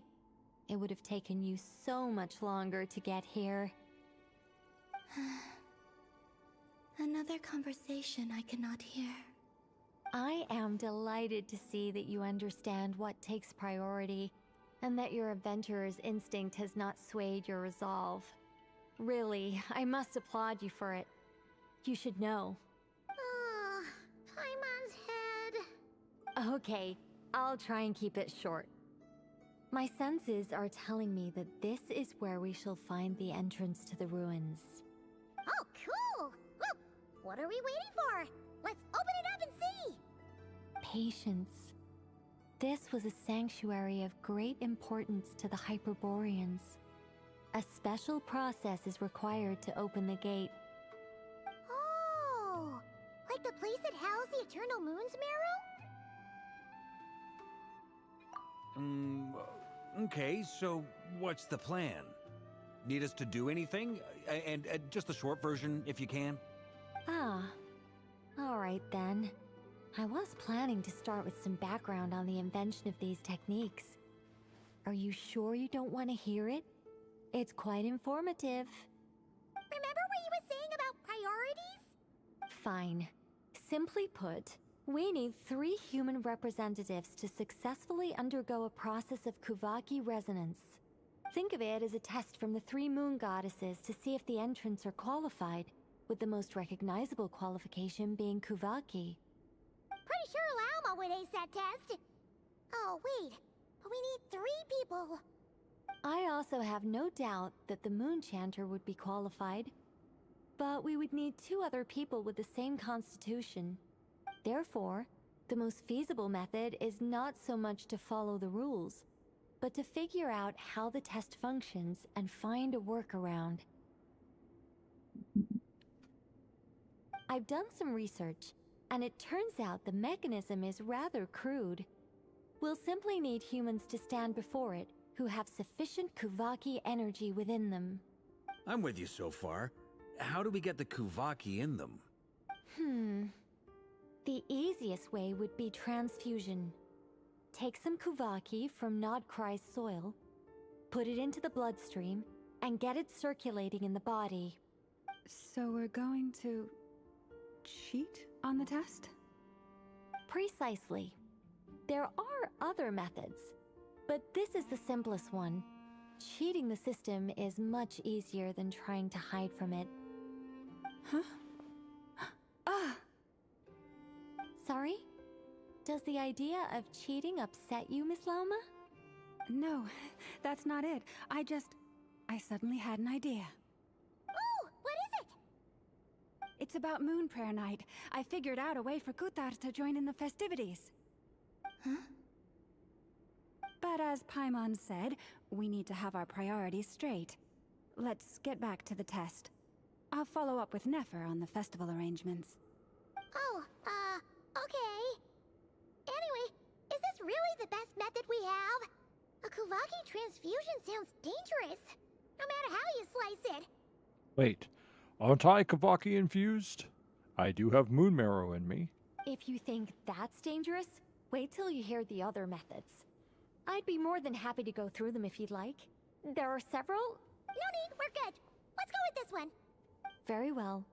Kuvaki transfusion it is.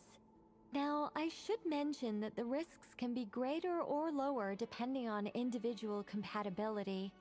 It would be rash to simply infuse the Kuvaki and hope for the best. If the body rejects it, the reaction can be quite severe. The symptoms are similar to another condition that some people living here suffer from, known as congenital Kuvaki sensitivity. So, before we execute our plan, I will perform a simple test of my own to see who is compatible and who is not.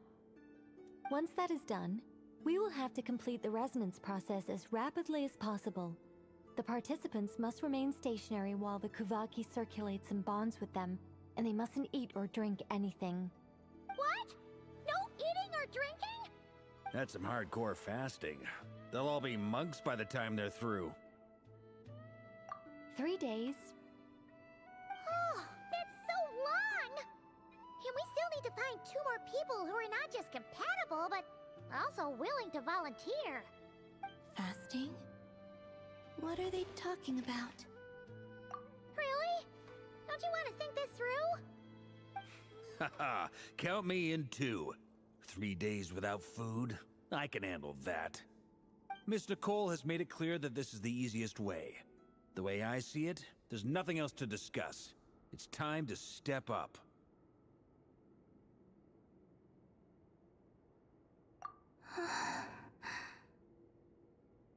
Yeah, you're right.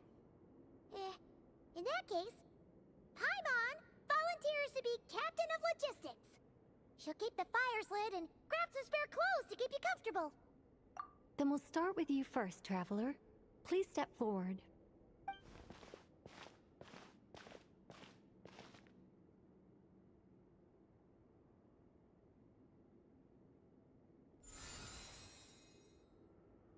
How's it going? Do you feel anything? How about now?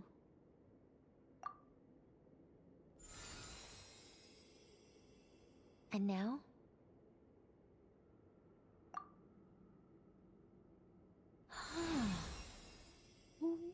What about now?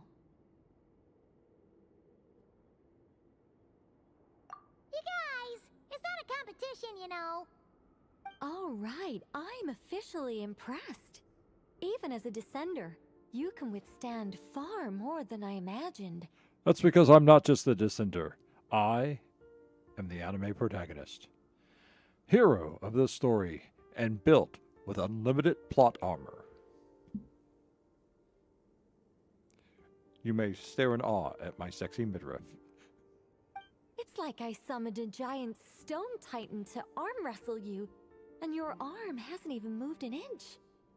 In my last attempt, I infused 5 times the amount of Kuvaki required. Yes, safe to say, compatibility won't be an issue for you. You're eligible to join. You're next, Mr. Varka. Sure, here goes nothing. All right, I'll start where we left off. 5 times the required Kuvaki dose. No. Whoa, whoa, whoa, hey, wait a minute. How's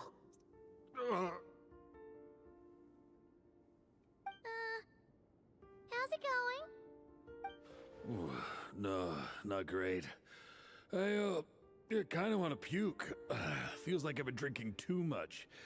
A few bottles of wine, then a big stein of Dark Horse, with some hard liquor from Liyue mixed in. You think this is funny? I just lost to a young lady in an arm wrestling contest. I'm never gonna live that down. My apologies. I'll lower the concentration and try again. Oh. How's it going now? I'm not as dizzy as last time, but I can still feel it pulsing around. In that case, you wouldn't be an ideal choice, Mr. Varka. Let's try someone else. Okay. Let's go ask some of our other friends then.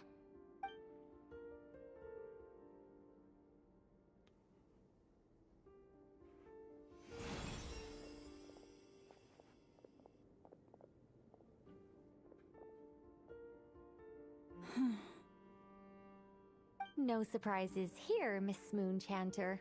You're perfectly compatible. You may join.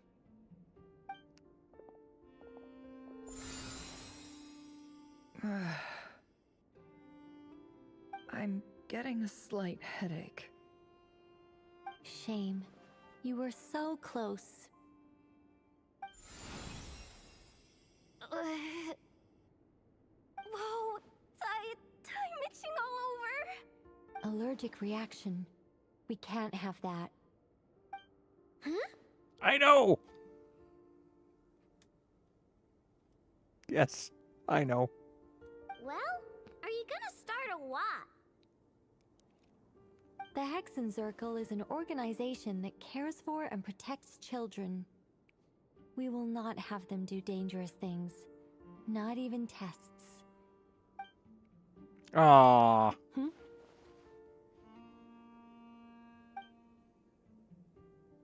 Is something the matter?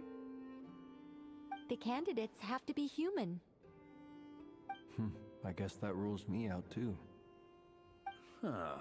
Everyone except the Moonchanter got beaten. Guess I don't need to feel so bad after all. I mean, looks like this isn't gonna be as easy as we thought. Perhaps I could ask for volunteers among the Frost Moon Scions.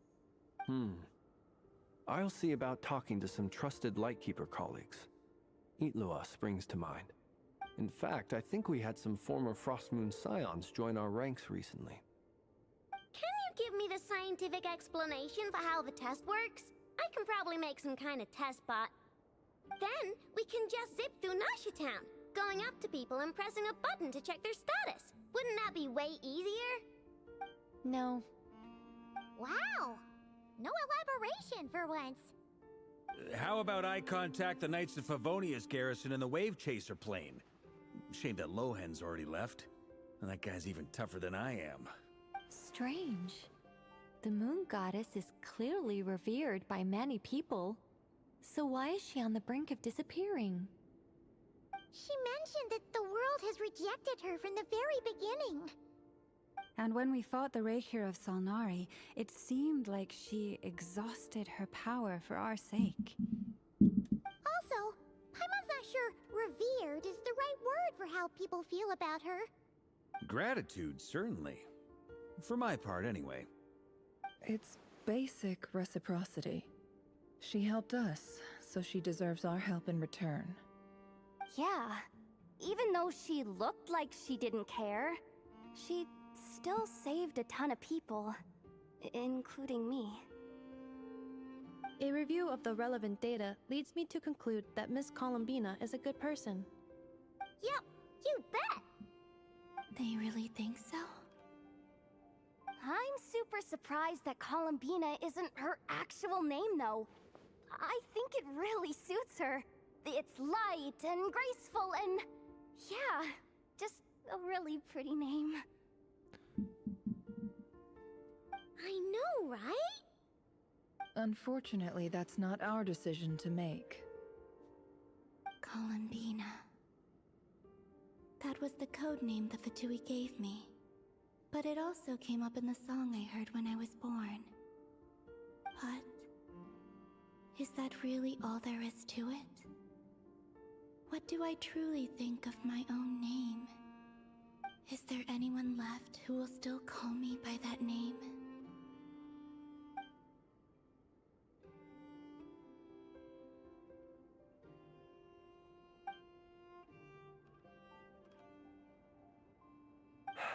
Moon Prayer Night is getting closer by the day. We're running out of time. We need to look for other candidates. Yes, finally. I was wondering when she was going to show up. Then allow me to try. Huh? What are you doing here? You contacted your friends via the Adventurers Guild. Sandrone has been keeping an eye out for something like that, so she informed me. Since I have the ability to accommodate a moon marrow, I should prove to be a suitable candidate. Arlecchino. When can we begin? I see. We can begin right away.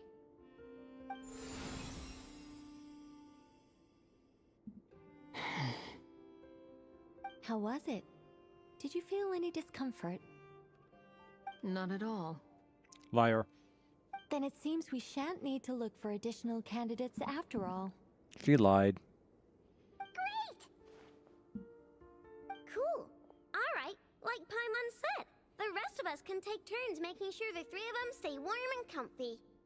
Then, my job is to take care of the caretakers.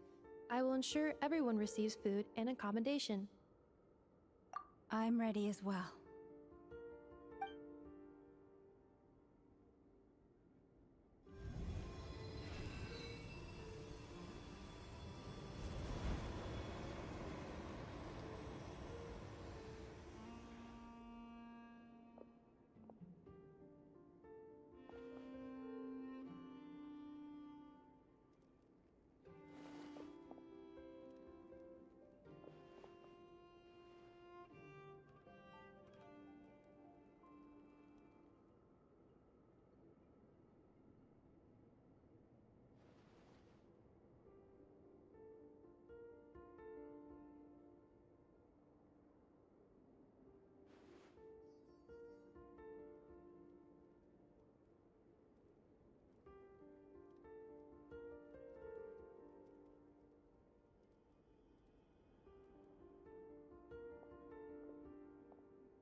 The work is done. The sacred scroll shut. The stars grow dim, the people silent. The white sun sets, the silver moon rises. O path to the temple, appear now before us.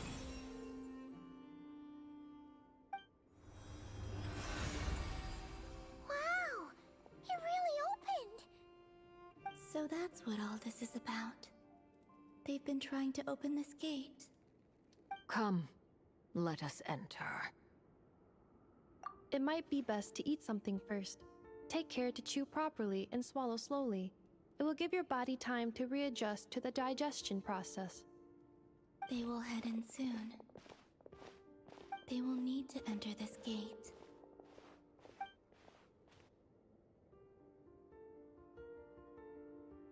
Huh?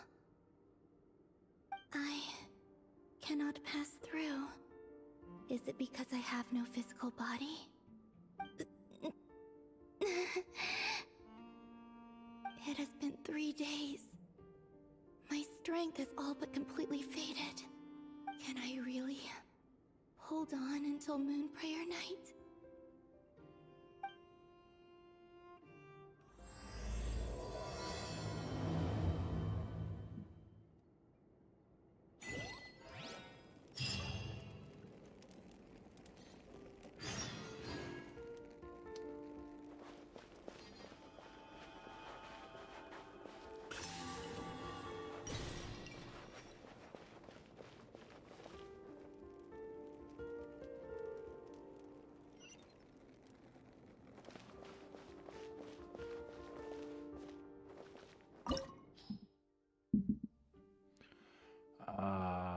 Fire. I don't have a fire team set up yet. All right. Time to drop back to our friend Team Scuff. I'll bring my seasonings.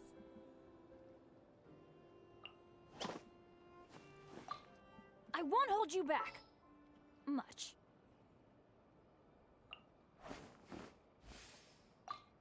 I charge a higher rate to meet outside the office. The electricity and a lot of fire.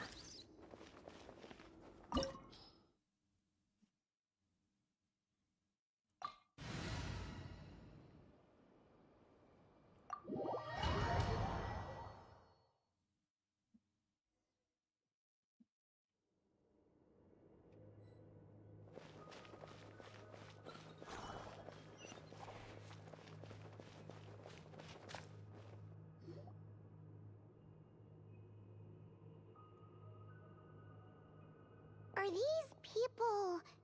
Judging by their clothes, they appear to be phantom Hyperboreans from the distant past. That could mean they have some clues about the moon goddess's name, right?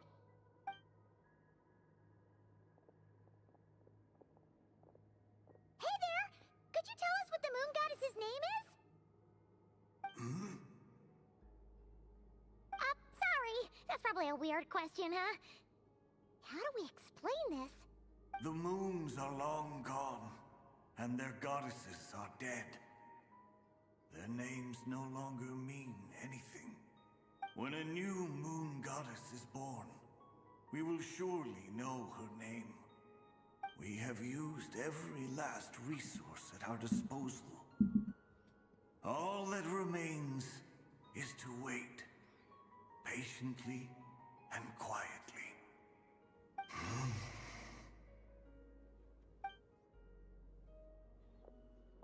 Were the people of the past all this devout? It looks like this phantom doesn't intend to converse with us any further. Surely the new moon goddess he speaks of must be Columbina. Alas, Kuthar's birth came long after the age in which he lived. But, maybe if we find a phantom from a more recent age, they might know Columbina's real name. True. Keep an eye out. We should be able to tell which era they're from by the clothes they wear. Yeah, you've been pretty talkative this whole time. What changed? Oh, nothing. I'm fine. You all make good points. When the Hyperboreans speak of moon goddesses, they mean the three from truly ancient times. I can't imagine they would know anything about our current moon goddess. There once was a time when the moon goddesses blessed them greatly and protected them from harm. So, when the war between the gods and dragons plunged the world into chaos, it seems they looked once more to the moons for help, praying for a new goddess to be born. Yeah, that checks out. Let's continue on. Who knows what else we may discover.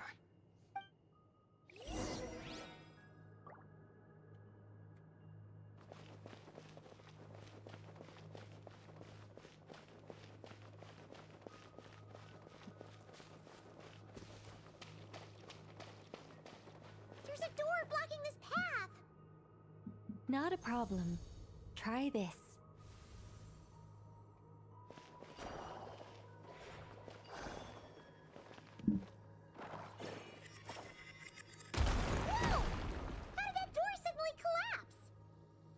This device was maintaining the door's integrity. Remove the core, and the device stops working. That's an interesting way to do a door.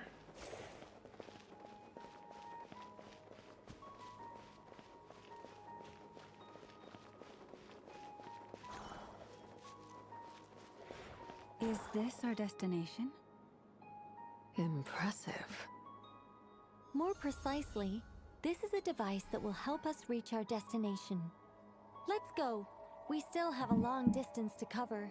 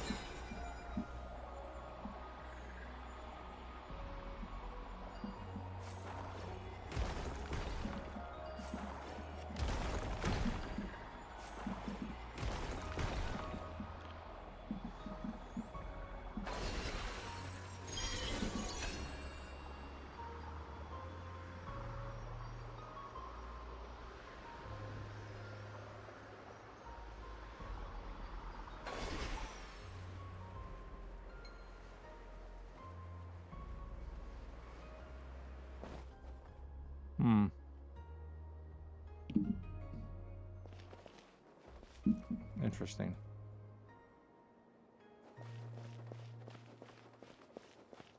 The way ahead is blocked by broken Let's try that device again. Remember the door from earlier?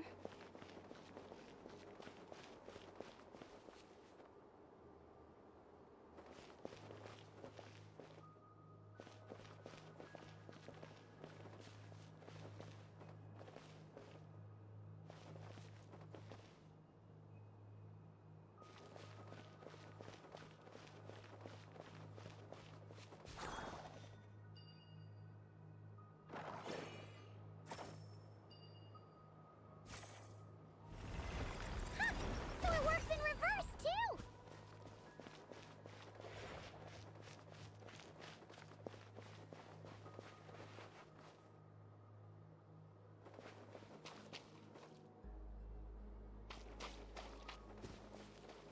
The humans we see are all phantoms, but the monsters are real.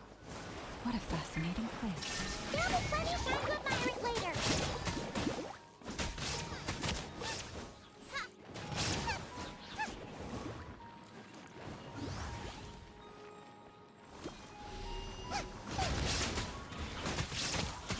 Nice and spicy! Yeah. Why do they never miss?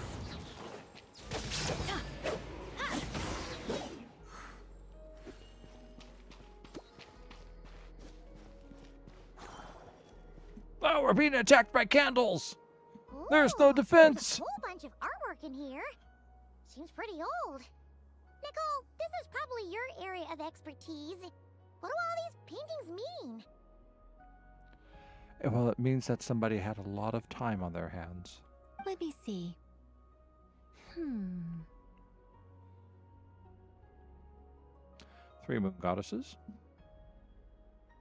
To understand these murals requires some knowledge of the history surrounding the War of Funerary Flame.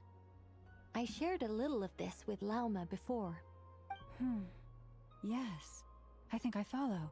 The dispute between the Moon Sisters, the transformation by Nibelung.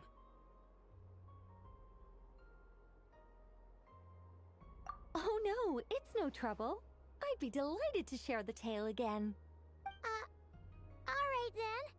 Tevat's 3 moons and their goddesses were brought into being by the will of Nibelung, the then ruler of Tevat. But when the heavenly principles came, they changed the world completely, down to its very foundations. The moon goddesses were nowhere near strong enough to challenge this entity. But the heavenly principles did not view them as heretical entities that had to be removed. Essentially, the 3 moons existed to keep this planet alive and operational, which did not directly conflict with the heavenly principles' aims. Nevertheless, the inherent precariousness of this arrangement would soon be revealed. Nibelung returned. Yes. He did, and thus began the War of Funerary Flame, a battle for dominance between Nibelung and the heavenly principles. Discord would soon emerge between the 3 moon sisters. One would voice the opinion that they should follow Nibelung, for it was he who first hung the moons in the sky.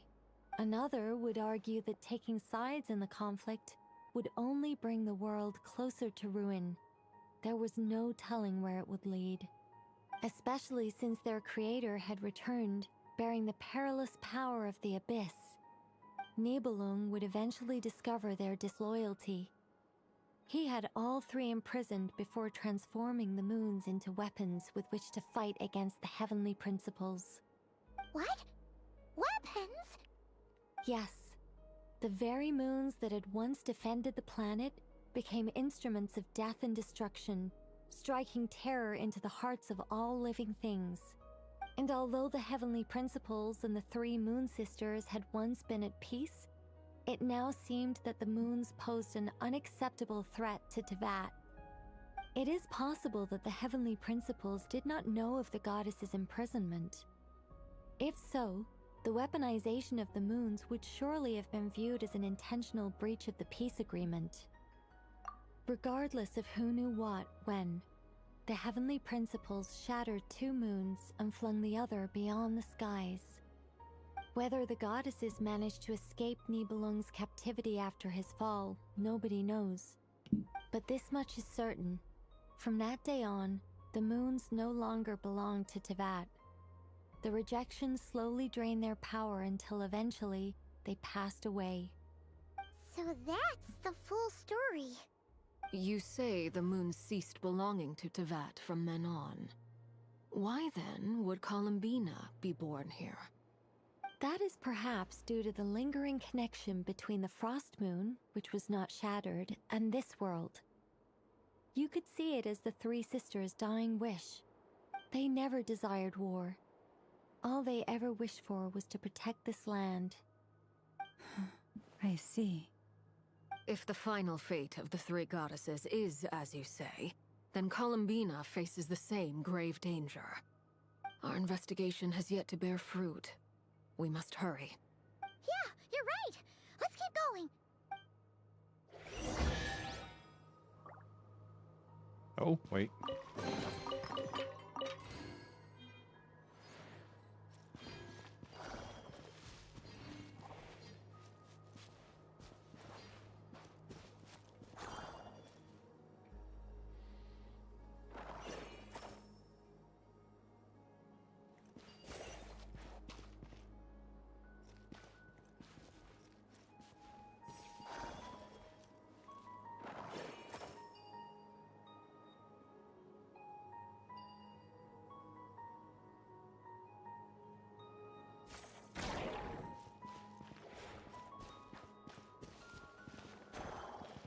There we go.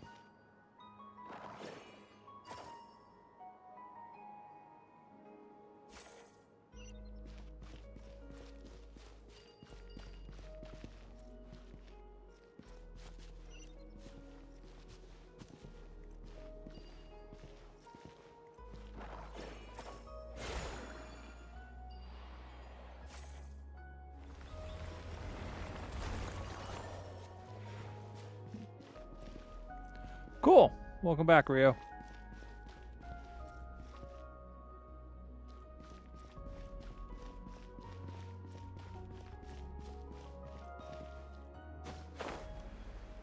I guess we're going down.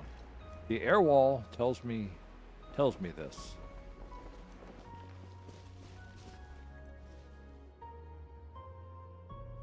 Oh, I'm not tired at all. It's only 2 a.m.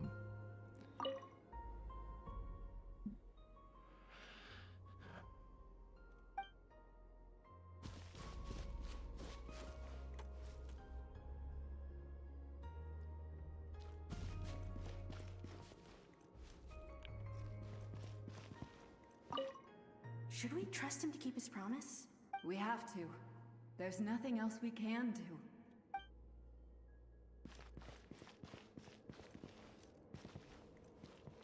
Manu Zathus. Why? Why do the creators of this world no longer show mercy upon their people? Remember his words. We must change our fate with our own hands. Wait, that's odd. Who is he? Is something wrong? No, not really. It's just that over 30 possibilities emerged in my head, so I can't be sure who he is. It's been too long. My memory isn't as sharp as it once was. Okay. 30. Wow. Impressive. Well, it's a fire-based domain, and I've only got one fire-based team.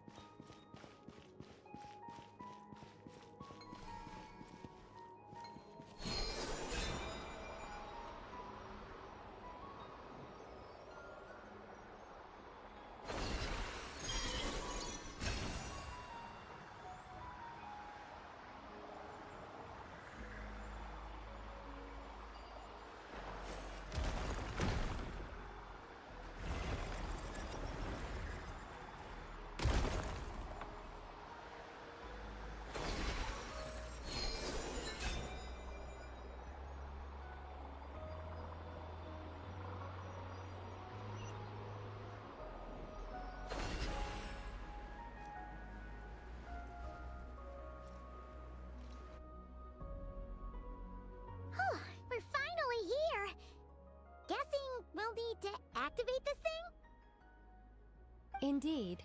I was a little worried about that at first, but as we got closer, I sensed that the Kuvaki within it flows unimpeded.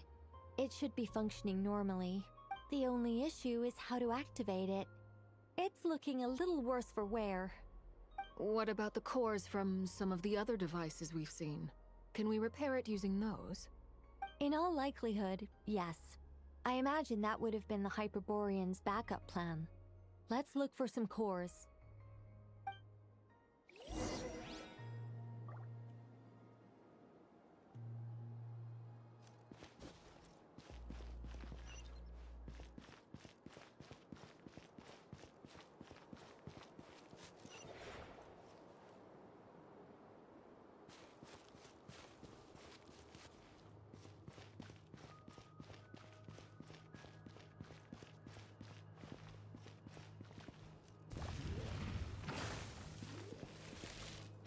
Shine down! That really hurt out of the frying pan into the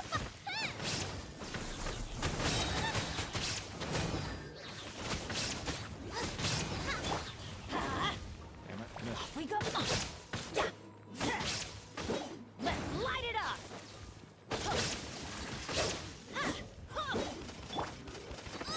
Nice! That really hurt out of the frying Damn it. pan into the fire!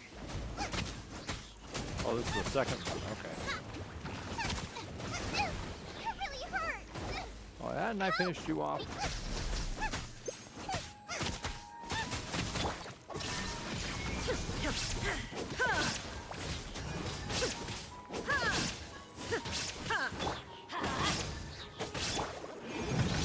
Inadmissible evidence!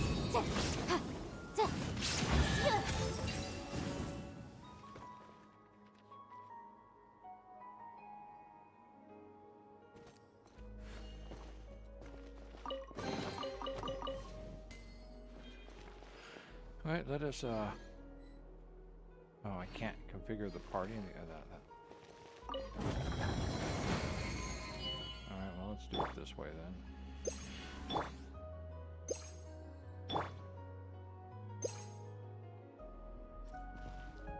Oh, I'm out of food. I'm out of food! Whatever will I do? That's not what I'm looking to do. That's what I'm looking to do. That's what I'm looking to do. That's what I'm looking to do. And I just put in a whole bunch of food, like 30, 35 pieces. Let me see. There it is. Lasagna. Delicious, delicious lasagna. No one's joined me on an adventure in ages. Come on, let's go.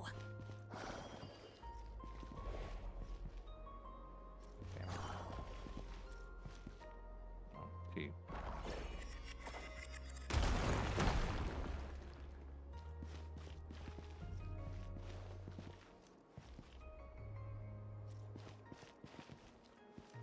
Oh.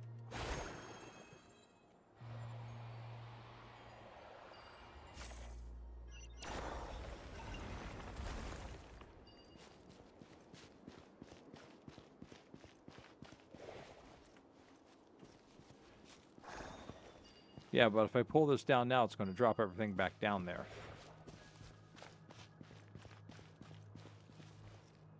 Paimon found a core! But how do we get across?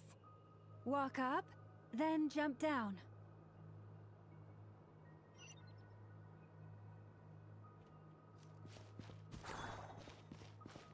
Adventure time.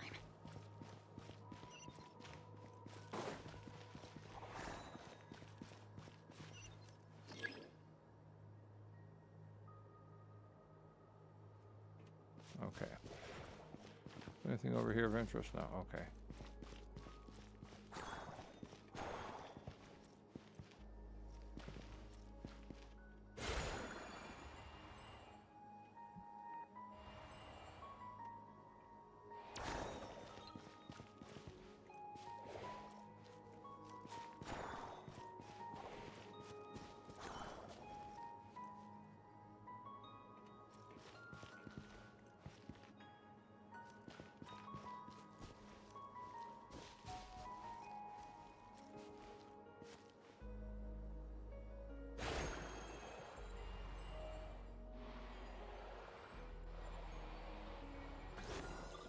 Nope. Okay. Take about empowered state and then take the device core to the open pathway.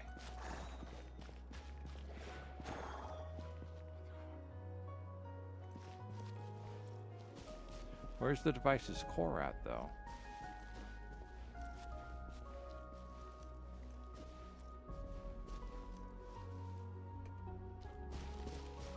Like, what am I missing here?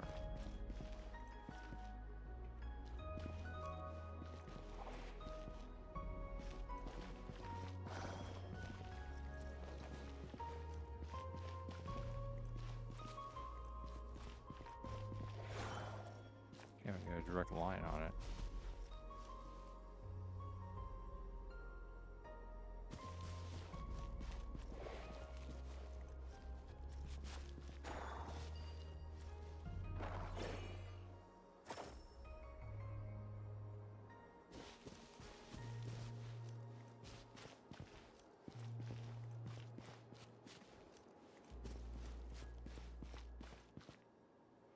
Oh, I see.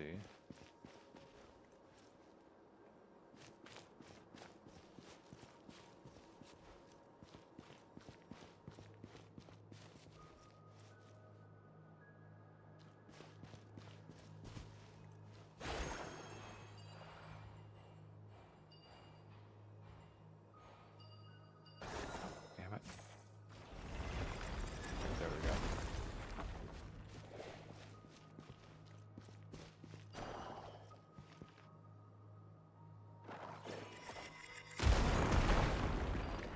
Oh, good thing we were standing there.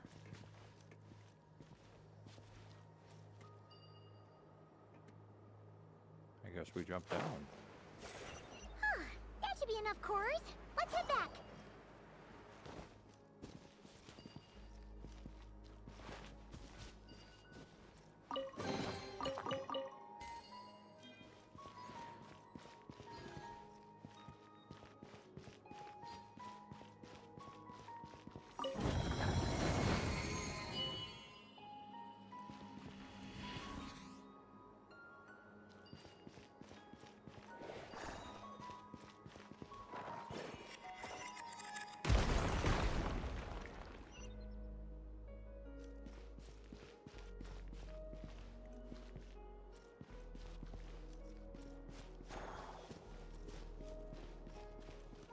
Oh wait, is this the way we just came?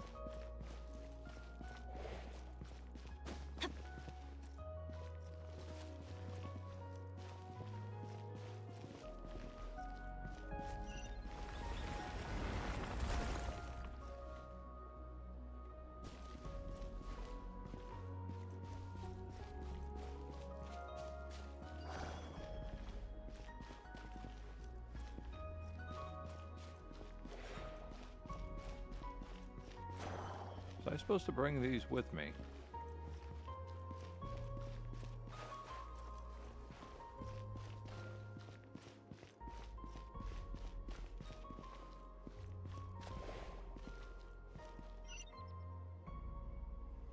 I guess so. I guess I was supposed to bring them with me.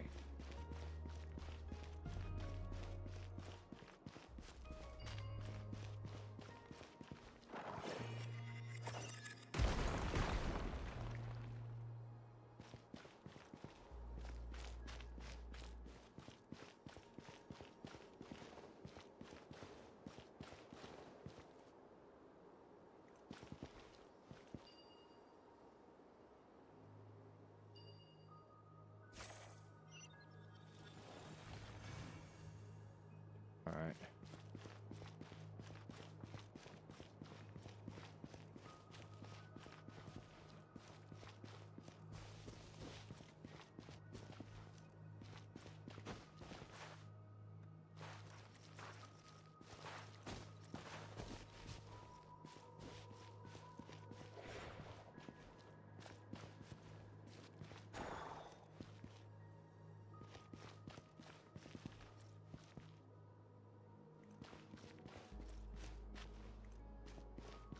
I think I lost some.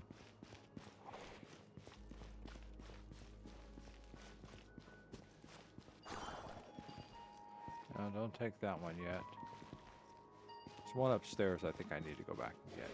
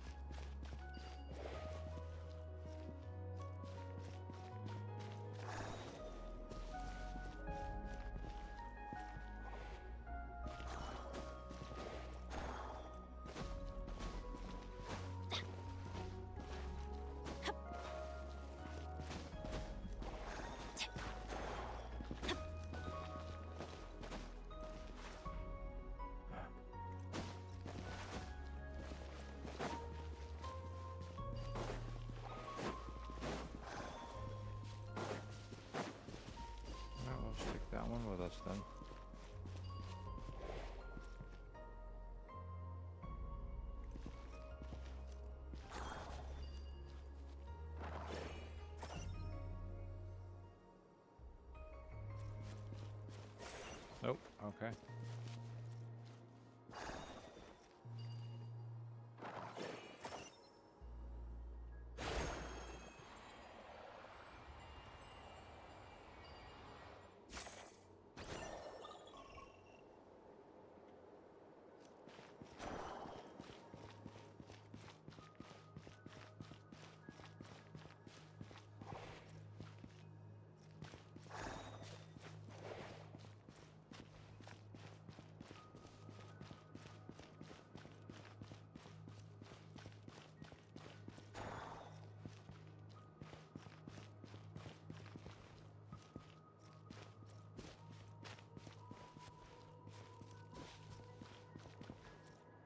Great, what happened to the third one?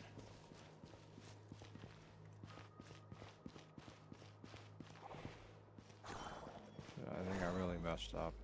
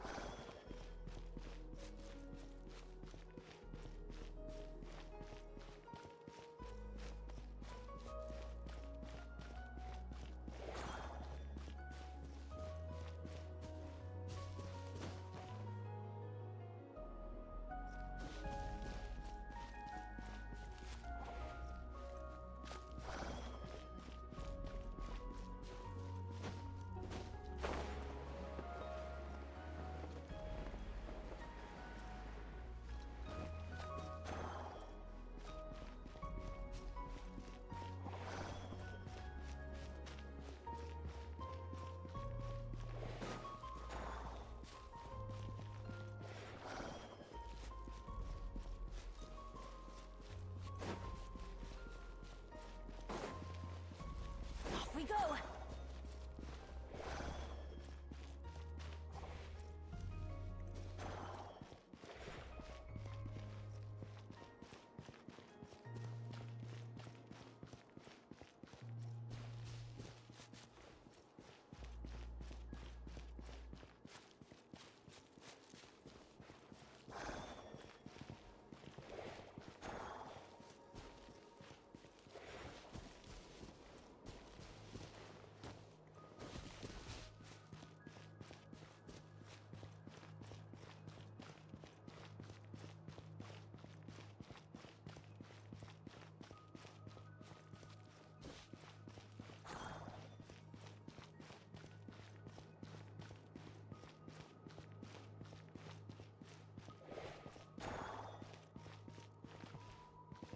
Oh, I thought I had to make 3 of them. That's why I've been running around like this. I thought I had to fix 3 of them. The device is up and running. It's hard to believe that the ancients were capable of constructing such things. Paimon sees our destination! It's right up ahead! Yes, let's go.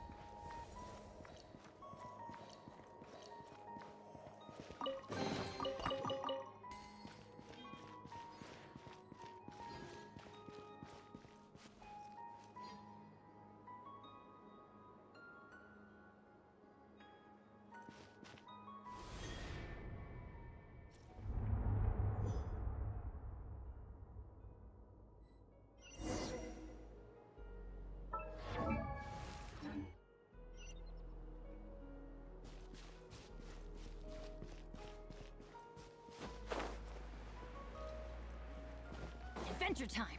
Off we go!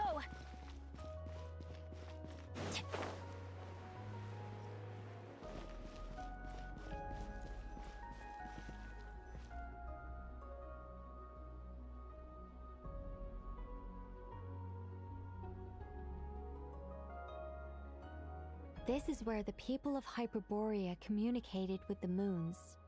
We need only place the moon marrow upon this platform on Moon Prayer Night, and we shall be able to open a portal to the moon and send our moon goddess back home.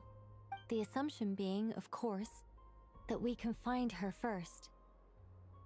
That's right. You want to know if it's safe there, don't you? And yet, she has no choice but to return. You know this. Oh, that's not the only issue here. This is the end of the line, right? We've explored everything we can. And despite looking at historical artwork and talking to people from Hyperborean times, we're still no closer to learning Columbina's name. If it's not too much trouble, could you tell me exactly what Alice said to you about finding her name?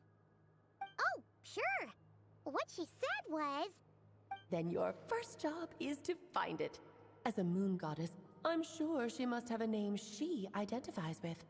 Neither Columbina nor Kutar is her true name, and she's never really accepted either of them.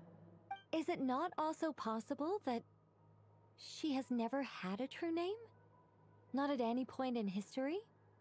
That would be a hard pill to swallow. But at this point, we may have to accept that that is the truth. No one knows how she came into being, and she certainly doesn't have parents in any sense that we're aware of. Perhaps she was never granted a name at all. But does that mean there's no way to get Columbina back? She's just gonna disappear and there's nothing we can do about it? Huh? Wait, why all this pessimism? Was it the way I phrased this question? You all seem to be taking this in completely the wrong way. Well, just because she's never had a real name in the past doesn't mean she can't have one now. What? Think about what Alice said again. She never once said that you'd have to find a new name, did she? Are you saying what I think you're saying? We're going to have to name her Bob. Bob's a good name. Bob is a very good name.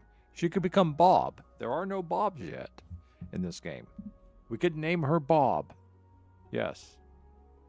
Bob's very famous.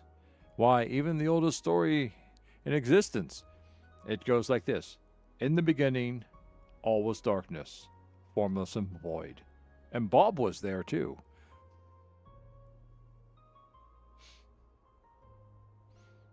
Yes. Names are anchors that connect us to the world. If she doesn't have one already, then all we have to do is create one, no? It's like... yes. Traveler, when you first arrived in Teyvat, do you think you would have turned around if someone behind you shouted, "Hey, Tumaini"? But what about now? I understand what you mean. Life is a long journey. Even the friends and family by our side can change over time. When people call you by different names, what matters isn't so much the words themselves, but what they symbolize. And of course, whether that resonates with you. Lumine. So, close your eyes and picture the moon goddess in your mind. If you were to call out to her in this moment, what would you say? Bob!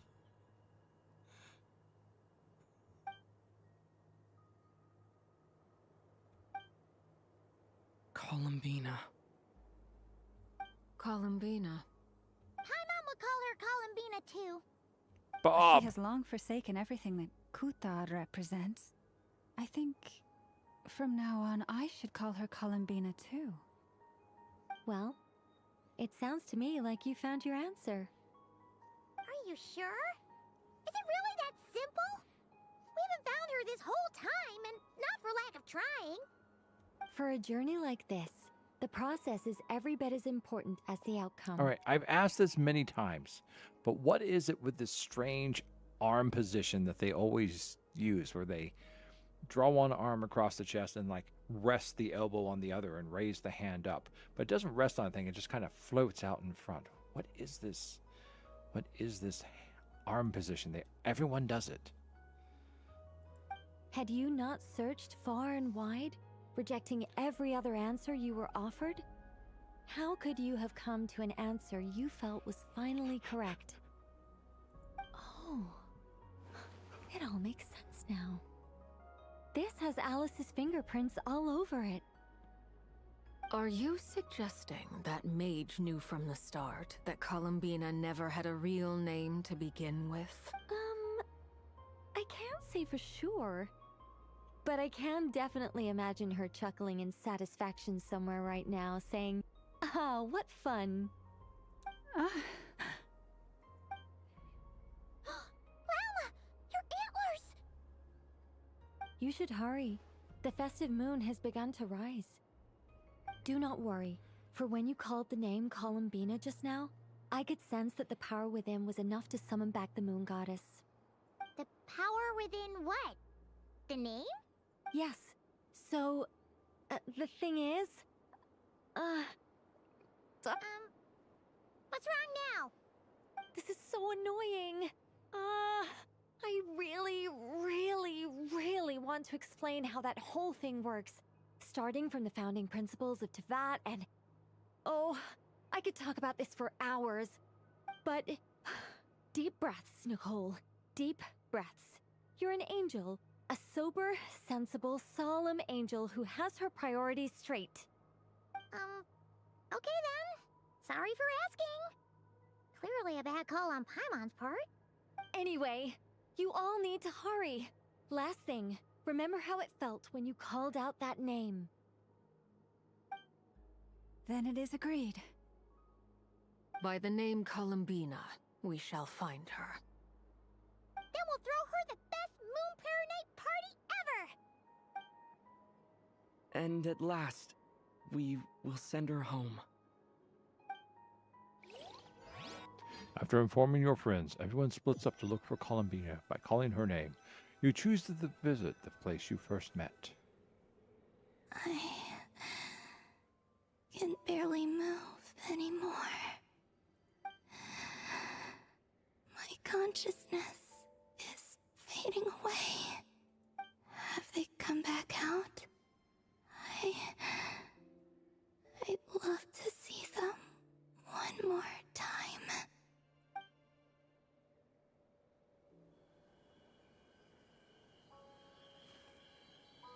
They didn't make it.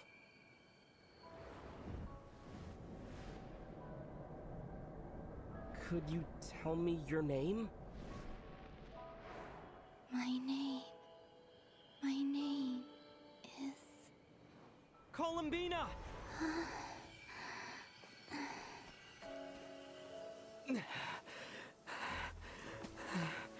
Columbina! Are you here?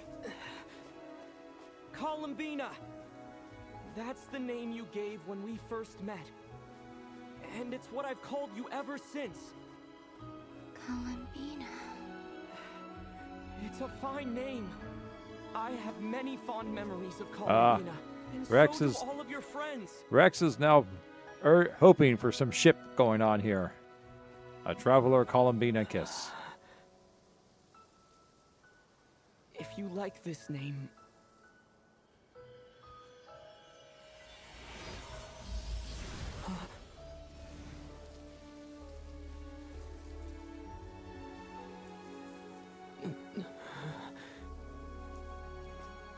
Looking for me?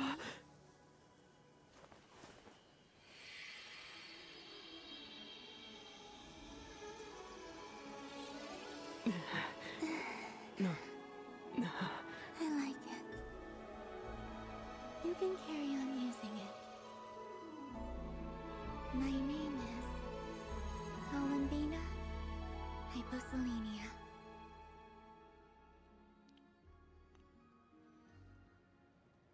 Columbina Hyposelenia. That's a wonderful name. And it kind of rhymes. I never thought that Columbina would become my real name. But after I met you and my other friends, The things that this name stood for slowly began to change. I think we would have been better with Bob. It went from being a Fatui code name to something my friends call me.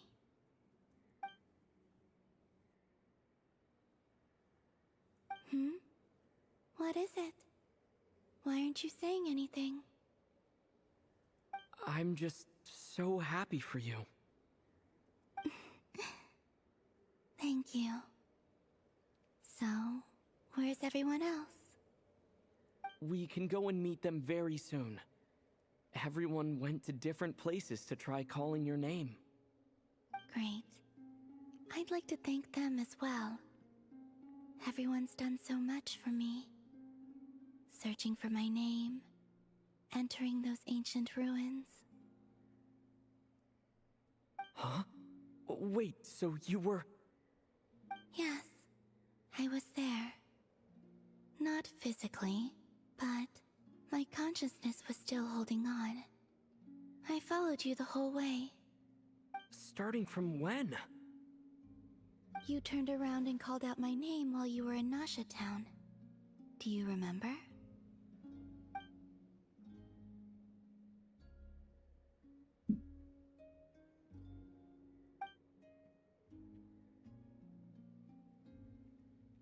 Let's go. We don't want to keep them waiting. Sure. In that case, come with me. But... Hmm? Before that... Could you call my name one more time? Sure. Come with me, Columbina Hyposelenia.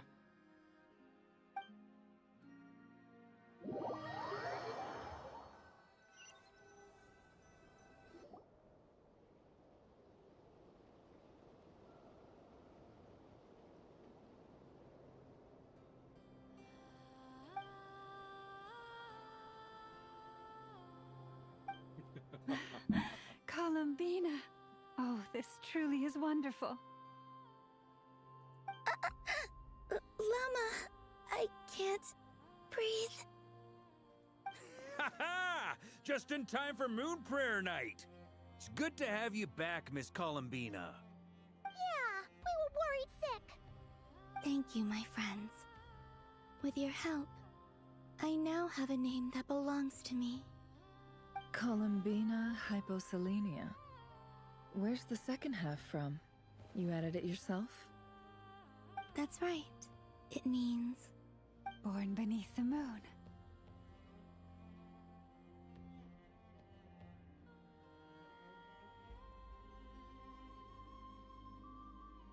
Well, maybe that's going to be another story.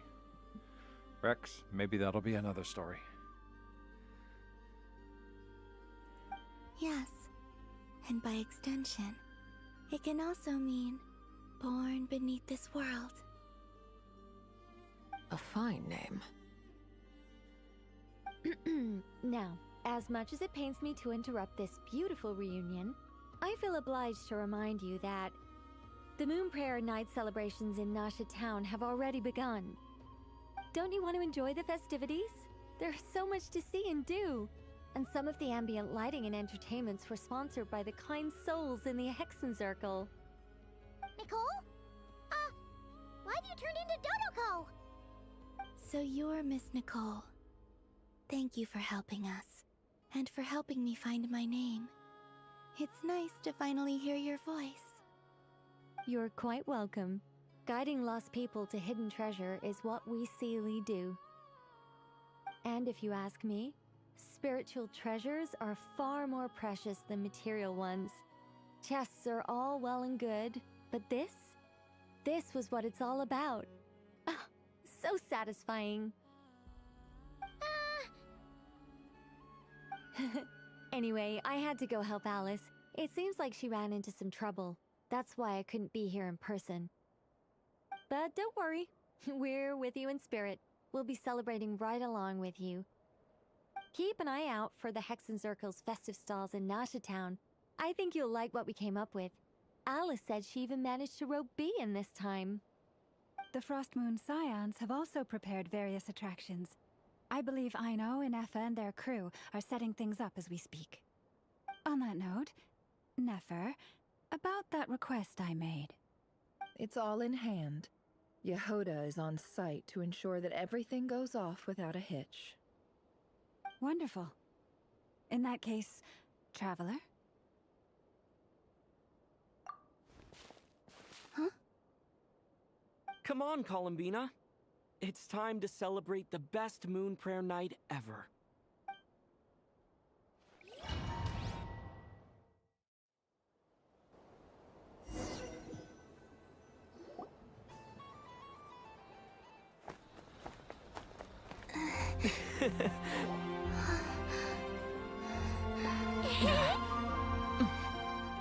Hey, young lady.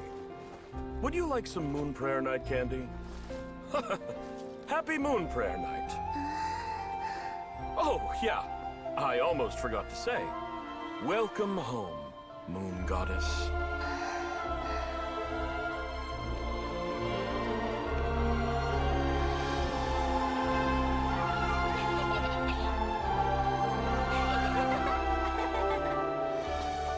Welcome home, Moon Goddess. Welcome home, Moon Goddess. Welcome home, Moon Goddess. Turning Nashatown into her home is a festive gift. A rather brilliant idea. Perhaps this is what Nodcry, Columbina's home, should have been like all along.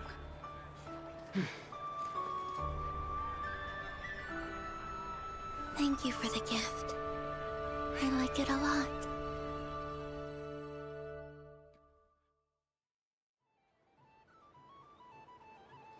This feels like the surprise of my life. I do. I never imagined I'd ever get to enjoy Moon Prayer Night with everyone so freely. If you're happy, we're happy. Quite a strategy you came up with. Hide the tree in the forest. It's not your usual style, Lauma. Is there something about Moon Prayer Night that enhances what's in your head as well as the antlers on top? Apparently so. It even inspired a perennial penny pincher to use their resources for a greater cause. It truly is a magical festival.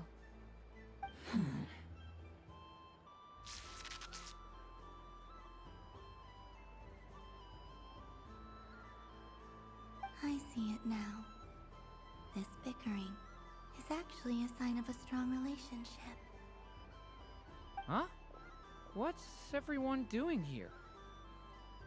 Oh, Miss Columbina, you're back. Yes, I'm fine now. Thanks for your concern. How's your progress with Alice's assignment? Very well indeed. I've never heard her sound so excited. Not like this. This time her excitement seems more serious. Seems like she's had a major breakthrough. She said she'll contact us once she knows more. In the meantime, we're free to relax and have some fun. Enjoy the time off while it lasts. I have a feeling that our next task won't be so simple.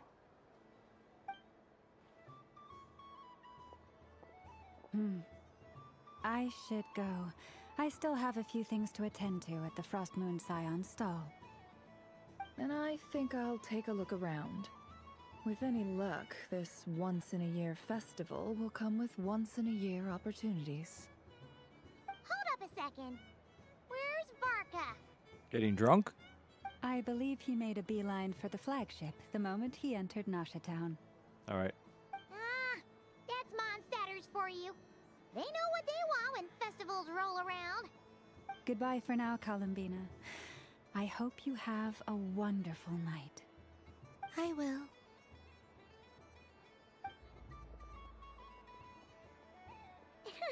Well, in that case, don't just stand there.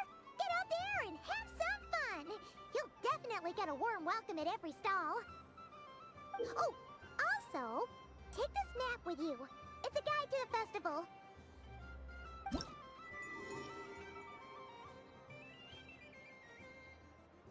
Oh god, there's things I gotta go do now.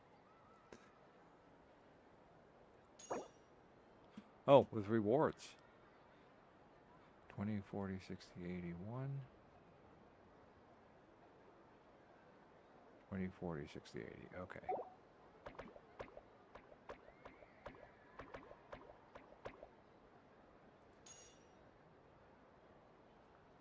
Okay, I see. We actually have to travel. We actually travel. And we actually have to... Moon Scion stall is over here. Lauma's invited a whole bunch of cute animals to celebrate too. Over there is the Hexencircle section. Alice seemed more excited than anyone about this festival, so she insisted on making it a grand affair. Oh, and then there's the Noshitown local specialties, including... Actually, forget that. Better if you go check them out for yourself. Thank you. It looks like a lot of fun. You're not coming with me? We'll be around, but don't you want to browse by yourself for a bit first?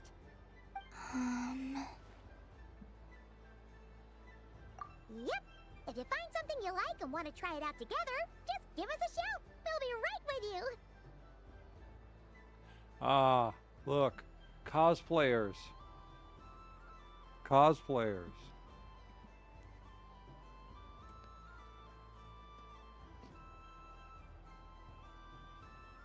Otherwise, just relax and enjoy yourself. There's so much on offer, so try to experience as much as you can. And don't forget to stuff yourself with all the delicious festival food! All right then. Off I go. Where should I go first?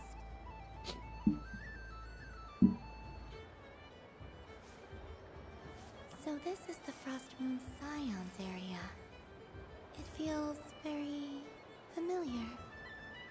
But everyone looks much happier than usual.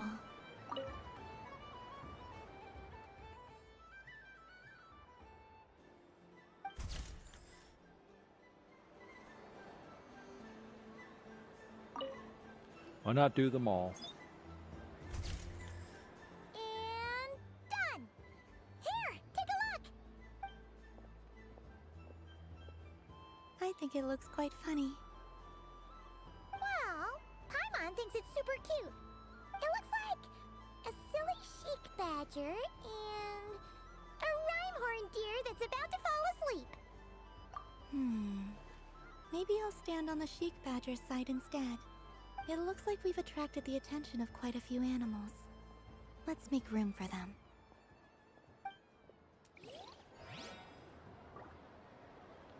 Alright. What's next?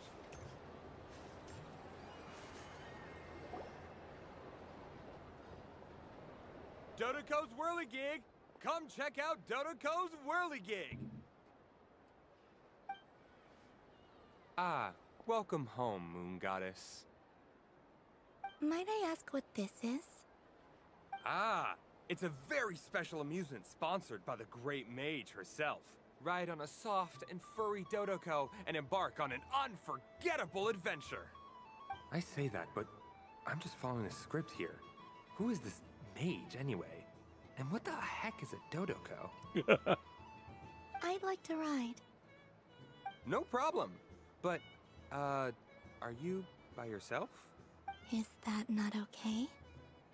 Oh, no, it's fine. It's just that each Dodoco can accommodate 2 passengers. Would you like to bring a friend along? My friends... That should do it. Now, we just need to get everyone else to draw something on it too. But, we gotta keep it a secret from Columbina. Traveler?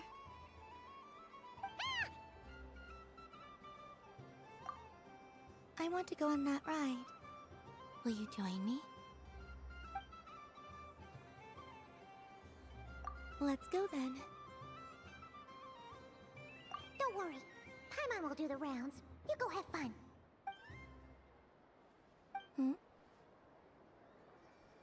All right. I think we have to wait in line over there. Please take your seats. For safety reasons, you mustn't try to leave the ride before it comes to a complete stop. All right, you're all set. I wish you both a wonderful journey.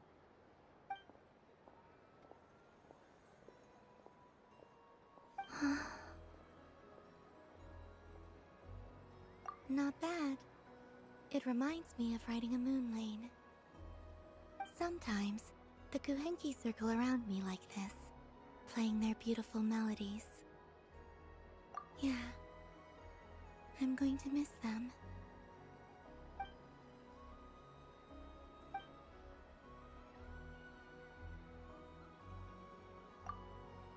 It does. I've felt scared in the past, too. But this is a little different. You know something? I got to see a lot of fascinating things during my disappearance. I saw how the Frost Moon Scions act around their families. So different than how they used to act in my presence. And I also saw how they interact with their friends. It made me curious at first. Why do people act so sincere when they're worshipping gods, but save their truest, warmest feelings for each other? Slowly, I came to realize that it's because they trust one another. They know, deep down, that they'll be accepted for who they are. All of it. The good and the bad. I know. I knew it the moment you started calling out my name. What I fear now is the end. I fear losing all this the very night I have gained it.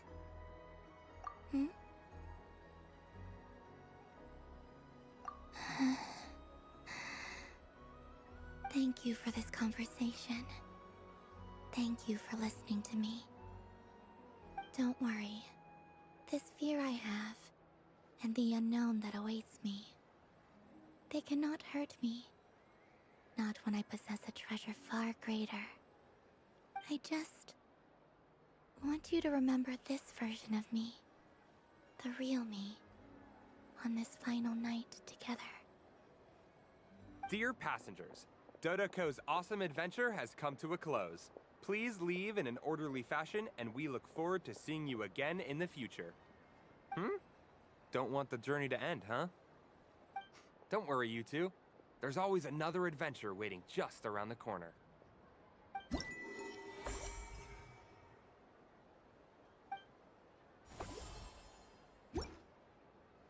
Wait a minute. Didn't I finish the pictures too? I guess go back and take the third picture. Where'd the pictures go? Lost the pictures. There they are.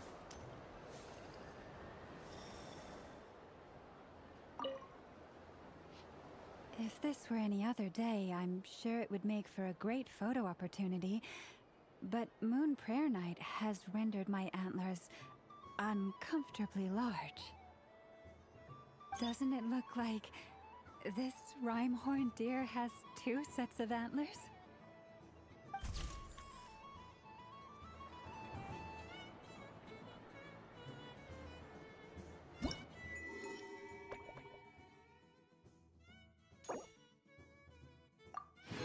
Let's see. Bitey the Frost Whale, 100 flavor moon candy, Kahunky concentration, 3 Witches Festival boost, Tail Ring Saga.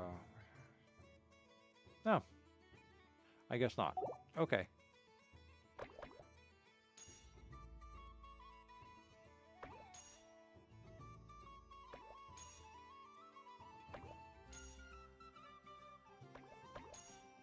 Yeah, there it is right there. So that's why I thought it was, because there it is. But it's not in the list of rewards, so.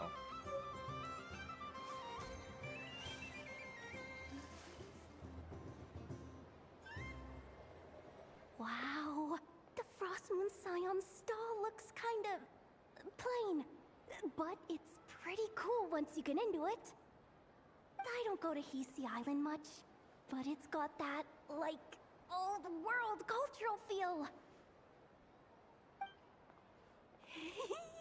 And if culture means we get more festivals, I'm all for it! Hello, Yehoda. Columbine... hello, Moon Goddess? That was too close. I almost gave the game away in front of the staff. Oh, wait. What's the deal with her shoes? They don't make a sound when she walks. I could do with a pair of those. Do you like balloons too? Balloons? Oh, you mean those? What's so fun about balloons? I'm not a kid anymore. They're probably more up Aino's alley. Yes. The animals seem very curious about these strange flying objects. I was drawn here by their voices. I recently learned a fun new game you can play with balloons, so I decided to come and give it a try. A new game? Hello. Welcome home, Moon Goddess. Here to buy some balloons? Yes. Could you give me a few that haven't been inflated yet? Are you sure? I guess it's not a problem, but... Yes, please. Thank you. Uninflated balloons? But those are just little rubber pouches. What does she want with those? Would you like to play the balloon game, Yehoda? Huh? Sure. I guess. How do you play it? Wait here a moment.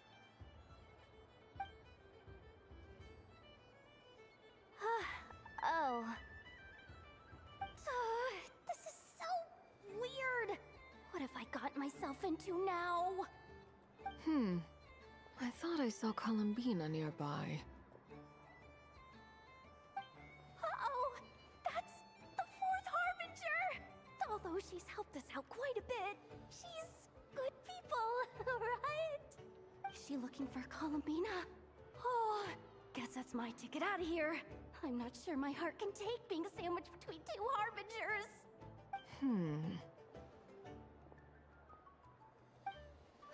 Which stall is she checking out? Oh, it's that other Frost Moon Scions one. Try on the headgear, see what it's like having antlers or animal ears for a day. I wouldn't be caught dead wearing that stuff. So embarrassing. I have enough gear to carry as it is. Wait, what? She put it on? How peculiar. This would take some getting used to. I wonder if this is what it's like for Lynette. It really suits you, ma'am. What is this? She was so intimidating a moment ago, but now, dang, she's really rocking those ears. How does she make them look so cool? I suppose I may as well keep them on for now. All part of the festive experience. She's coming this way. How do you do, Miss Yehoda? Oh, jeez. Don't talk to me while wearing that thing. Where am I supposed to look? Oh, hey there. I'm looking for Columbina. Have you seen her?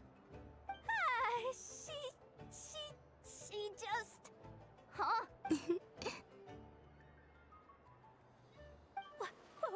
Wait, is that what she meant by balloon game?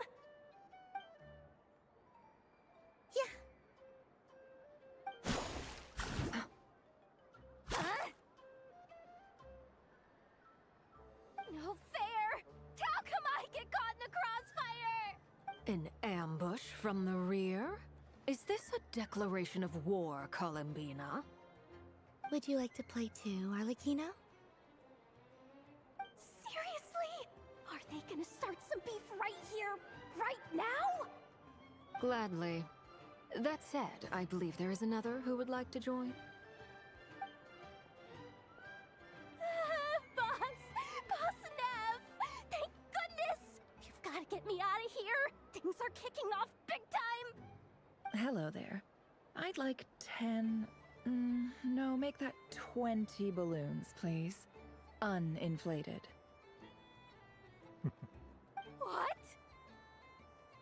Miss Moon Goddess. I hope you're prepared to pay the price for assaulting my employee. Welcome to the game, Nefer. Just to be clear, let's keep this a fair fight, okay? No strange powers, please and thank you. Naturally. Don't just stand there, Yehoda. Aren't you going to team up with me? Huh? Do I have to? Of course. Don't forget, the Curatorium has a reputation to uphold. I knew something like this was gonna happen.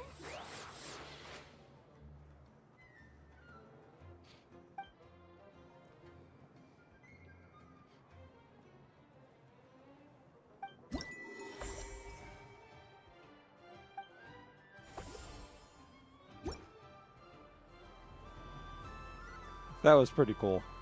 I like that one.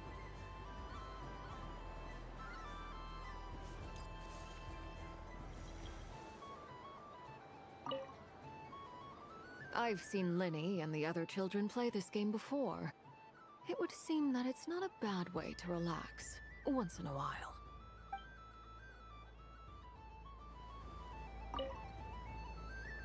Welcome home, Moon Goddess. Would you like to try on some animal-themed headwear? I always hear Lauma saying how heavy her antlers are. I wonder how it feels. Let me give it a try. Oh my! It really suits you. It's a little itchy, and it's hard to turn my head. Should I keep wearing it? How does this look? How does this look? Oh. How does this look? We'll stick with that.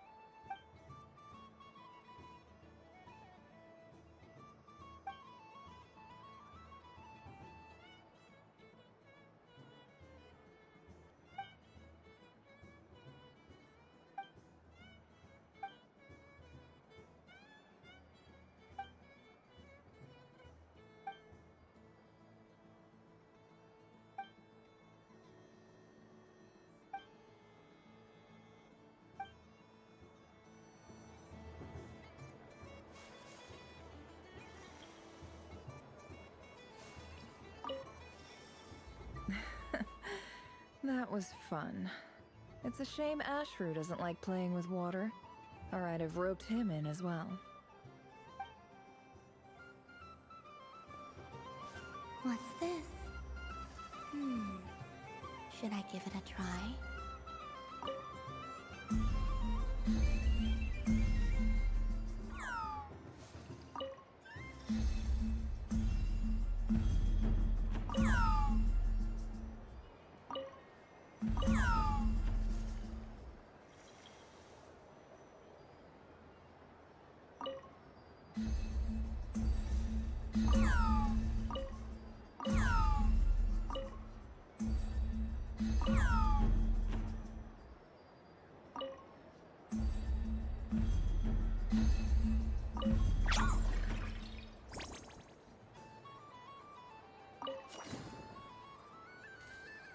I guess we did it right.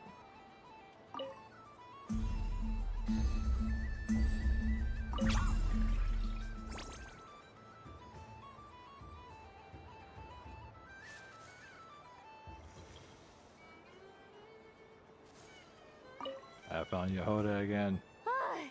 I just had a water fight with 2 Fatui Harbingers.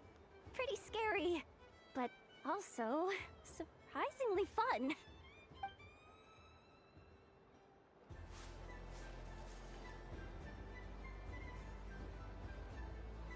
I wish for a never-ending supply of Laka berries. What a humble wish. Probably written by a child.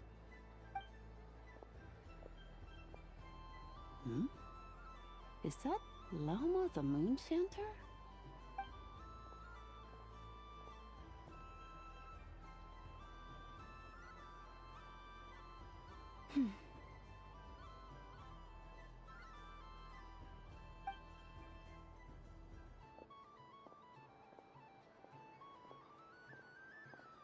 I wish that the long plume ibises would stop biting me.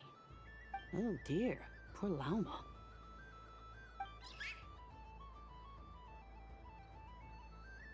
All right, I'll write that one down for you. I got it. While everyone else is celebrating Moon Prayer Night, you're as busy as ever.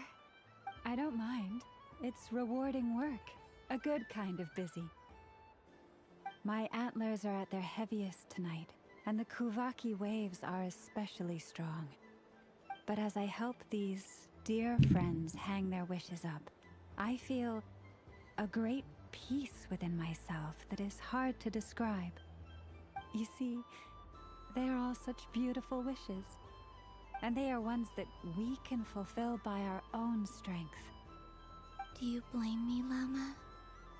I want to hear your honest answer. It is by the help of so many people that I can return to the moon. But I feel as though I've hardly done anything in return. You've done plenty, Columbina. I say this in earnest, both as someone who knows your history, and also as a friend who has seen what you've been through.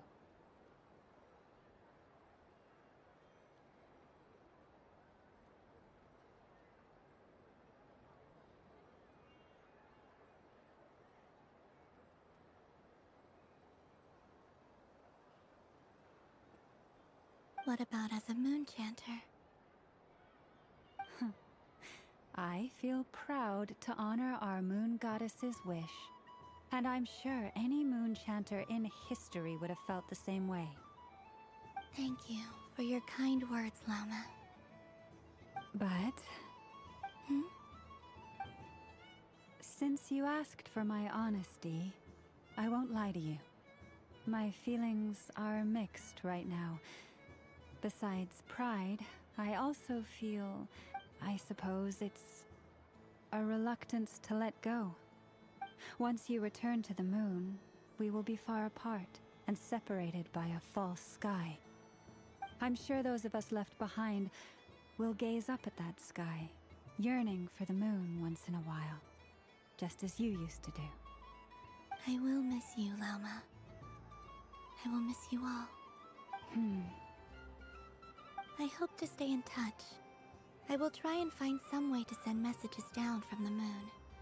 Perhaps you could use Kuvaki. I've heard Yehoda say that signals can be sent using long and short waves, or strong and weak lights. That sounds a little complicated. What if we forget what the signals mean? We could prepare a codebook beforehand, but... You're right. It wouldn't really suit you. Still, whatever happens, I believe that you will find your own unique way of communicating with us. And now that I think about that, my heart feels lighter. Because you trust in me? Yes. I have faith in you, and in the power of truth. In my experience, the truth tends to be difficult. But that's what makes it stand out from what is false. So I'm confident that your thoughts and your love will shine through the curtain of lies. We will know it when we see it. Thank you. Now, could you help me hang up my wish? Is this... I wish that all who dwell in this moonlit world can find a place to belong. And I wish that I shall one day see my friends again. It's 2 wishes. I hope that's not too greedy of me. Not at all. And I think you speak for us all with the second one.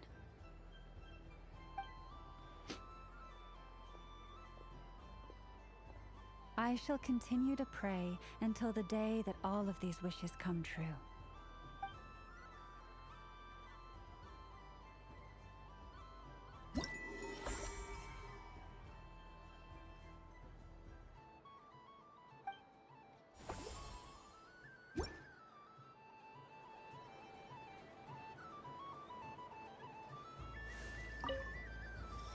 Yes. May everyone's wishes come true.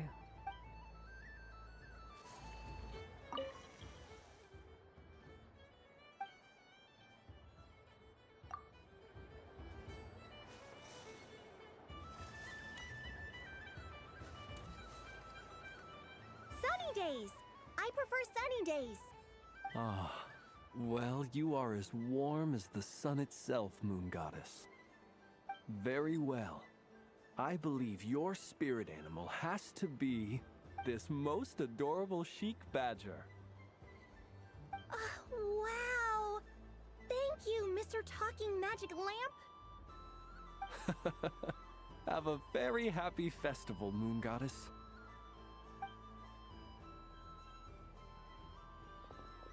Lance? That's you, isn't it? It's our little secret, my dear traveler in Paimon. Okay, sure, but why are you here selling sugar sculptures? Everyone celebrates in their own way. After gazing into the abyss and spending time around gravestones all year, what better way to relax than to see sunny smiles on the faces of the living? Besides that, I like to think of myself as a fair judge of character. I dare say matching personalities to confection suits me rather well. That's not what Paimon was talking about. Aren't you afraid that your true identity might be exposed? Should I be? There is all manner of magic in the air this moon prayer night, thanks to the work of the great mages. I see Miss Columbina is hiding in plain sight. Why should I not do the same? Why miss this rare opportunity to enjoy a special evening in my true form? Fair enough. You got a point there. People who don't know you will probably think you're just a talking lantern. Well, now that we see eye to eye, what brings you here? Not a search for your spirit animal, I presume? Ah, well, actually... Here, see for yourself. Oh, this is... How wonderful. A beautiful idea. Yeah, we just met Barca, and he said that having everyone draw their own section was kind of boring. So, he did your bit for you. Ah, Varka. Ever the maverick. I see his artistic skills are truly one of a kind. In that case, I shall paint something on Mr. Albedo's behalf in a short while. What? Why not now? Ahem. Welcome home, Moon Goddess. Phew, that was close. Hello, Flins. She recognized you right away! What keen eyes you have, Miss Columbina. Especially considering they are shut. I did not see you. Rather, I sensed you. I can sense the fluctuations in Kuvaki all around me. One would expect no less of the Moon Goddess. Might I interest you in some candy? Yes, please. Excellent. I shall make some for you right away. Something the matter, Miss Columbina? What about my spirit animal? All the other children carrying sugar sculptures are talking about it. Wait, is she taking the test seriously? Ah, my apologies. How could I neglect that? You are quite right, Miss Columbina. Every one of us has a magical creature living in their heart. Would you permit me to help you find yours? Yes, please. Do you prefer the day or the night? Night. Which of the 4 seasons is your favorite? Winter. Think of a perfect day. What is the weather like? Sunny, rainy, or perhaps cloudy? Rainy in the morning, sunny at night. What kind of answer is that? Forests, lakes, and open seas. Which do you prefer of these? I like them all. Imagine you opened your very own shop. What would you sell there? Moonlight, I think. Wow! Paimon would totally shop there. It wouldn't cost anything. You'd just need to visit. Aha! I believe I know what your spirit animal is. Here, for you. Oh, it's a Kohenki! Indeed. A free-spirited being with a deep love for all things here in Nodcry, who selflessly lends her aid to as many people as she can reach. It is the perfect fit for you, Miss Columbina. Thank you. It would be my honor. But you shall have to forgive me. We have known each other for quite some time. I doubt there is any answer I could give that would come as a surprise to you. So instead, would you accept this sugar sculpture as a token of our friendship? It's a lantern. Hey, why don't you two go enjoy your candy over there? Paimon wants to try out this spirit animal thing too. Right, Flints? Come on, play ball. I get this drawing done. But I want to hear Paimon's answers. But it'll probably take ages. Paimon's a complex soul. And we don't want your candy to melt while you wait, huh? Oh. Okay then.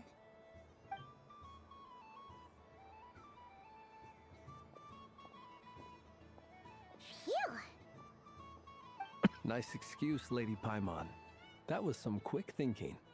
Yeah, no thanks to you. A little help next time?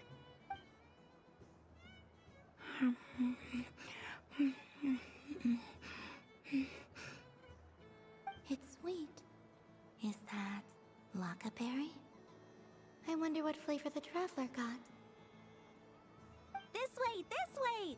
It's the candy-selling lantern! I'm coming! Of course. Traveler, maybe we can share? Yes. I found out recently that people share their food sometimes, so I'd like to try it. Or... thank you.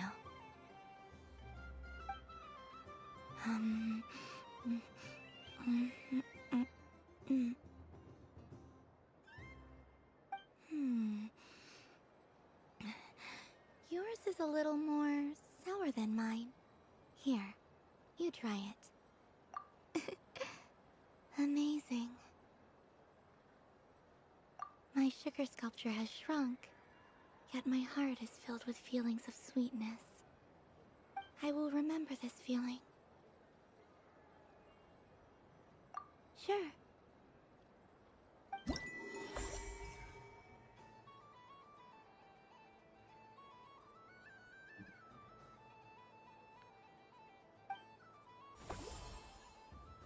Another 5 more to go. Okay.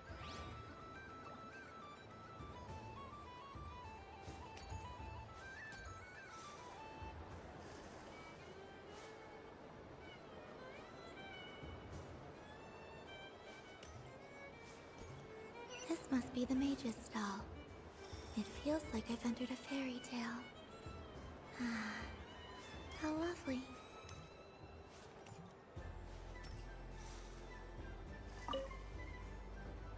A soft and furry creature that bounces and jumps.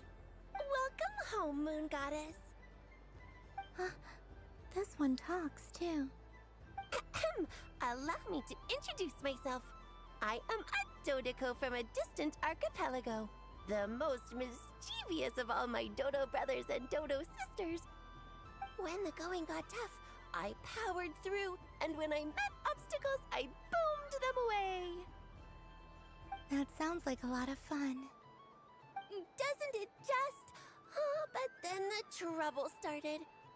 Recently, I found a lovely beach, the same beautiful jelly color as my hometown, and so I dove in to have a look. Only to find it overgrown with seagrass and nasty little spiky fish everywhere, looking to turn me into a Dodoko kebab. I made it back to shore by the skin of my teeth, but my tail was sorely hurt. Couldn't you just boom them away? Oh, I wanted to, believe me. But I've heard that you, Moon Goddess, can understand animal speech. The last thing I wanted was to cause a gigantic fuss and get taken to court by a school of spiky fish. I'd be driven out of these waters for good, and my winter holiday would be ruined. And so, dear Moon Goddess, I was wondering if you might lend me your allegiance. Are you roping me into a crime? Oh, let's call it a once-in-a-lifetime carefree adventure. Does that sound better? All the festival goers tonight are dressed up as the Moon Goddess, but there's nothing to say that the Moon Goddess can't disguise herself as a Dodoko, is there? Besides, this is your home. You should be free to be whoever you wish. I'm afraid I'm not well acquainted with Dodokos, Madam Mage. Oh, that's quite all right. We Dodokos are innocent, happy creatures with a free-spirited nature. Many, like myself, are mischievous troublemakers. Others are lazy souls who like nothing better than to lie down on a nice rock and take a nap. In our eyes, every creature who yearns for happiness and freedom is a Dodoko. But perhaps in yours, we Dodoko are a fluffier and more mischievous breed of Kuhenki? Yes, that is a much easier image to follow. Oh, wonderful! Then let's play! Grab onto my tail and follow me into the sea! Time to settle some scores with the bad guys!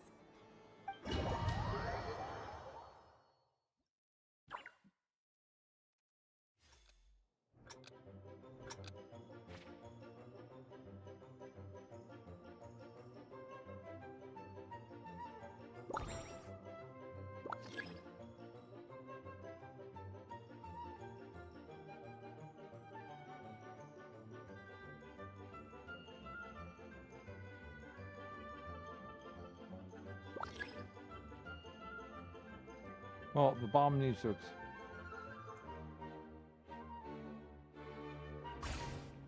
Oh, okay. It's been a while since we played this, haven't we?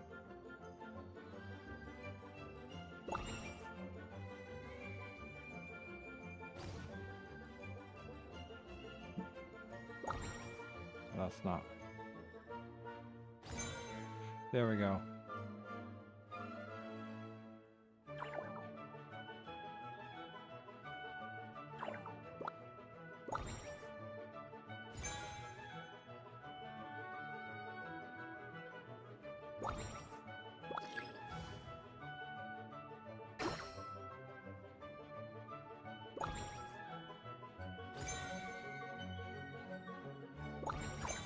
Ow.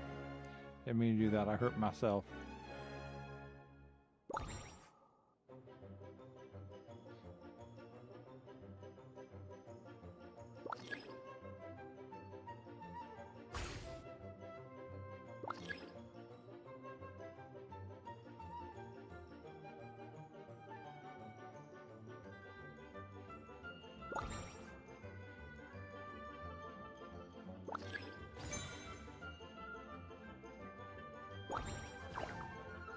I gotta stop doing that. I keep hurting myself.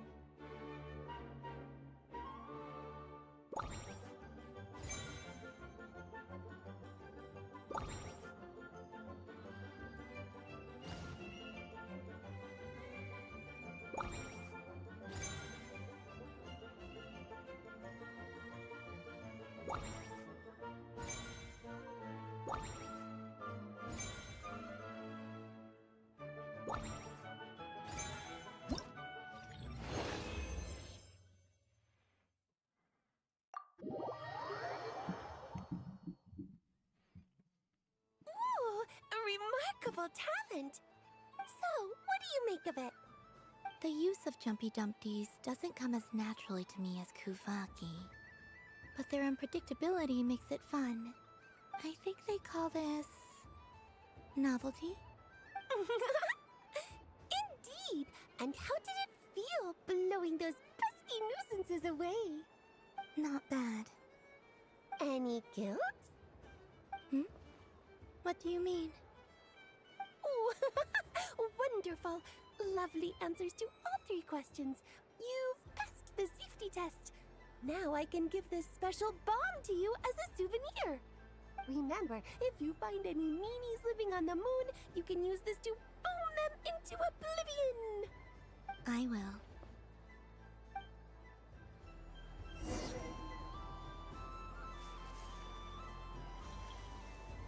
Topping bark up first.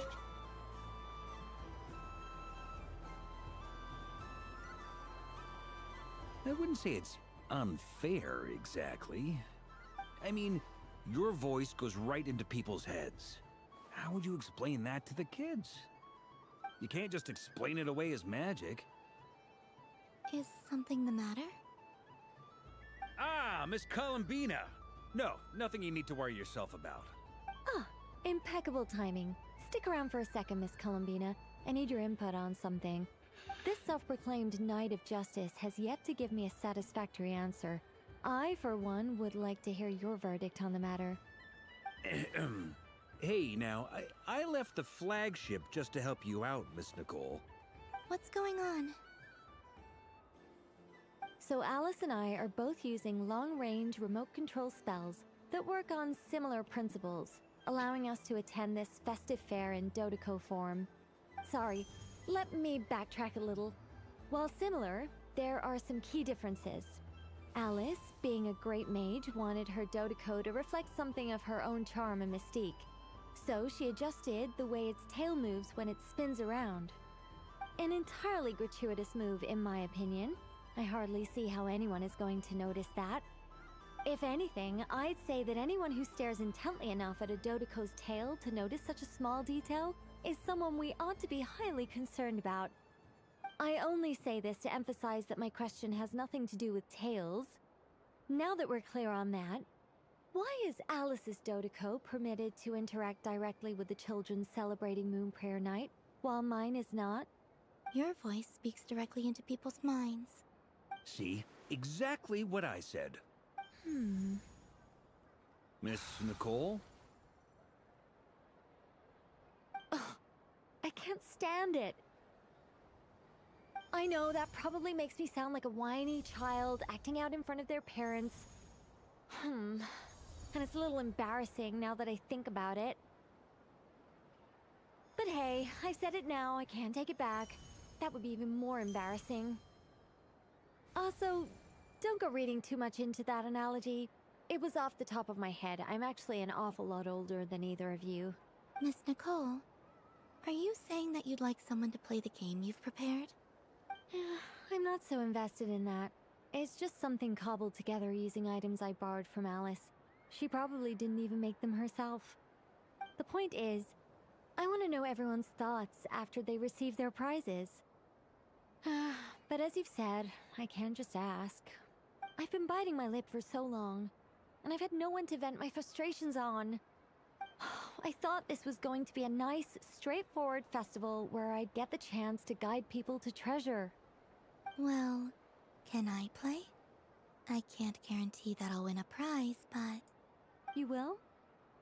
I'd like to try. Then what are we waiting for? Let the game begin! It's like they forgot I was ever here.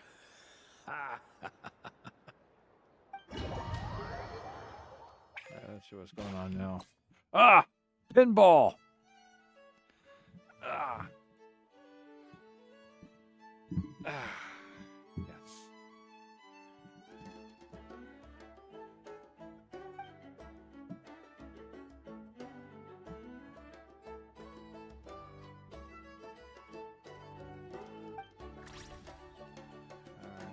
Get my fingers in place here. Look at our lineup here. See? we'll go with that lineup.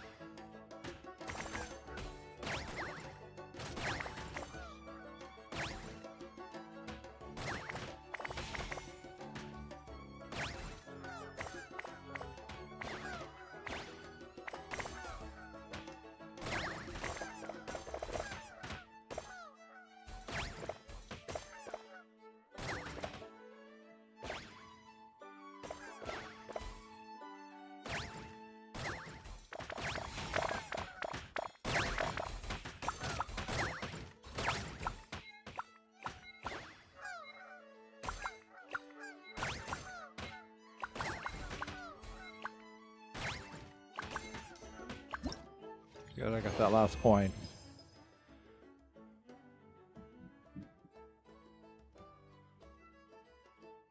I don't think I did a good job. Congratulations, Miss Columbina. With your great wisdom, you have overcome every obstacle in your path and conquered the great challenge posed to you by fate. Fate? Well, something to that effect. If you'd prefer something more poetic, it could be the icy winds or the dawn. Anything you like, really. You could even go with the challenge posed to you by Dodoko, if that's what you're into. Anyway, you can take or leave my suggestions. Moving on. All my hopes are now resting on this. Can I open it now? Stop teasing me. Please, I'm begging you. No more talk. Just open it. Wow. What a lovely sculpture. Classic and cute at the same time. Thank you, Miss Nicole. I'll always treasure it. Ah, there we go. Music to my ears.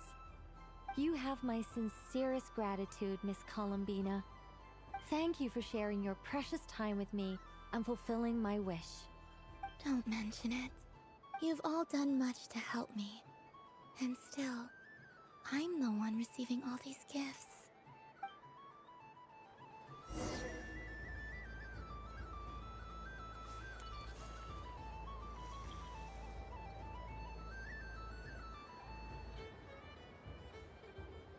Really?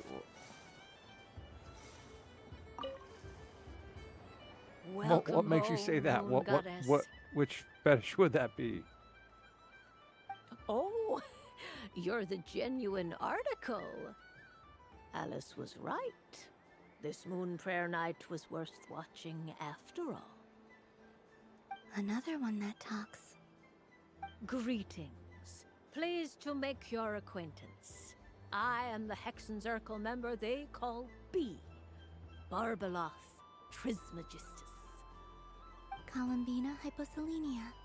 Pleased to meet you too. Hyposelenia. A fine name indeed. Now then, Miss Columbina, do you wish to hear a mage's divination? Divination? The Frost Moon Scions used to ask me what would happen in the future. Is this like that? From the perspective of the one seeking answers, perhaps. As you look to your journey ahead, if you seek to understand the unknown, resolve your doubts, and soothe the confusion in your heart, divination could be for you. The unknowns on my journey. Of course, if one wishes to peer into fate, then hydromancy is the more precise option. But that is a complex affair, and to relegate that majestic art to the status of a festive amusement would seem somewhat uncouth. Besides, it is sometimes better to not know fate with great certainty. See? What'd I tell you? See? Hence, I shall use the suitably festive Luna Arcana to tell your fortune instead. It is more popular with the youth in any case. Lunar Arcana. A tarot deck made entirely out of the major arcana. Indeed. Unlike hydromancy, this will only display possibilities and trends. People like to think of themselves as creatures of agency and free will.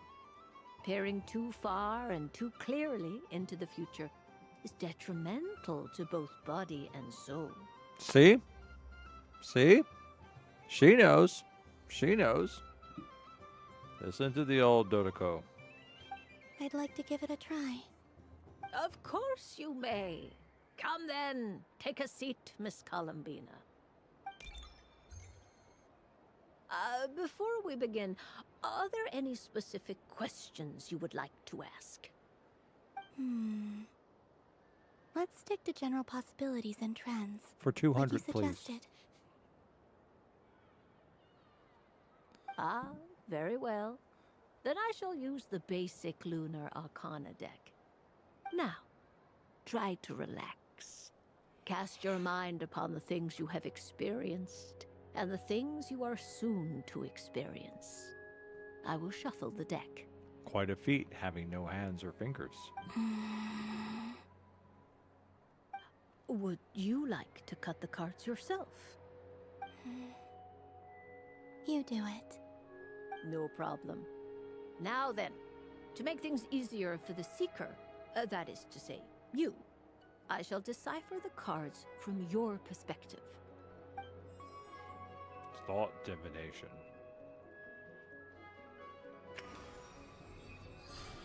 Ah, it's too bright. The future Please, burns. Draw the first Lunar Arcana. This represents destiny and is the foundation for the divination.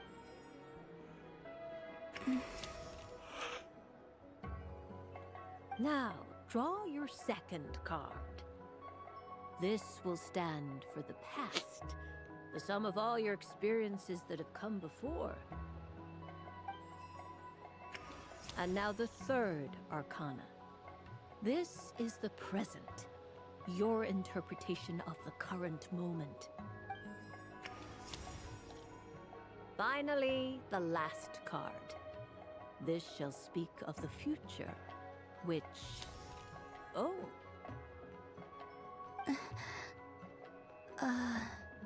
Kuvaki Pulse?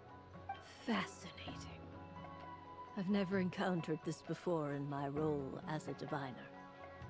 Something has exerted an influence upon this card, causing it to leave its designated position. What do you make of this, Miss Columbina? Perhaps this is the guiding hand of fate in action. Of course, if you wish, you can choose to deny the validity of this card and draw the future for yourself. No, it's fine. Let's go with this one. A bold decision. I must say I'm looking forward to the results. Well then, let us flip the Lunar Arcana in sequence and see what emerges. Sure.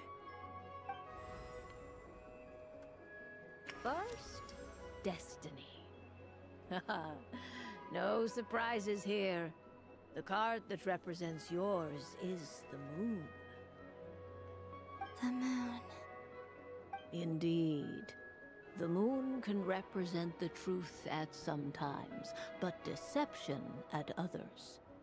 False peace, destructive calamity, and the world-changing power that lies within. When the moon is placed on the destiny tile, it indicates that your destiny is not what it may appear on the surface. Instead, it may yet have a hidden side. It symbolizes a journey through the fog, fraught with uncertainty and deception, where one must face inner challenges head-on. I don't understand. Patience, my dear. This is but the first card, which serves as a basis for the interpretations that follow. Our divination will only grow clearer from here on out. Now then, flip the second card, the one that speaks for the past.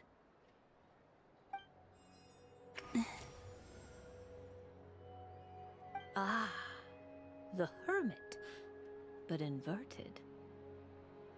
Inverted? Yes. The Hermit symbolizes solitude, introspection, and the pursuit of truth. When inverted, it represents isolation, truth out of reach, and a path that leads one astray. Combined with the moon as one's destiny, the Hermit inverted represents a choice you made to stand alone in the past. It was a choice made not out of fear or arrogance, but for reasons that others could not perceive. You fumbled through the darkness without a guide, but you did not find your way. Rather, you went astray. More than once, it would seem. Is this about how I became Kutar despite not wishing to become a god? And how I joined the Fatui because I yearned for a place to belong?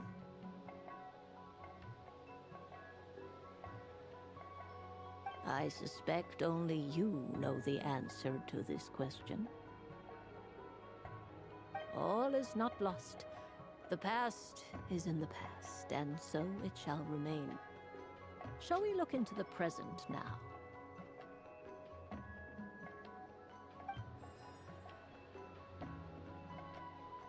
Oh my. The Lovers. One of the most interesting Luna Arcana.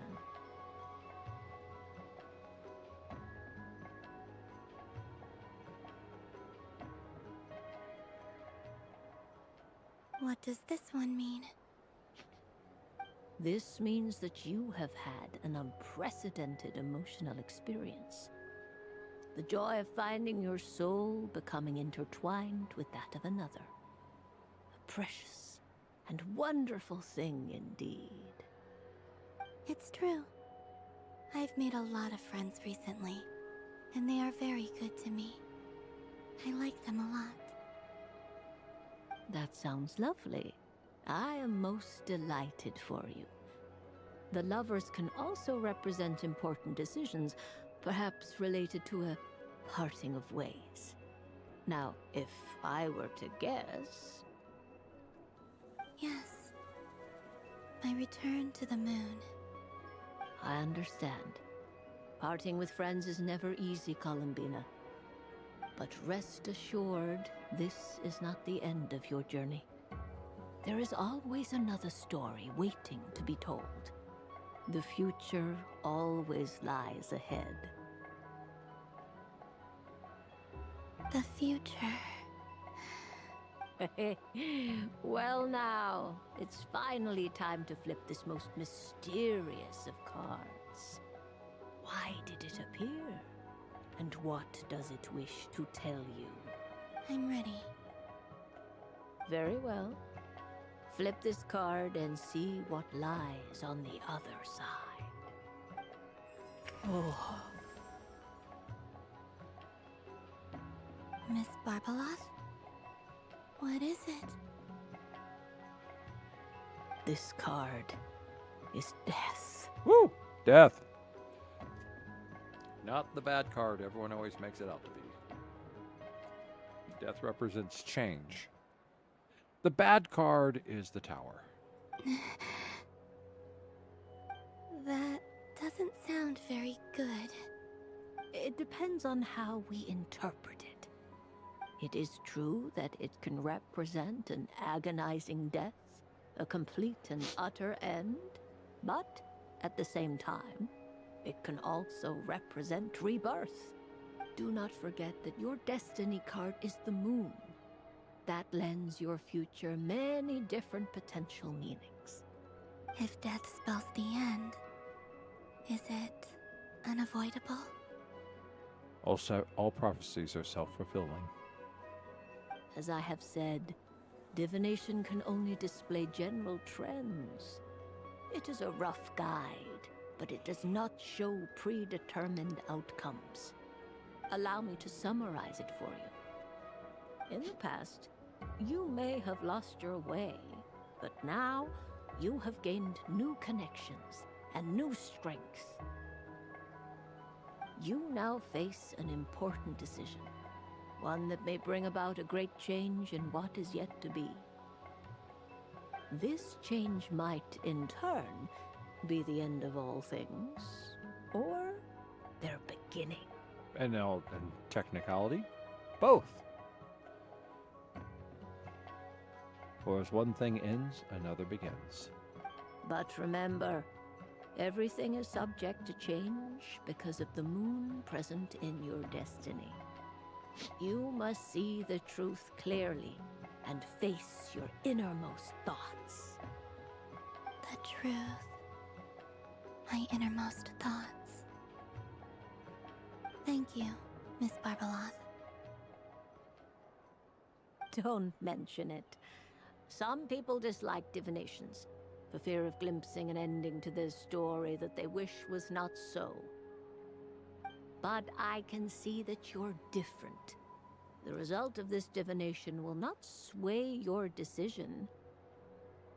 This is a rare quality, and one that diviners always hope to see in the seeker.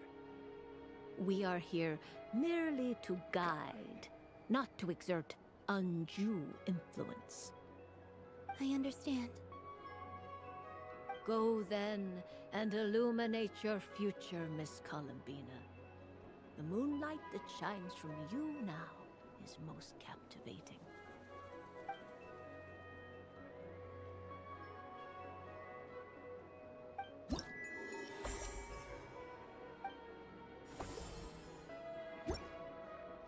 So, as much as I'm actually enjoying this, we're going to have to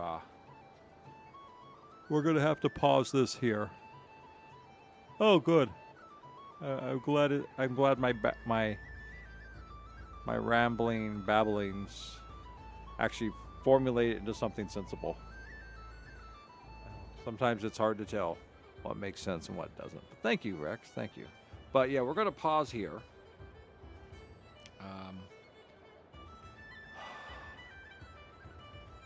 Let's see. We got 4 more to do, but I'm tired. It's 4:20 in the morning, so what is this? We Nefa, Hexametal of the Ring, Ashtown Bite, 100 flavored moon prayer candy. Okay, so we'll have to pick these up next time, which will probably be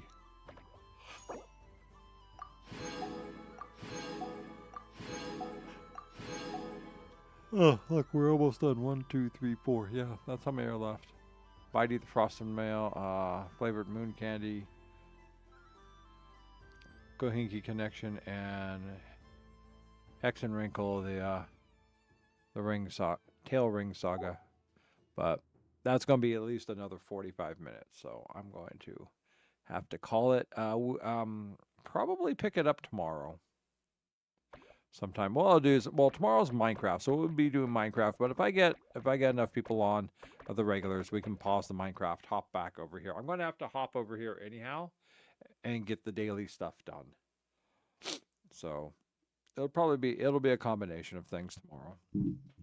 But I don't want to stretch this out until like Saturday or something like that, you know.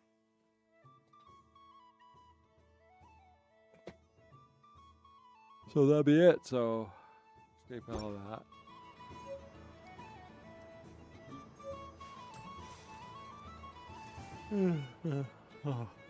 But we did push ourselves along fairly well. We'll stop here for now. Looks like a good place to stop. That's probably going to be our next stop, whatever that is over there. Oh, hey, there's a map.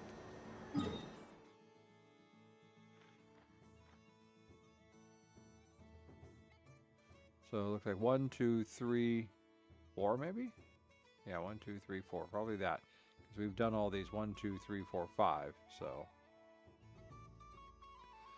something like that maybe. Hard to say. But until tomorrow, have a good day, Rex. Have a good day, Rio. Thanks both for dropping in, saying hi. You are currently in a special story mode. If you leave and re-enter, you may have to experience some of the same... Oh, you bastards. I guess I'm not stopping yet. It's not letting me stop. This is what happened last time. This is what happened last time. That's Boogie. But I was aiming right at it. Aw, what a pity. I saw it with my own eyes. You were so close. So very close. Evil. Evil. Don't be evil during the festival. That's not true. It dodged out of the way right as I was about to snag it. I'm sorry? You heard me. This paper frog can move. I swear. Dear, oh dear, what are you saying? How could a paper frog move? Unless you believe there really is magic in this world.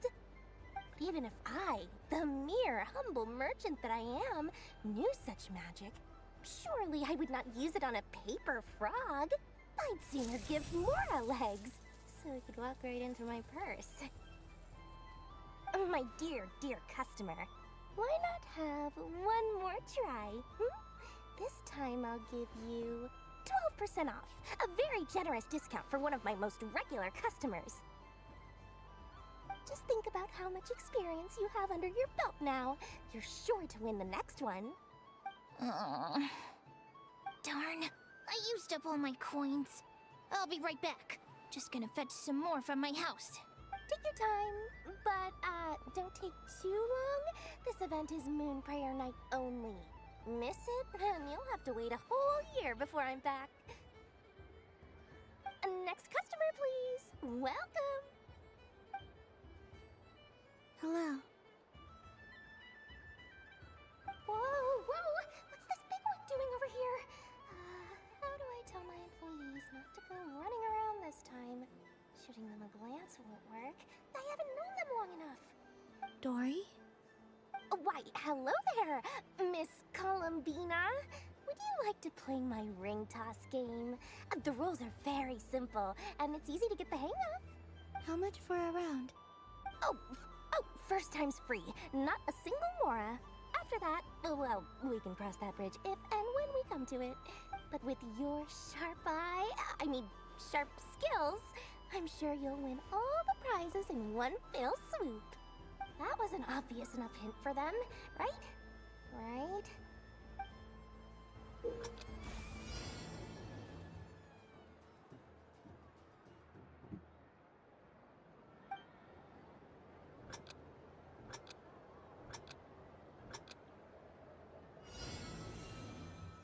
Here comes the ring! Oh, peanuts.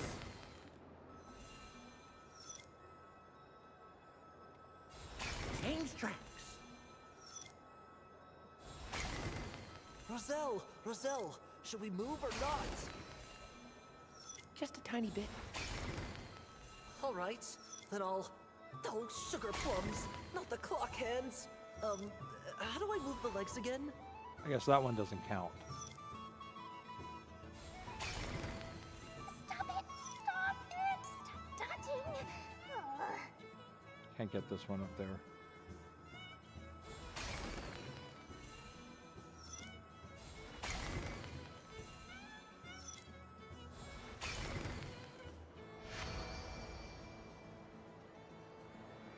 Let's see now. Wow, very good.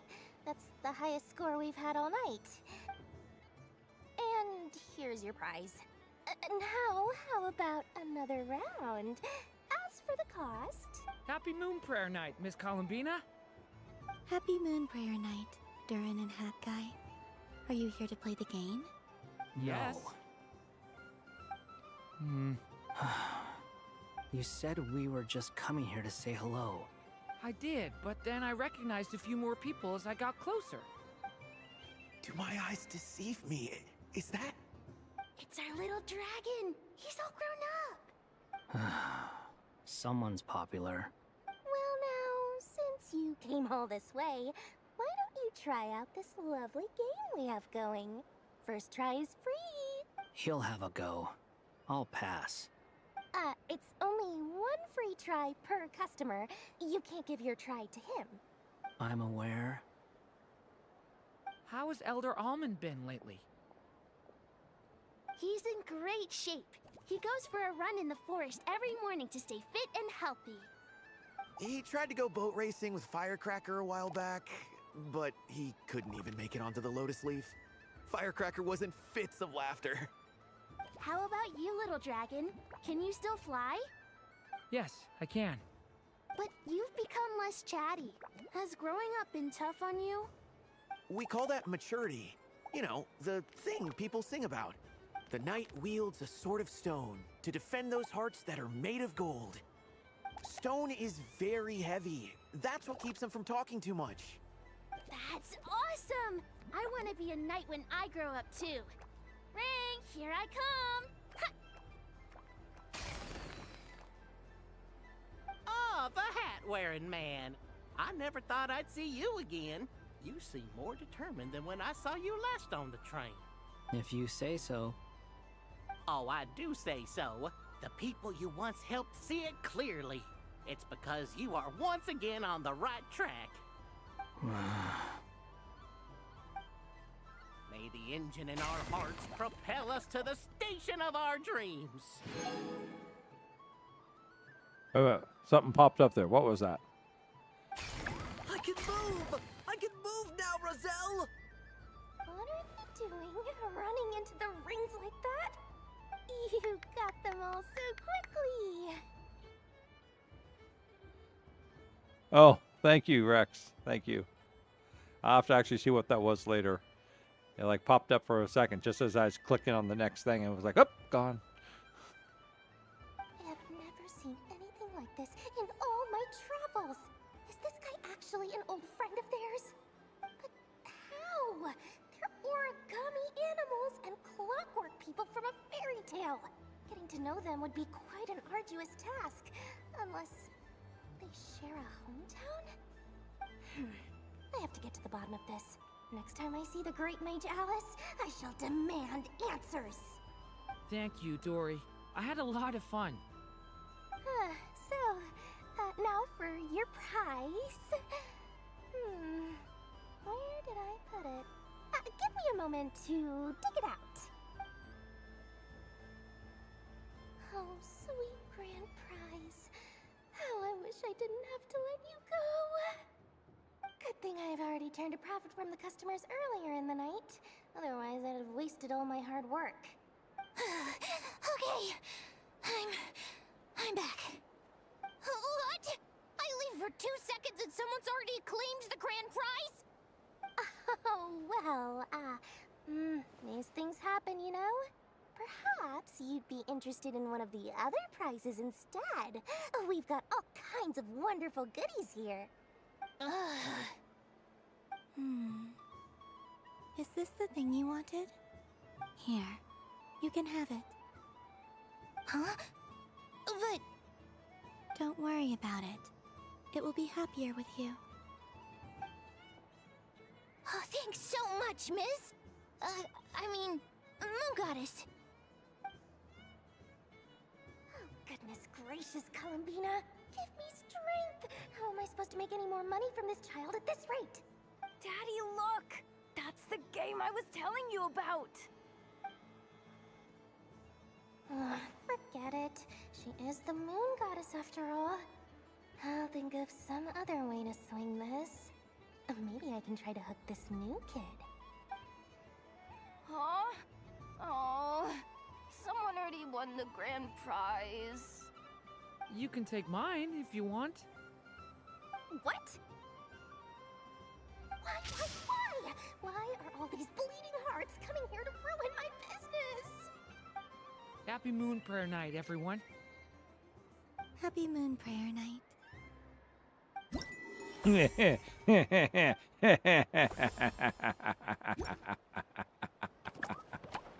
Ah, such a wonderful new moon prayer night. All right, worth staying around for. I gotta find these other ones now. Yeah. What's this? Should I?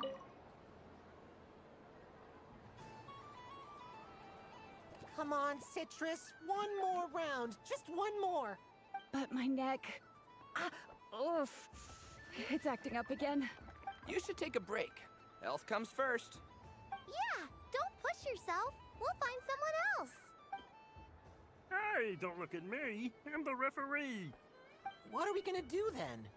Do you need any help? Yes, we do. We need one more player for our game. All right. Could you teach me how to play? It's really simple. You just throw the dice and move by that number of tiles. First one to reach the finish line wins. Rolling a hamster means you move one tile. A paper frog is 2 tiles, and a flying squirrel is 3 tiles. 'Cause they go the fastest. Okay, I get it. So, we're all set? In that case, please take your places and let the game begin!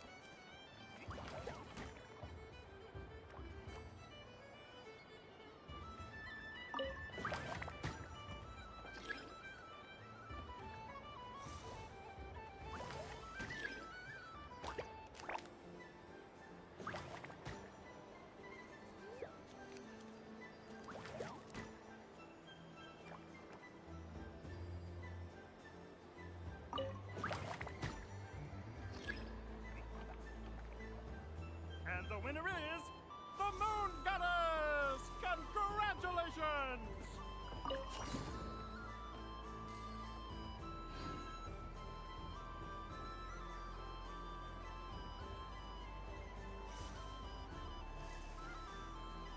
Guess that's it.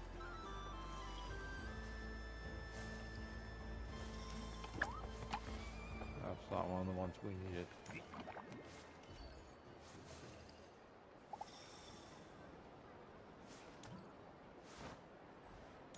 There are so many attractions here. Since I rarely get out, I might as well make the most of it. Moon Prayer Candy! Beautiful, tasty Moon Prayer Candy! Buy a whole box, share it with your friends and family! Candy? To share? I wonder what flavors everyone would like. Welcome home, Moon Goddess. Fancy a box of Moon Prayer Candy? Sure. I knew you would! Now, what flavor would you like? I'm not sure. What flavors do you have? Is this for yourself or as a gift? A gift for my friends. Ah, I see. In that case, I'd recommend apple, lockaberry, or midsummerberry. Those are the most popular. Do you have nocturnal blossom flavor? Huh. I've seen couples give those as gifts before, but I did not know they were edible. No? Okay then. Moonfall silver? You did say this was for friends, right? Maybe Smetana then. Hey, now that's a creative idea! I've never tried it before, but if you're happy to wait, I can see about whipping up a batch on the spot. While we're at it, you got any other ideas? Green grass, krumkake, extra strong coffee. Columbia describes the flavors that come to mind. The scent of exotic candy soon draws over the nearby children, who excited form a line. Before long, everyone's brandishing new ideas for flavors. Smoked fish steak, berries and fried meat, rain-soaked moon prayer blossoms. Stall owner prepared with expectant gazes on every side, lets his courage soar free, and colorful candies are placed in the boxes one after another. Here you go. Every flavor you asked for is in there. Woo!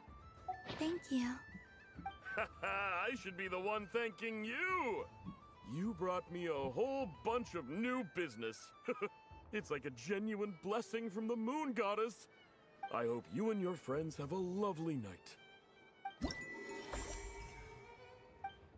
All right, 2 left.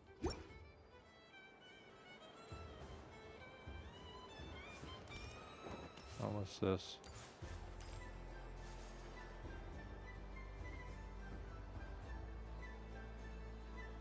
What is going on over here? It looks like fun. Hold it right there! You can't run away from me, Moon Goddess. Hmm? Are you talking to me? Of course. Do you see anyone else here dressed up as the Moon Goddess besides me and you? Yeah, Hey, yeah. come on! Call me by my title. Happy Moon Prayer Night, Moon Goddess. And the same to you. Anyway, there's no time to waste. Get ready for the duel of a lifetime. Duel? Meet my partner, Stacko. Come on out, Stacko! Well, don't just stand there. Let's see your partner. Partner?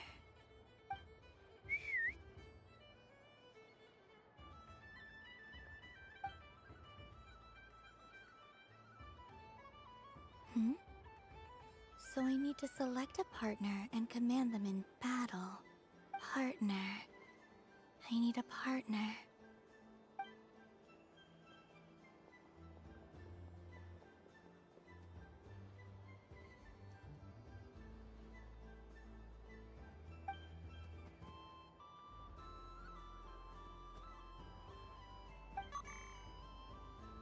Whoa! Am I seeing things? Where'd you get a Kohenki? They're super rare. That's great.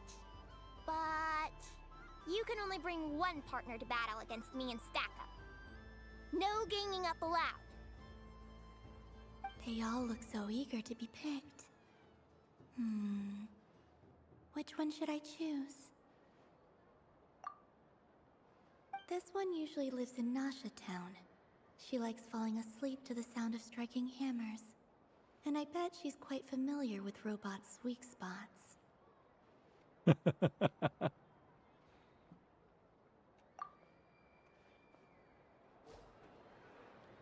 Testing!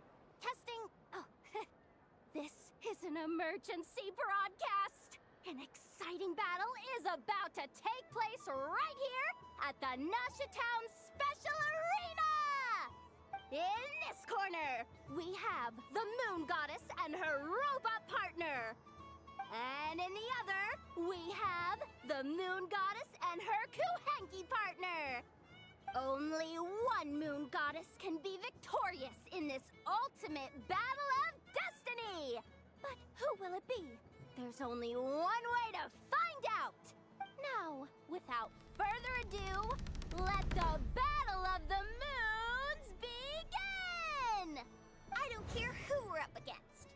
Stacko and I ain't gonna lose. Let's strike first.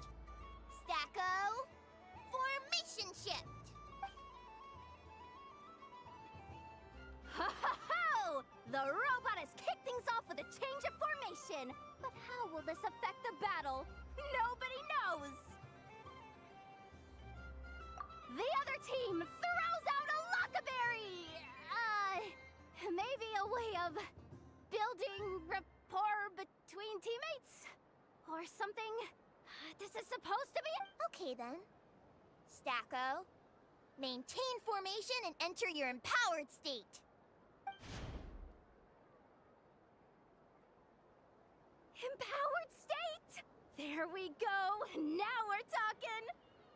Absorbing the immense Kuvaki present on Moon Prayer Night, this lean, mean machine has greatly increased its offensive power! Here it comes! A Lockaberry! Oh, what could the Moon Goddess be planning now? Frankly, I don't have a clue, so your guess is as good as mine. The battle is heating up fast! I'm about to start sweating machine oil over here! Go for it, Stacko! Set Kuvaki to maximum!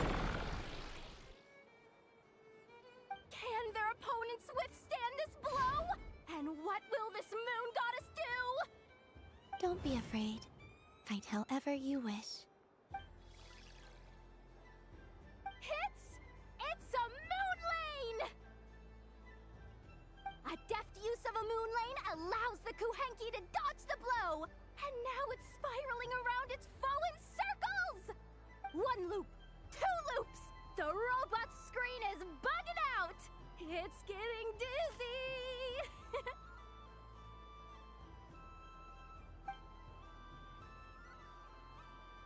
Stacko!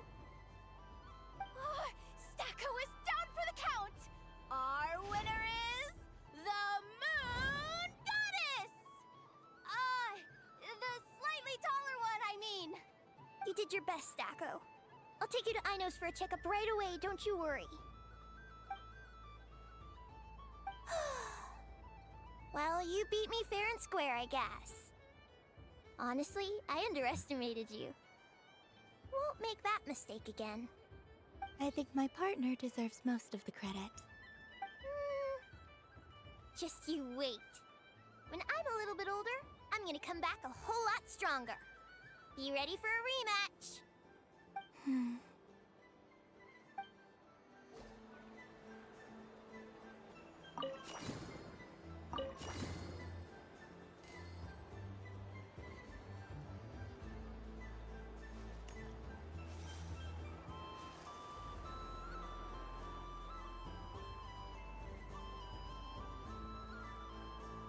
Well, look who it is. I heard someone went and disappeared on us the moment we let her out of our sight. They looked all over for you. Frankly, I didn't think you'd be back for Moon Prayer Night. Were you worried about me, Sandrone? You would like that, wouldn't you? Do you even hear what you're saying? It seems to me like you disguised yourself with festive headgear, just so that you could come see me on Moon Prayer Night and make sure I'm okay. You didn't even bring Polonia with you. You? I thought you couldn't see. I cannot. But I sense the confusion of those around us rippling through the Kuvaki currents.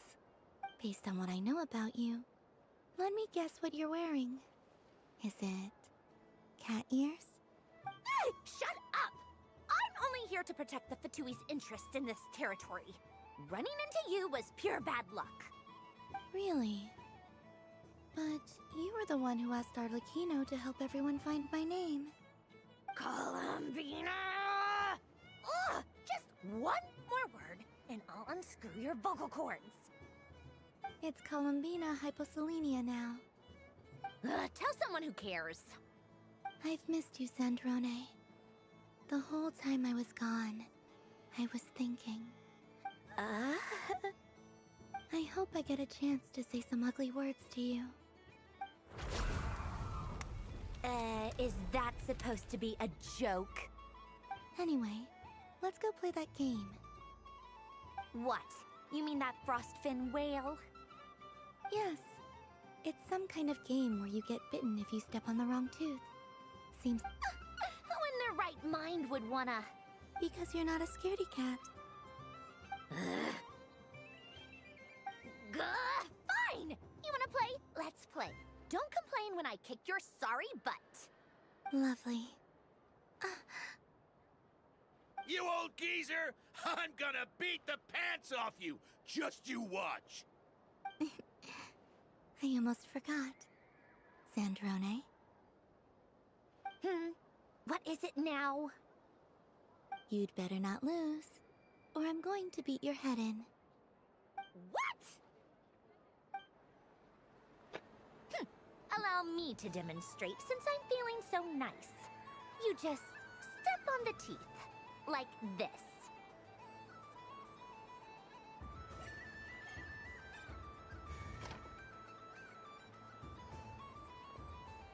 Which should I pick?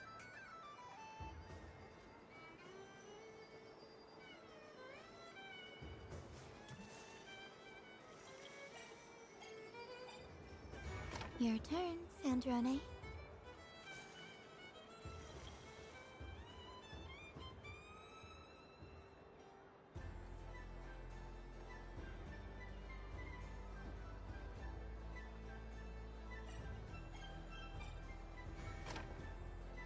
Don't come crying to me if you get bitten.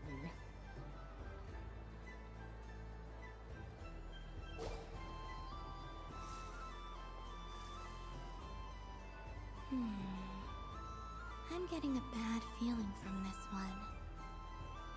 Sensing Kuvaki doesn't count as cheating, right? I want to switch.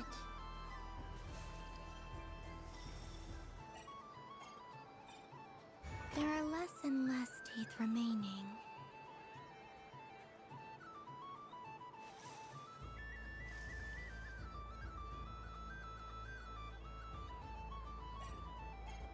Huh?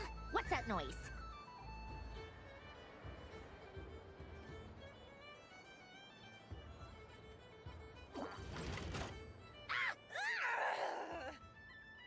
I think you might have picked a bad tooth, Sandrone. Shut it! Do you need any help? It seems like you're stuck. No! It's just a blasted toy! How is its grip this strong? Stop laughing! All right. Well, you lost. So just like I promised. Hey! What are you doing? Are you seriously? Hiya! Why you? Oh, just you wait! Rematch! Are you all right, Sandrone? That was quite a strong bite. Are your clockwork parts? Quit your fussing! I don't need it! All right. I'll go first this time.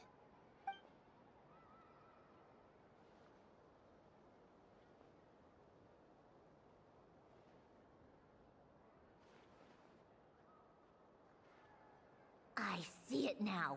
She can sense which teeth are rigged. So I just need to avoid the same ones that she does.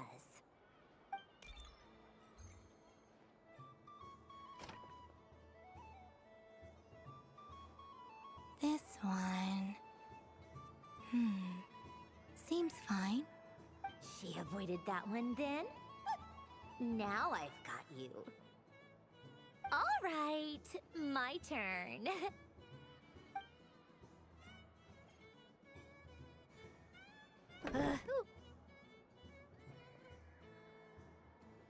What? Looks like you lost again, Sandrone. Wait! There's more than one bad tooth! Bonk.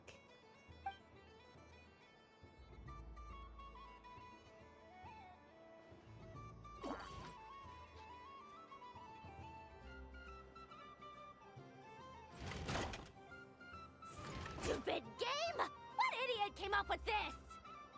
Are you all right, Sandrone? You said some nasty things just now. Oh, I'm peachy. Should I let you bonk me on the head as well? Ah, forget it! Come on, bonk away. It can be your consolation prize for losing so badly.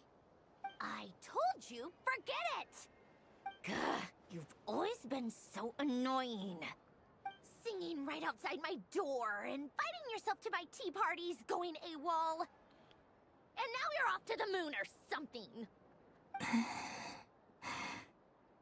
Of all my days with the Fatui, the times I spent with you, Arlecchino, and Rosaline, they were my favorite. I will not forget them, just as I shall not forget this moment. We'll always be friends, no matter where we are, right? Who'd want to be your...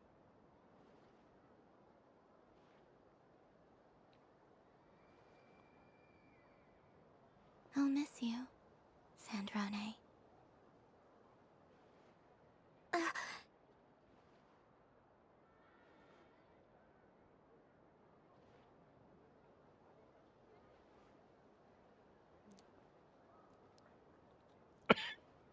Goodbye, Sandrone.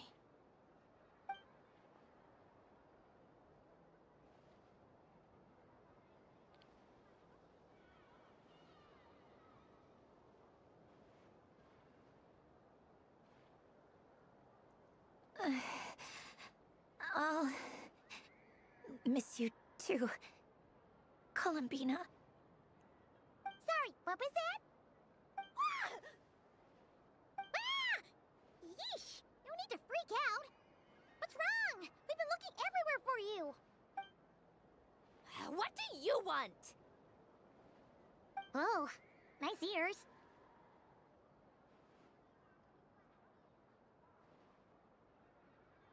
What do you want? Nacha, welcome to the stream. Yeah, I'm stuck pushing through it because we're in the middle of an event and I can't turn it off. So welcome to the late stream. This. Huh? It's your turn to draw something.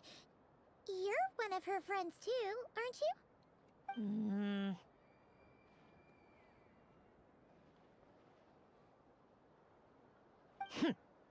Doesn't know how lucky she is.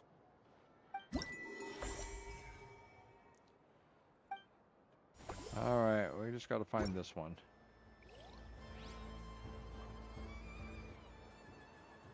Where's it at?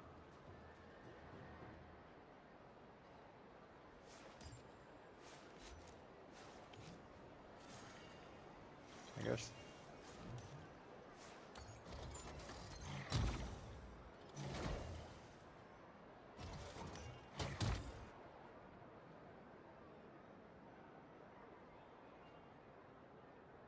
This doesn't make any sense. How am I losing every single time? Wait, Inefa, you're cheating, aren't you? Yeah, that must be it. I am not cheating, Aino. Uh-oh, sounds like Inefa's turning into a big baloney bot. I think it's time for some serious maintenance. Moon Goddess, help me. Miss Columbina, Aino is attempting to cheat. What the? I'm not the cheater. You're the cheater. How dare you throw it back at me?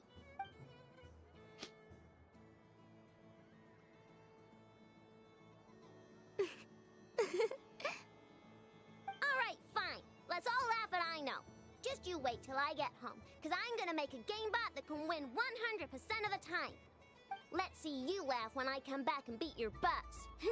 You'll all have your heads covered in stickers when I'm through with you. We came to check everything was okay after all that yelling, but,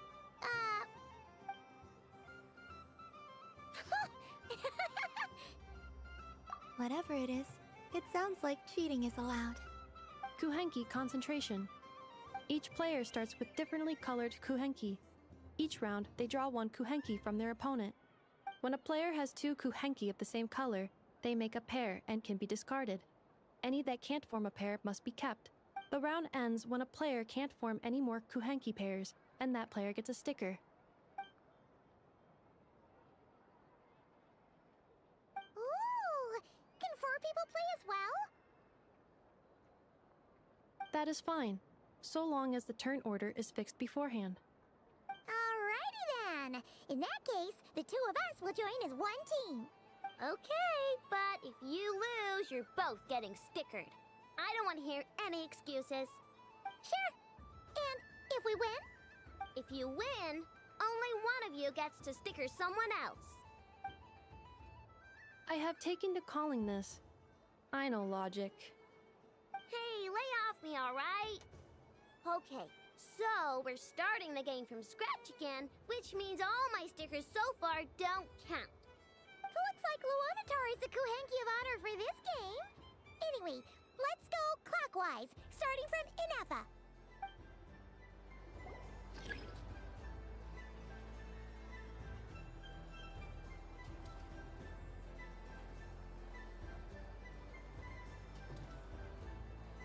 I think we chose the longest game for last.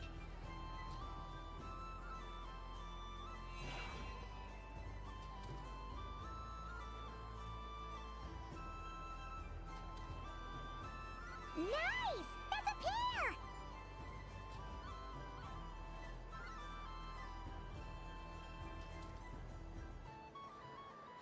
Go, go, fly!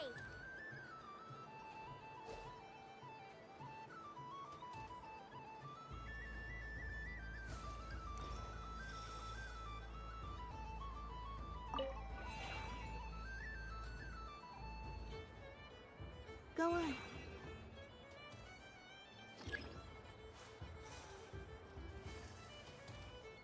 Somehow I think some cheating just happened there because I didn't choose a second box. I have a pair.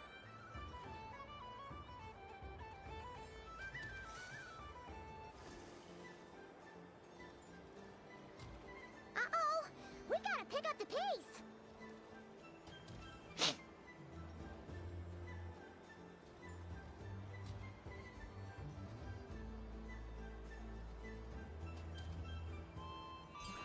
Phew, that was too close. I thought I was gonna lose.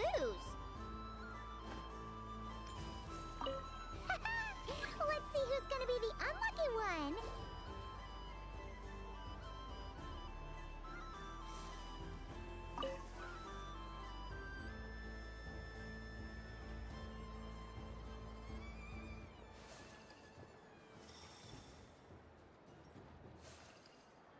Good luck, everyone.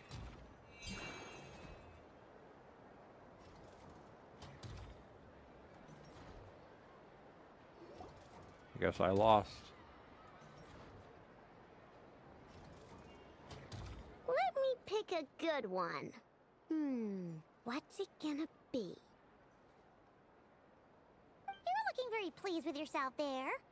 What happened to being a huge Grumposaurus? I won.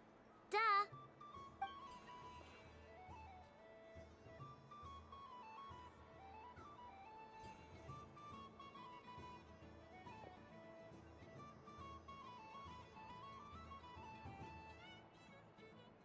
Oh, me again? Don't fidget too much, Ino, or the sticker's going to fall off. I don't care. If it falls off, it falls off. If a pair of Kuhengi get discarded, why not a pair of stickers? Huh? Huh?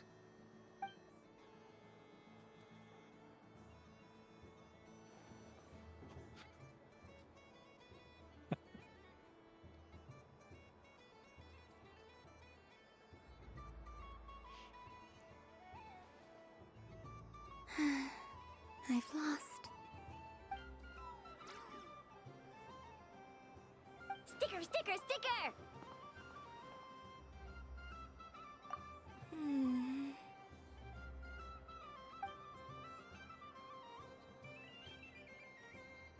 Cute! You think so? Shame. I can't see it for myself.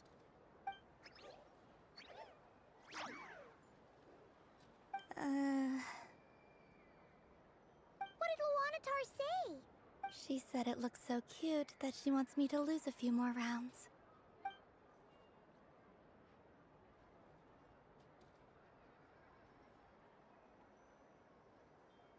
Who put these stickers on Paimon's eyebrows? Ugh, she can barely see! Alright, now, I think we got enough evidence to prove that there's a serious problem here. Yes, I agree as well. The culprit is... Inefa! Culprit? What did I do? Quit acting dumb, Inefa! You're not wriggling your way out of this one. I've been watching you. Not only did you remember whose side Luanatar started at, but every time someone drew a Kuhenki, you were logging it and calculating every last possibility. Which Kuhenki pairs were gone, who had what color Kuhenki in their hand, even our facial expressions. You were keeping track of it the entire time. Exactly! What Ino said! Putting aside the fact that running calculations is not against the game rules, do you have any evidence to support your allegations? But that's not against the rules either. So she admits it. She certainly does. Alright, everyone grab a sticker. It's time to get Inefa back. But... Take that!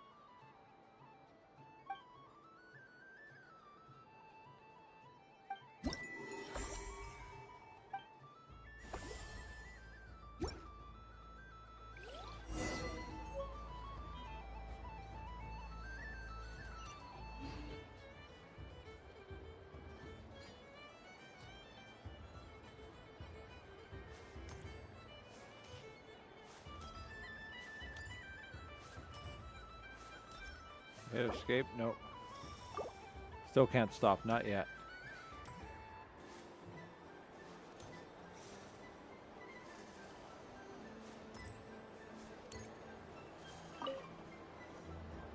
Traveler, Nope, she can't. She's blind. She senses things through Kavaki energy fields around her. Hey there, Kalamina! Are you done checking out the festive amusements already? Are you sure you don't want to look around some more? You might not get another opportunity like this for a while. right now, what I'd like to do is...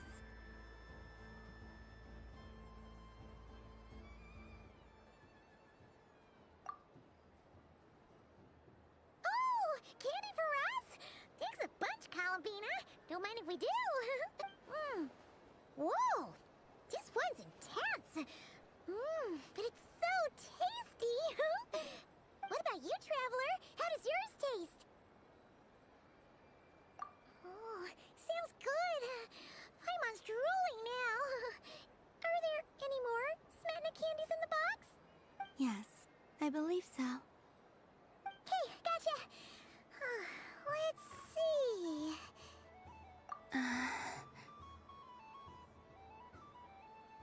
Sure! This one, and... Yep, this one looks right too. Okay, that's 3. Here we go. 1 per person. It's so sweet.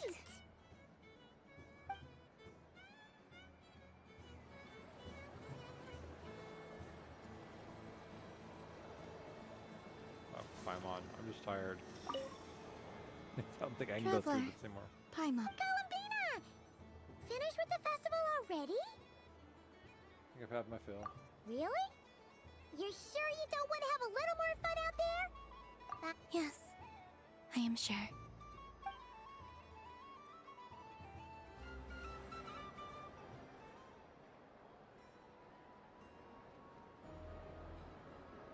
This was the most fun I've ever had on a moon prayer night.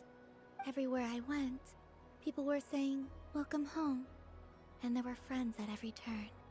I only wish it could last longer than one night. Oh. Yes, you're right.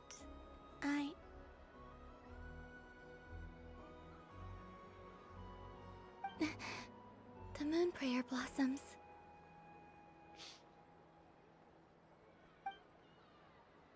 Ooh, look! Look! Moon prayer night has come.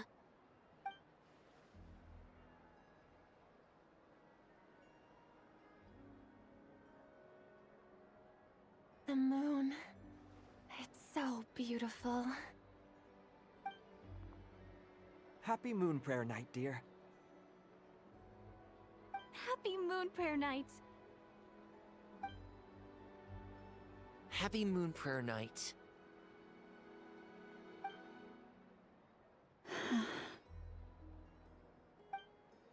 Aww. Huh.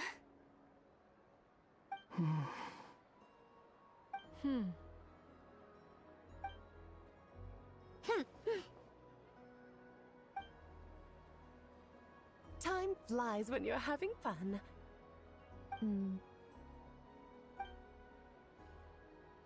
Oh.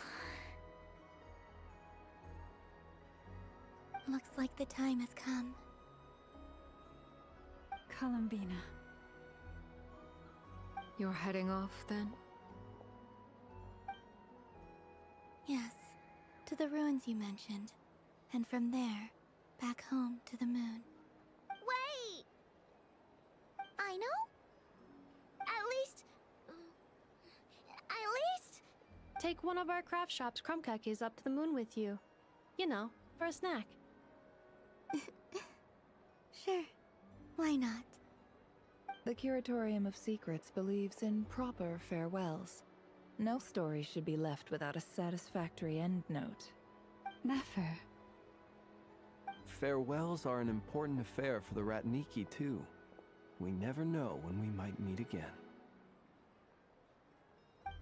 Haha! And here I thought grand farewells wouldn't suit tonight's mood. But I suppose friendly passion is not to be stopped, eh? We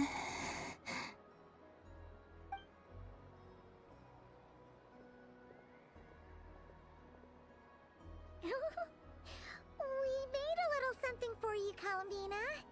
Ta-da! What is it? A Moon Prayer Night greeting card with drawings by all of your friends.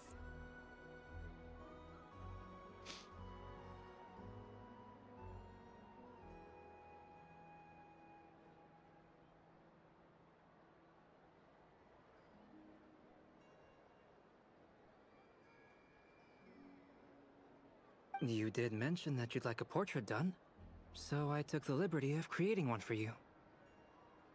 I, meanwhile, did the portrait of Mr. Albedo, and Mr. Varka did the same for me. I mean, I think my work was pretty true to life, don't you think? The picture of Ashru was my doing. The two of you seem to get along rather well. Wait, was I the only one who did a full body picture? That's so embarrassing. I did pictures of me and Anefa. I did my own portrait and one for Hat Guy.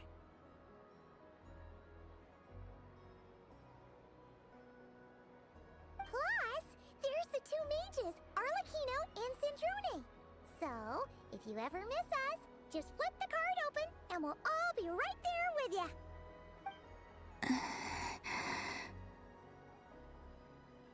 I don't know what to say. Thank you so much, everyone. This whole Moon Prayer Night was more than I could have ever asked for.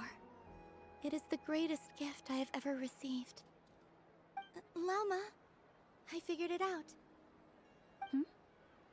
Figured what out? Remember how the Frost Moon Scions used to use milk as invisible ink to write hidden messages? That was a very long time ago. Oh, are you saying?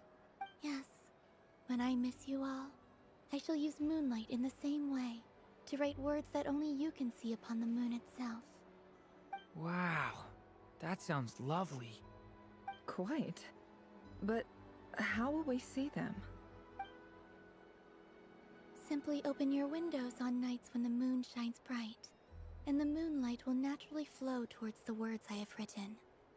That sounds most fitting indeed. Very true to form. I'll try to write them in places that won't disturb your sleep. I, for one, would sleep all the better for having read one of your messages before settling down for the night. Exactly! So don't worry about disturbing anyone's sleep.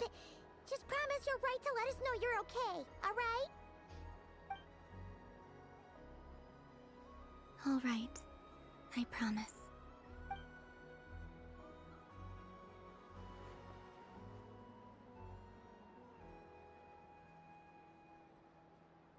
In that case, Columbina? I'm ready.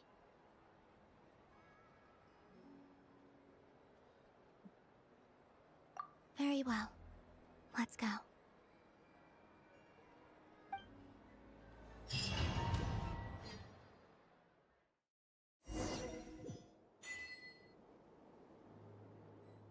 Is this it?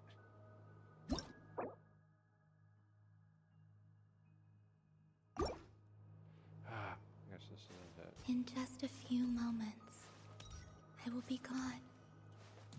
I still don't know what to expect on the moon.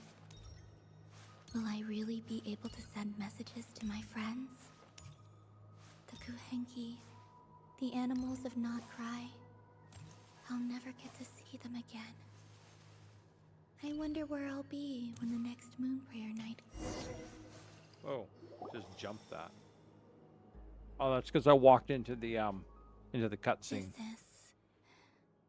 This is where the people of Hyperborea used to communicate with the moons.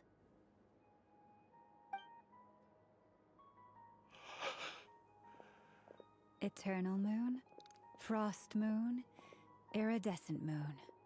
When the power of all three converge, I shall become Captain Planet. The gate to the moons shall open. Moon marrow preparations are complete. Only the final step remains. I'm sure Nasha Town is livelier than ever at this moment. Yeah, it's a shame you couldn't be there for it, but it's now or never, right? It's fine. I'm more than happy with this. My last piece of luggage. My only piece of luggage.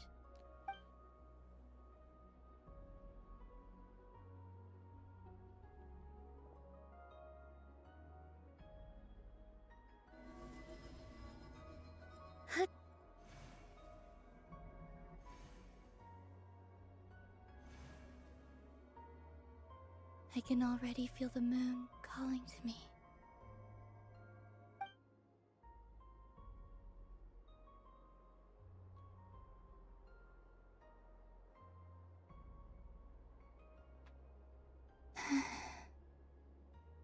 Your home lies on the far side of this light, Columbina.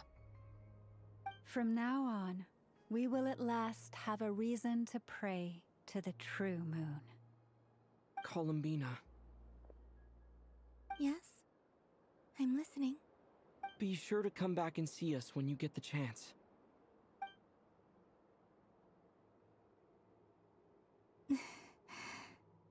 Of course. But if that chance doesn't come, then remember that you have friends on this planet. People who will miss Columbina. Yes, I will. Thank you for everything you've done for me. And remember, come night or day, the moonlight shall always connect us. Well then, farewell, my friends.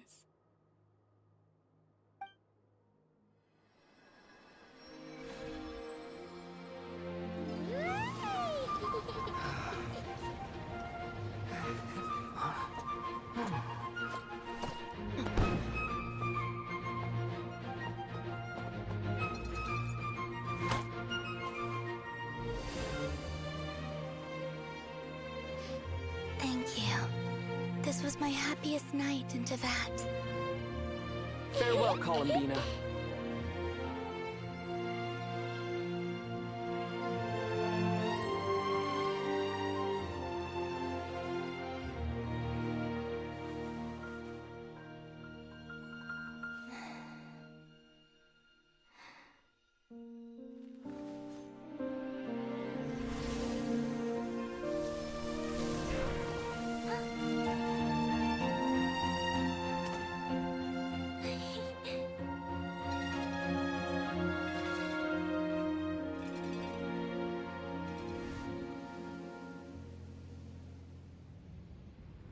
The moon really is closer than ever tonight.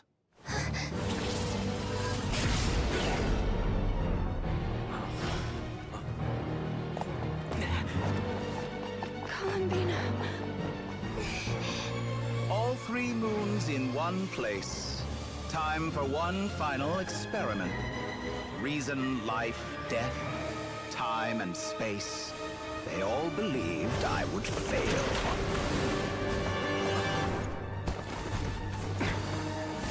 Yep.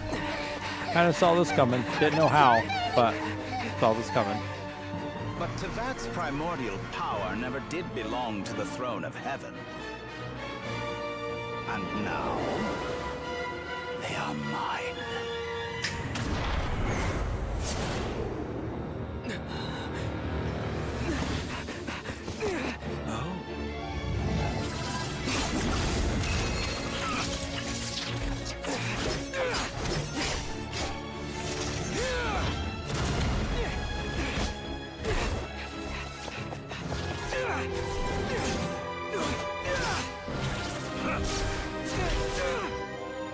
No, as long as I'm here. The Doctor is free to wield the 3 moons' power.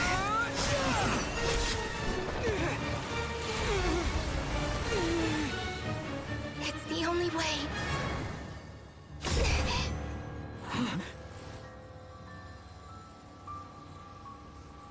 I guess I won't be going home today. Columbina! No!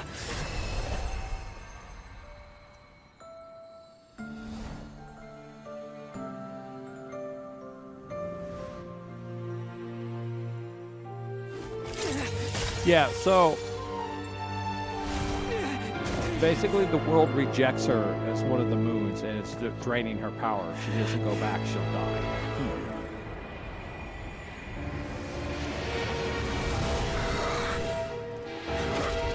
Stubborn world, do not try to control me.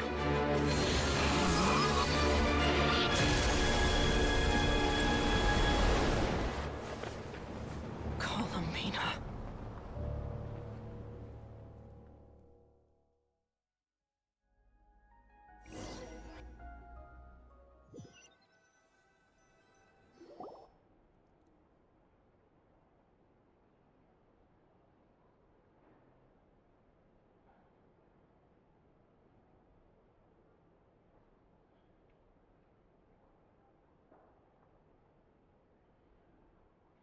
Are you all right? Do your wounds still hurt?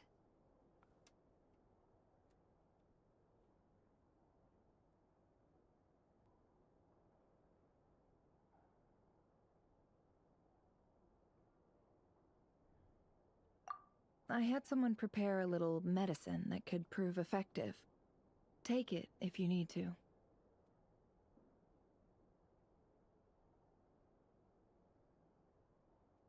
In that case, let me relate the contents of the call we made to Alice after the incident occurred. That Dottore is a crafty one. He distracted the Hexen Circle by creating a huge fuss at Tevat's borders. I'd assumed that the cause was an abyssal intrusion from the outside world, which in fairness is a rather common occurrence. But after learning that you managed to influence the phantoms in Nodcry, I realized that perhaps this interference could have come from within Tevat instead. But we weren't able to change their fates. True, you couldn't change how their stories ended, but you did build some variables around yourself. Variables? Yes. Things you heard that you could not otherwise have learned. Ideas that would otherwise have never crossed your mind. All these things are variables. Of course, most variables usually pale into insignificance with the myriad of possibilities floating around. But the moment you start treating them as building blocks and intentionally stacking them, that changes things. That's what Dottore did, and it's how he created the necessary conditions so that when you activated the portal tonight, it played right into his plan. However, we have no way of knowing exactly what he did. Yeah, we also need to ascertain Columbina's status. And that about sums it up. As I suspected, Dottore has disappeared completely. If it's any consolation, he wasn't able to control Columbina as he might have wished to. Oh no!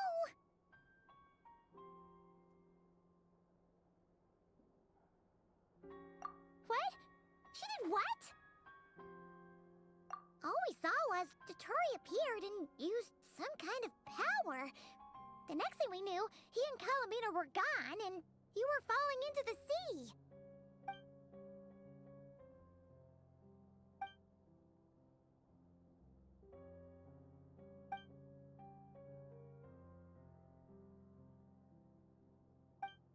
So, Columbina intentionally opened the Moon Gate and escaped into the same mysterious world as Rerir and Thalindis.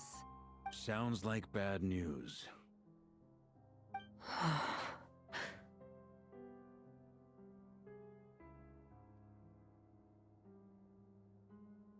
Seen in that way, the Trilunar Syzygy and Rerir's emergence, Dottore might have been pulling the strings in both cases. According to Miss Alice, he is attempting to transcend his destiny and finish an experiment that only a god might complete.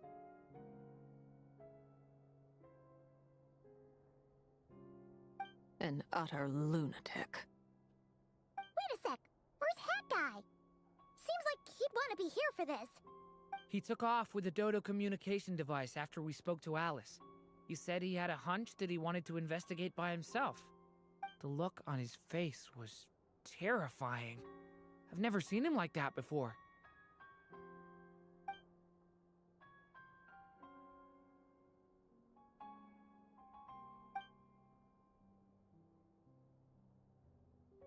I'm back. Hat Guy! I went to look for the Hyperborean phantoms again. I think I've gotten to the bottom of it. I got them to talk to Nicole on the other end of the communications line. Turns out, the history they describe is different from how Nicole remembers it. Really? But how? Surely Nicole can't have been wrong. Because the phantoms are the ones who are deceived. They speak of a savior who appeared in their history. One who never should have existed. This savior promised to create a new moon within the false sky, and even bring back their moon goddesses. Foolishly, they believed in him, and told him everything he wanted to know about the moons. It's obvious that this was Dottore's doing. Now you mention it, the first time we entered the Hyperborean ruins, we heard the phantoms discussing their history, and I remember Nicole commenting that something sounded a little strange. But Dottore shouldn't have been able to get in there in the first place. He didn't. Nicole said that this was an anomalous state triggered by disruptions in the causal connections between phantoms from the same era.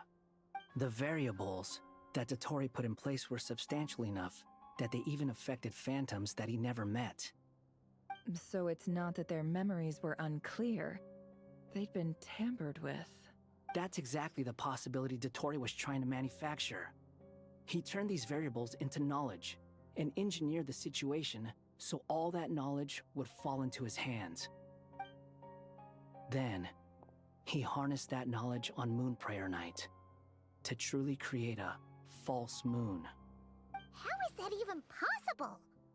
To be precise, he exploited a weakness in the way the spell works. The spell senses Kuvaki to detect the moon's location. So, as long as the false moon more strongly resembled the moon than the frost moon beyond the skies, the gate would teleport Columbina to the false moon's location. In other words, to Dottore's side. Once he had her under control, the teleportation spell remained active, and he manipulated her power to seize both moon marrows. At that moment, the moon marrows disappeared right before our eyes. It was already too late, even as we were leaving the ruins. By then, Dottore had already amassed the power of all 3 moons. So, where does that leave us? What do we do now? I'd certainly like to know what Her Majesty thinks, now that the concerns I expressed to her have come to pass. But we cannot simply sit and wait for her to decide the matter. And in any case, it is not the Fatui Harbinger Damselette who sees us as her friends, but rather Columbina Hyposelenia. If, even in such extreme circumstances, Her Majesty will not lift the prohibition on Harbingers drawing steel against one another, then I will do as my heart demands. I will fight as Peruware instead. Oh, Arlecchino! Time is short, so I'll make the first move.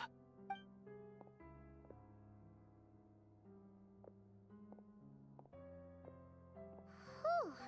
Even Arlecchino seems to be losing her cool now.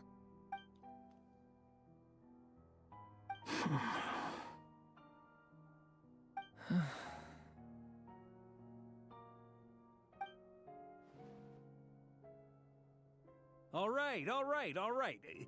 Lose those dejected looks for a moment and let me get a word in. It looks bad, I won't lie. Very bad, in fact. So Dotori's pulled some real dirty tricks to gain the upper hand. For now. And yeah, it's to the point where even the mages say that his variables have affected destiny. I'm not so sure, though. Many have told me that Tevat's destiny is fixed, and that does appear to be the case. Well, what makes Dotori so sure he'll be the exception? And since he was able to stack these variables up, who's to say we can't do the same? You of all people should not be discouraged, traveler from afar. This isn't over yet.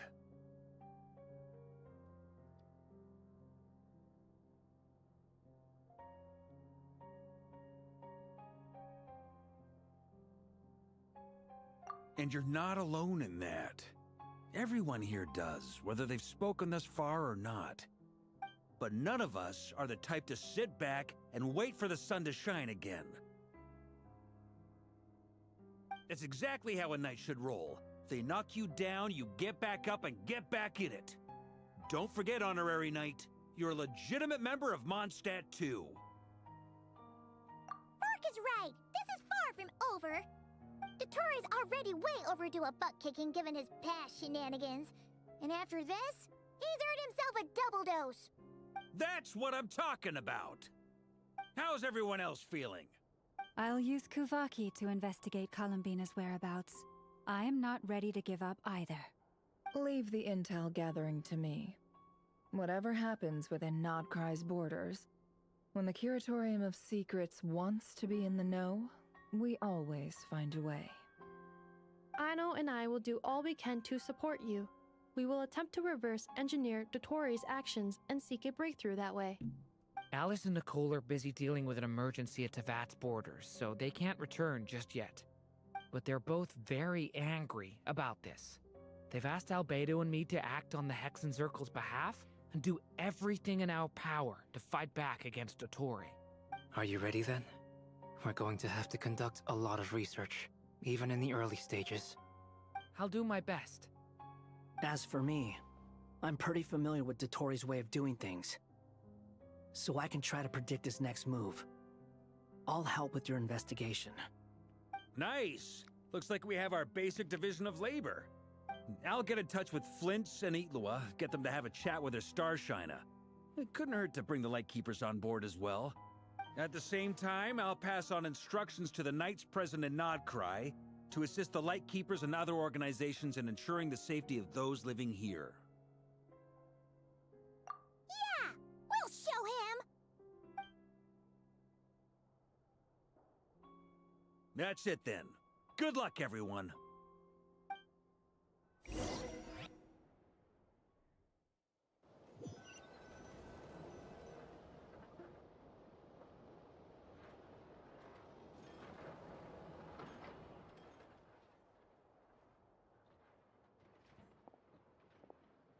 I never thought that Columbina would become my real name.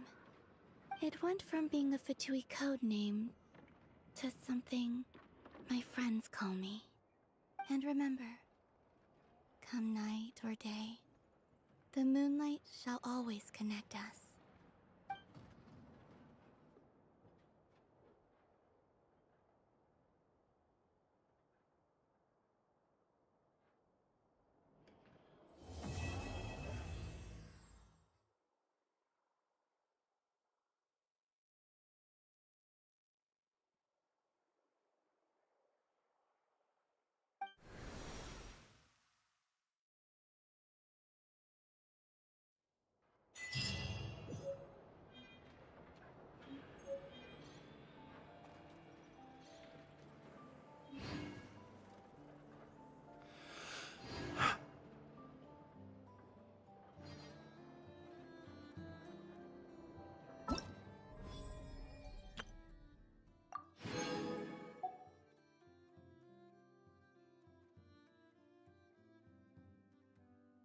At last. I got all my pinch ball stuff.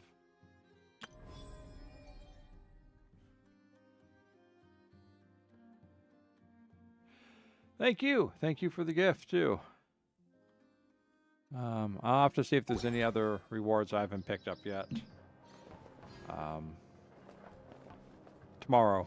But we finished this. We got this part completed, so I'll be doing my dailies and then hopping on to Minecraft. So thank you, everyone, for joining.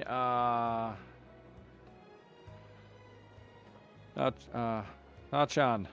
I'm sorry I gave you just really quick summations of what's going on since you came in at the end, but that's pretty much it. Columbina's pretty much she's not a creature of the world, she's a creature of the moon, a being of the moon. And due to conflicts in the past, the moons were rejected by the world, and it drained and destroyed their energies, the moon spirits, the moon goddesses. So she had to return someplace or else she would fade away and cease to exist. So that was the whole thing, was to give her enough energy back so that way she could go back to the last remaining real moon, and who knows what would happen from there. But of course, that was all set up for a big plot twist. So, and that's what happened. So, thank you for watching. Hope you had some fun. Rex, thank you for watching. Hope you had some fun. Rio, thanks for watching. Hope you had some fun. I hope school's everything. I hope your brother will do better. Will get better. But that's it. I'm going to wrap up because it's 5:30 in the morning, and these evil quests just take forever. So tomorrow will be Minecraft. Drop that off. But I'm going to do the quick close down now. So good night, everyone over on YouTube. I'm going to be shutting YouTube down, and then we'll be doing Twitch right after that. So good night. Thank you for watching. If you have any comments, go ahead and set a comment in the description. If you like the video, please hit a like. If you're not subscribed and you like to subscribe, go ahead and hit a subscribe. And thank you for enjoying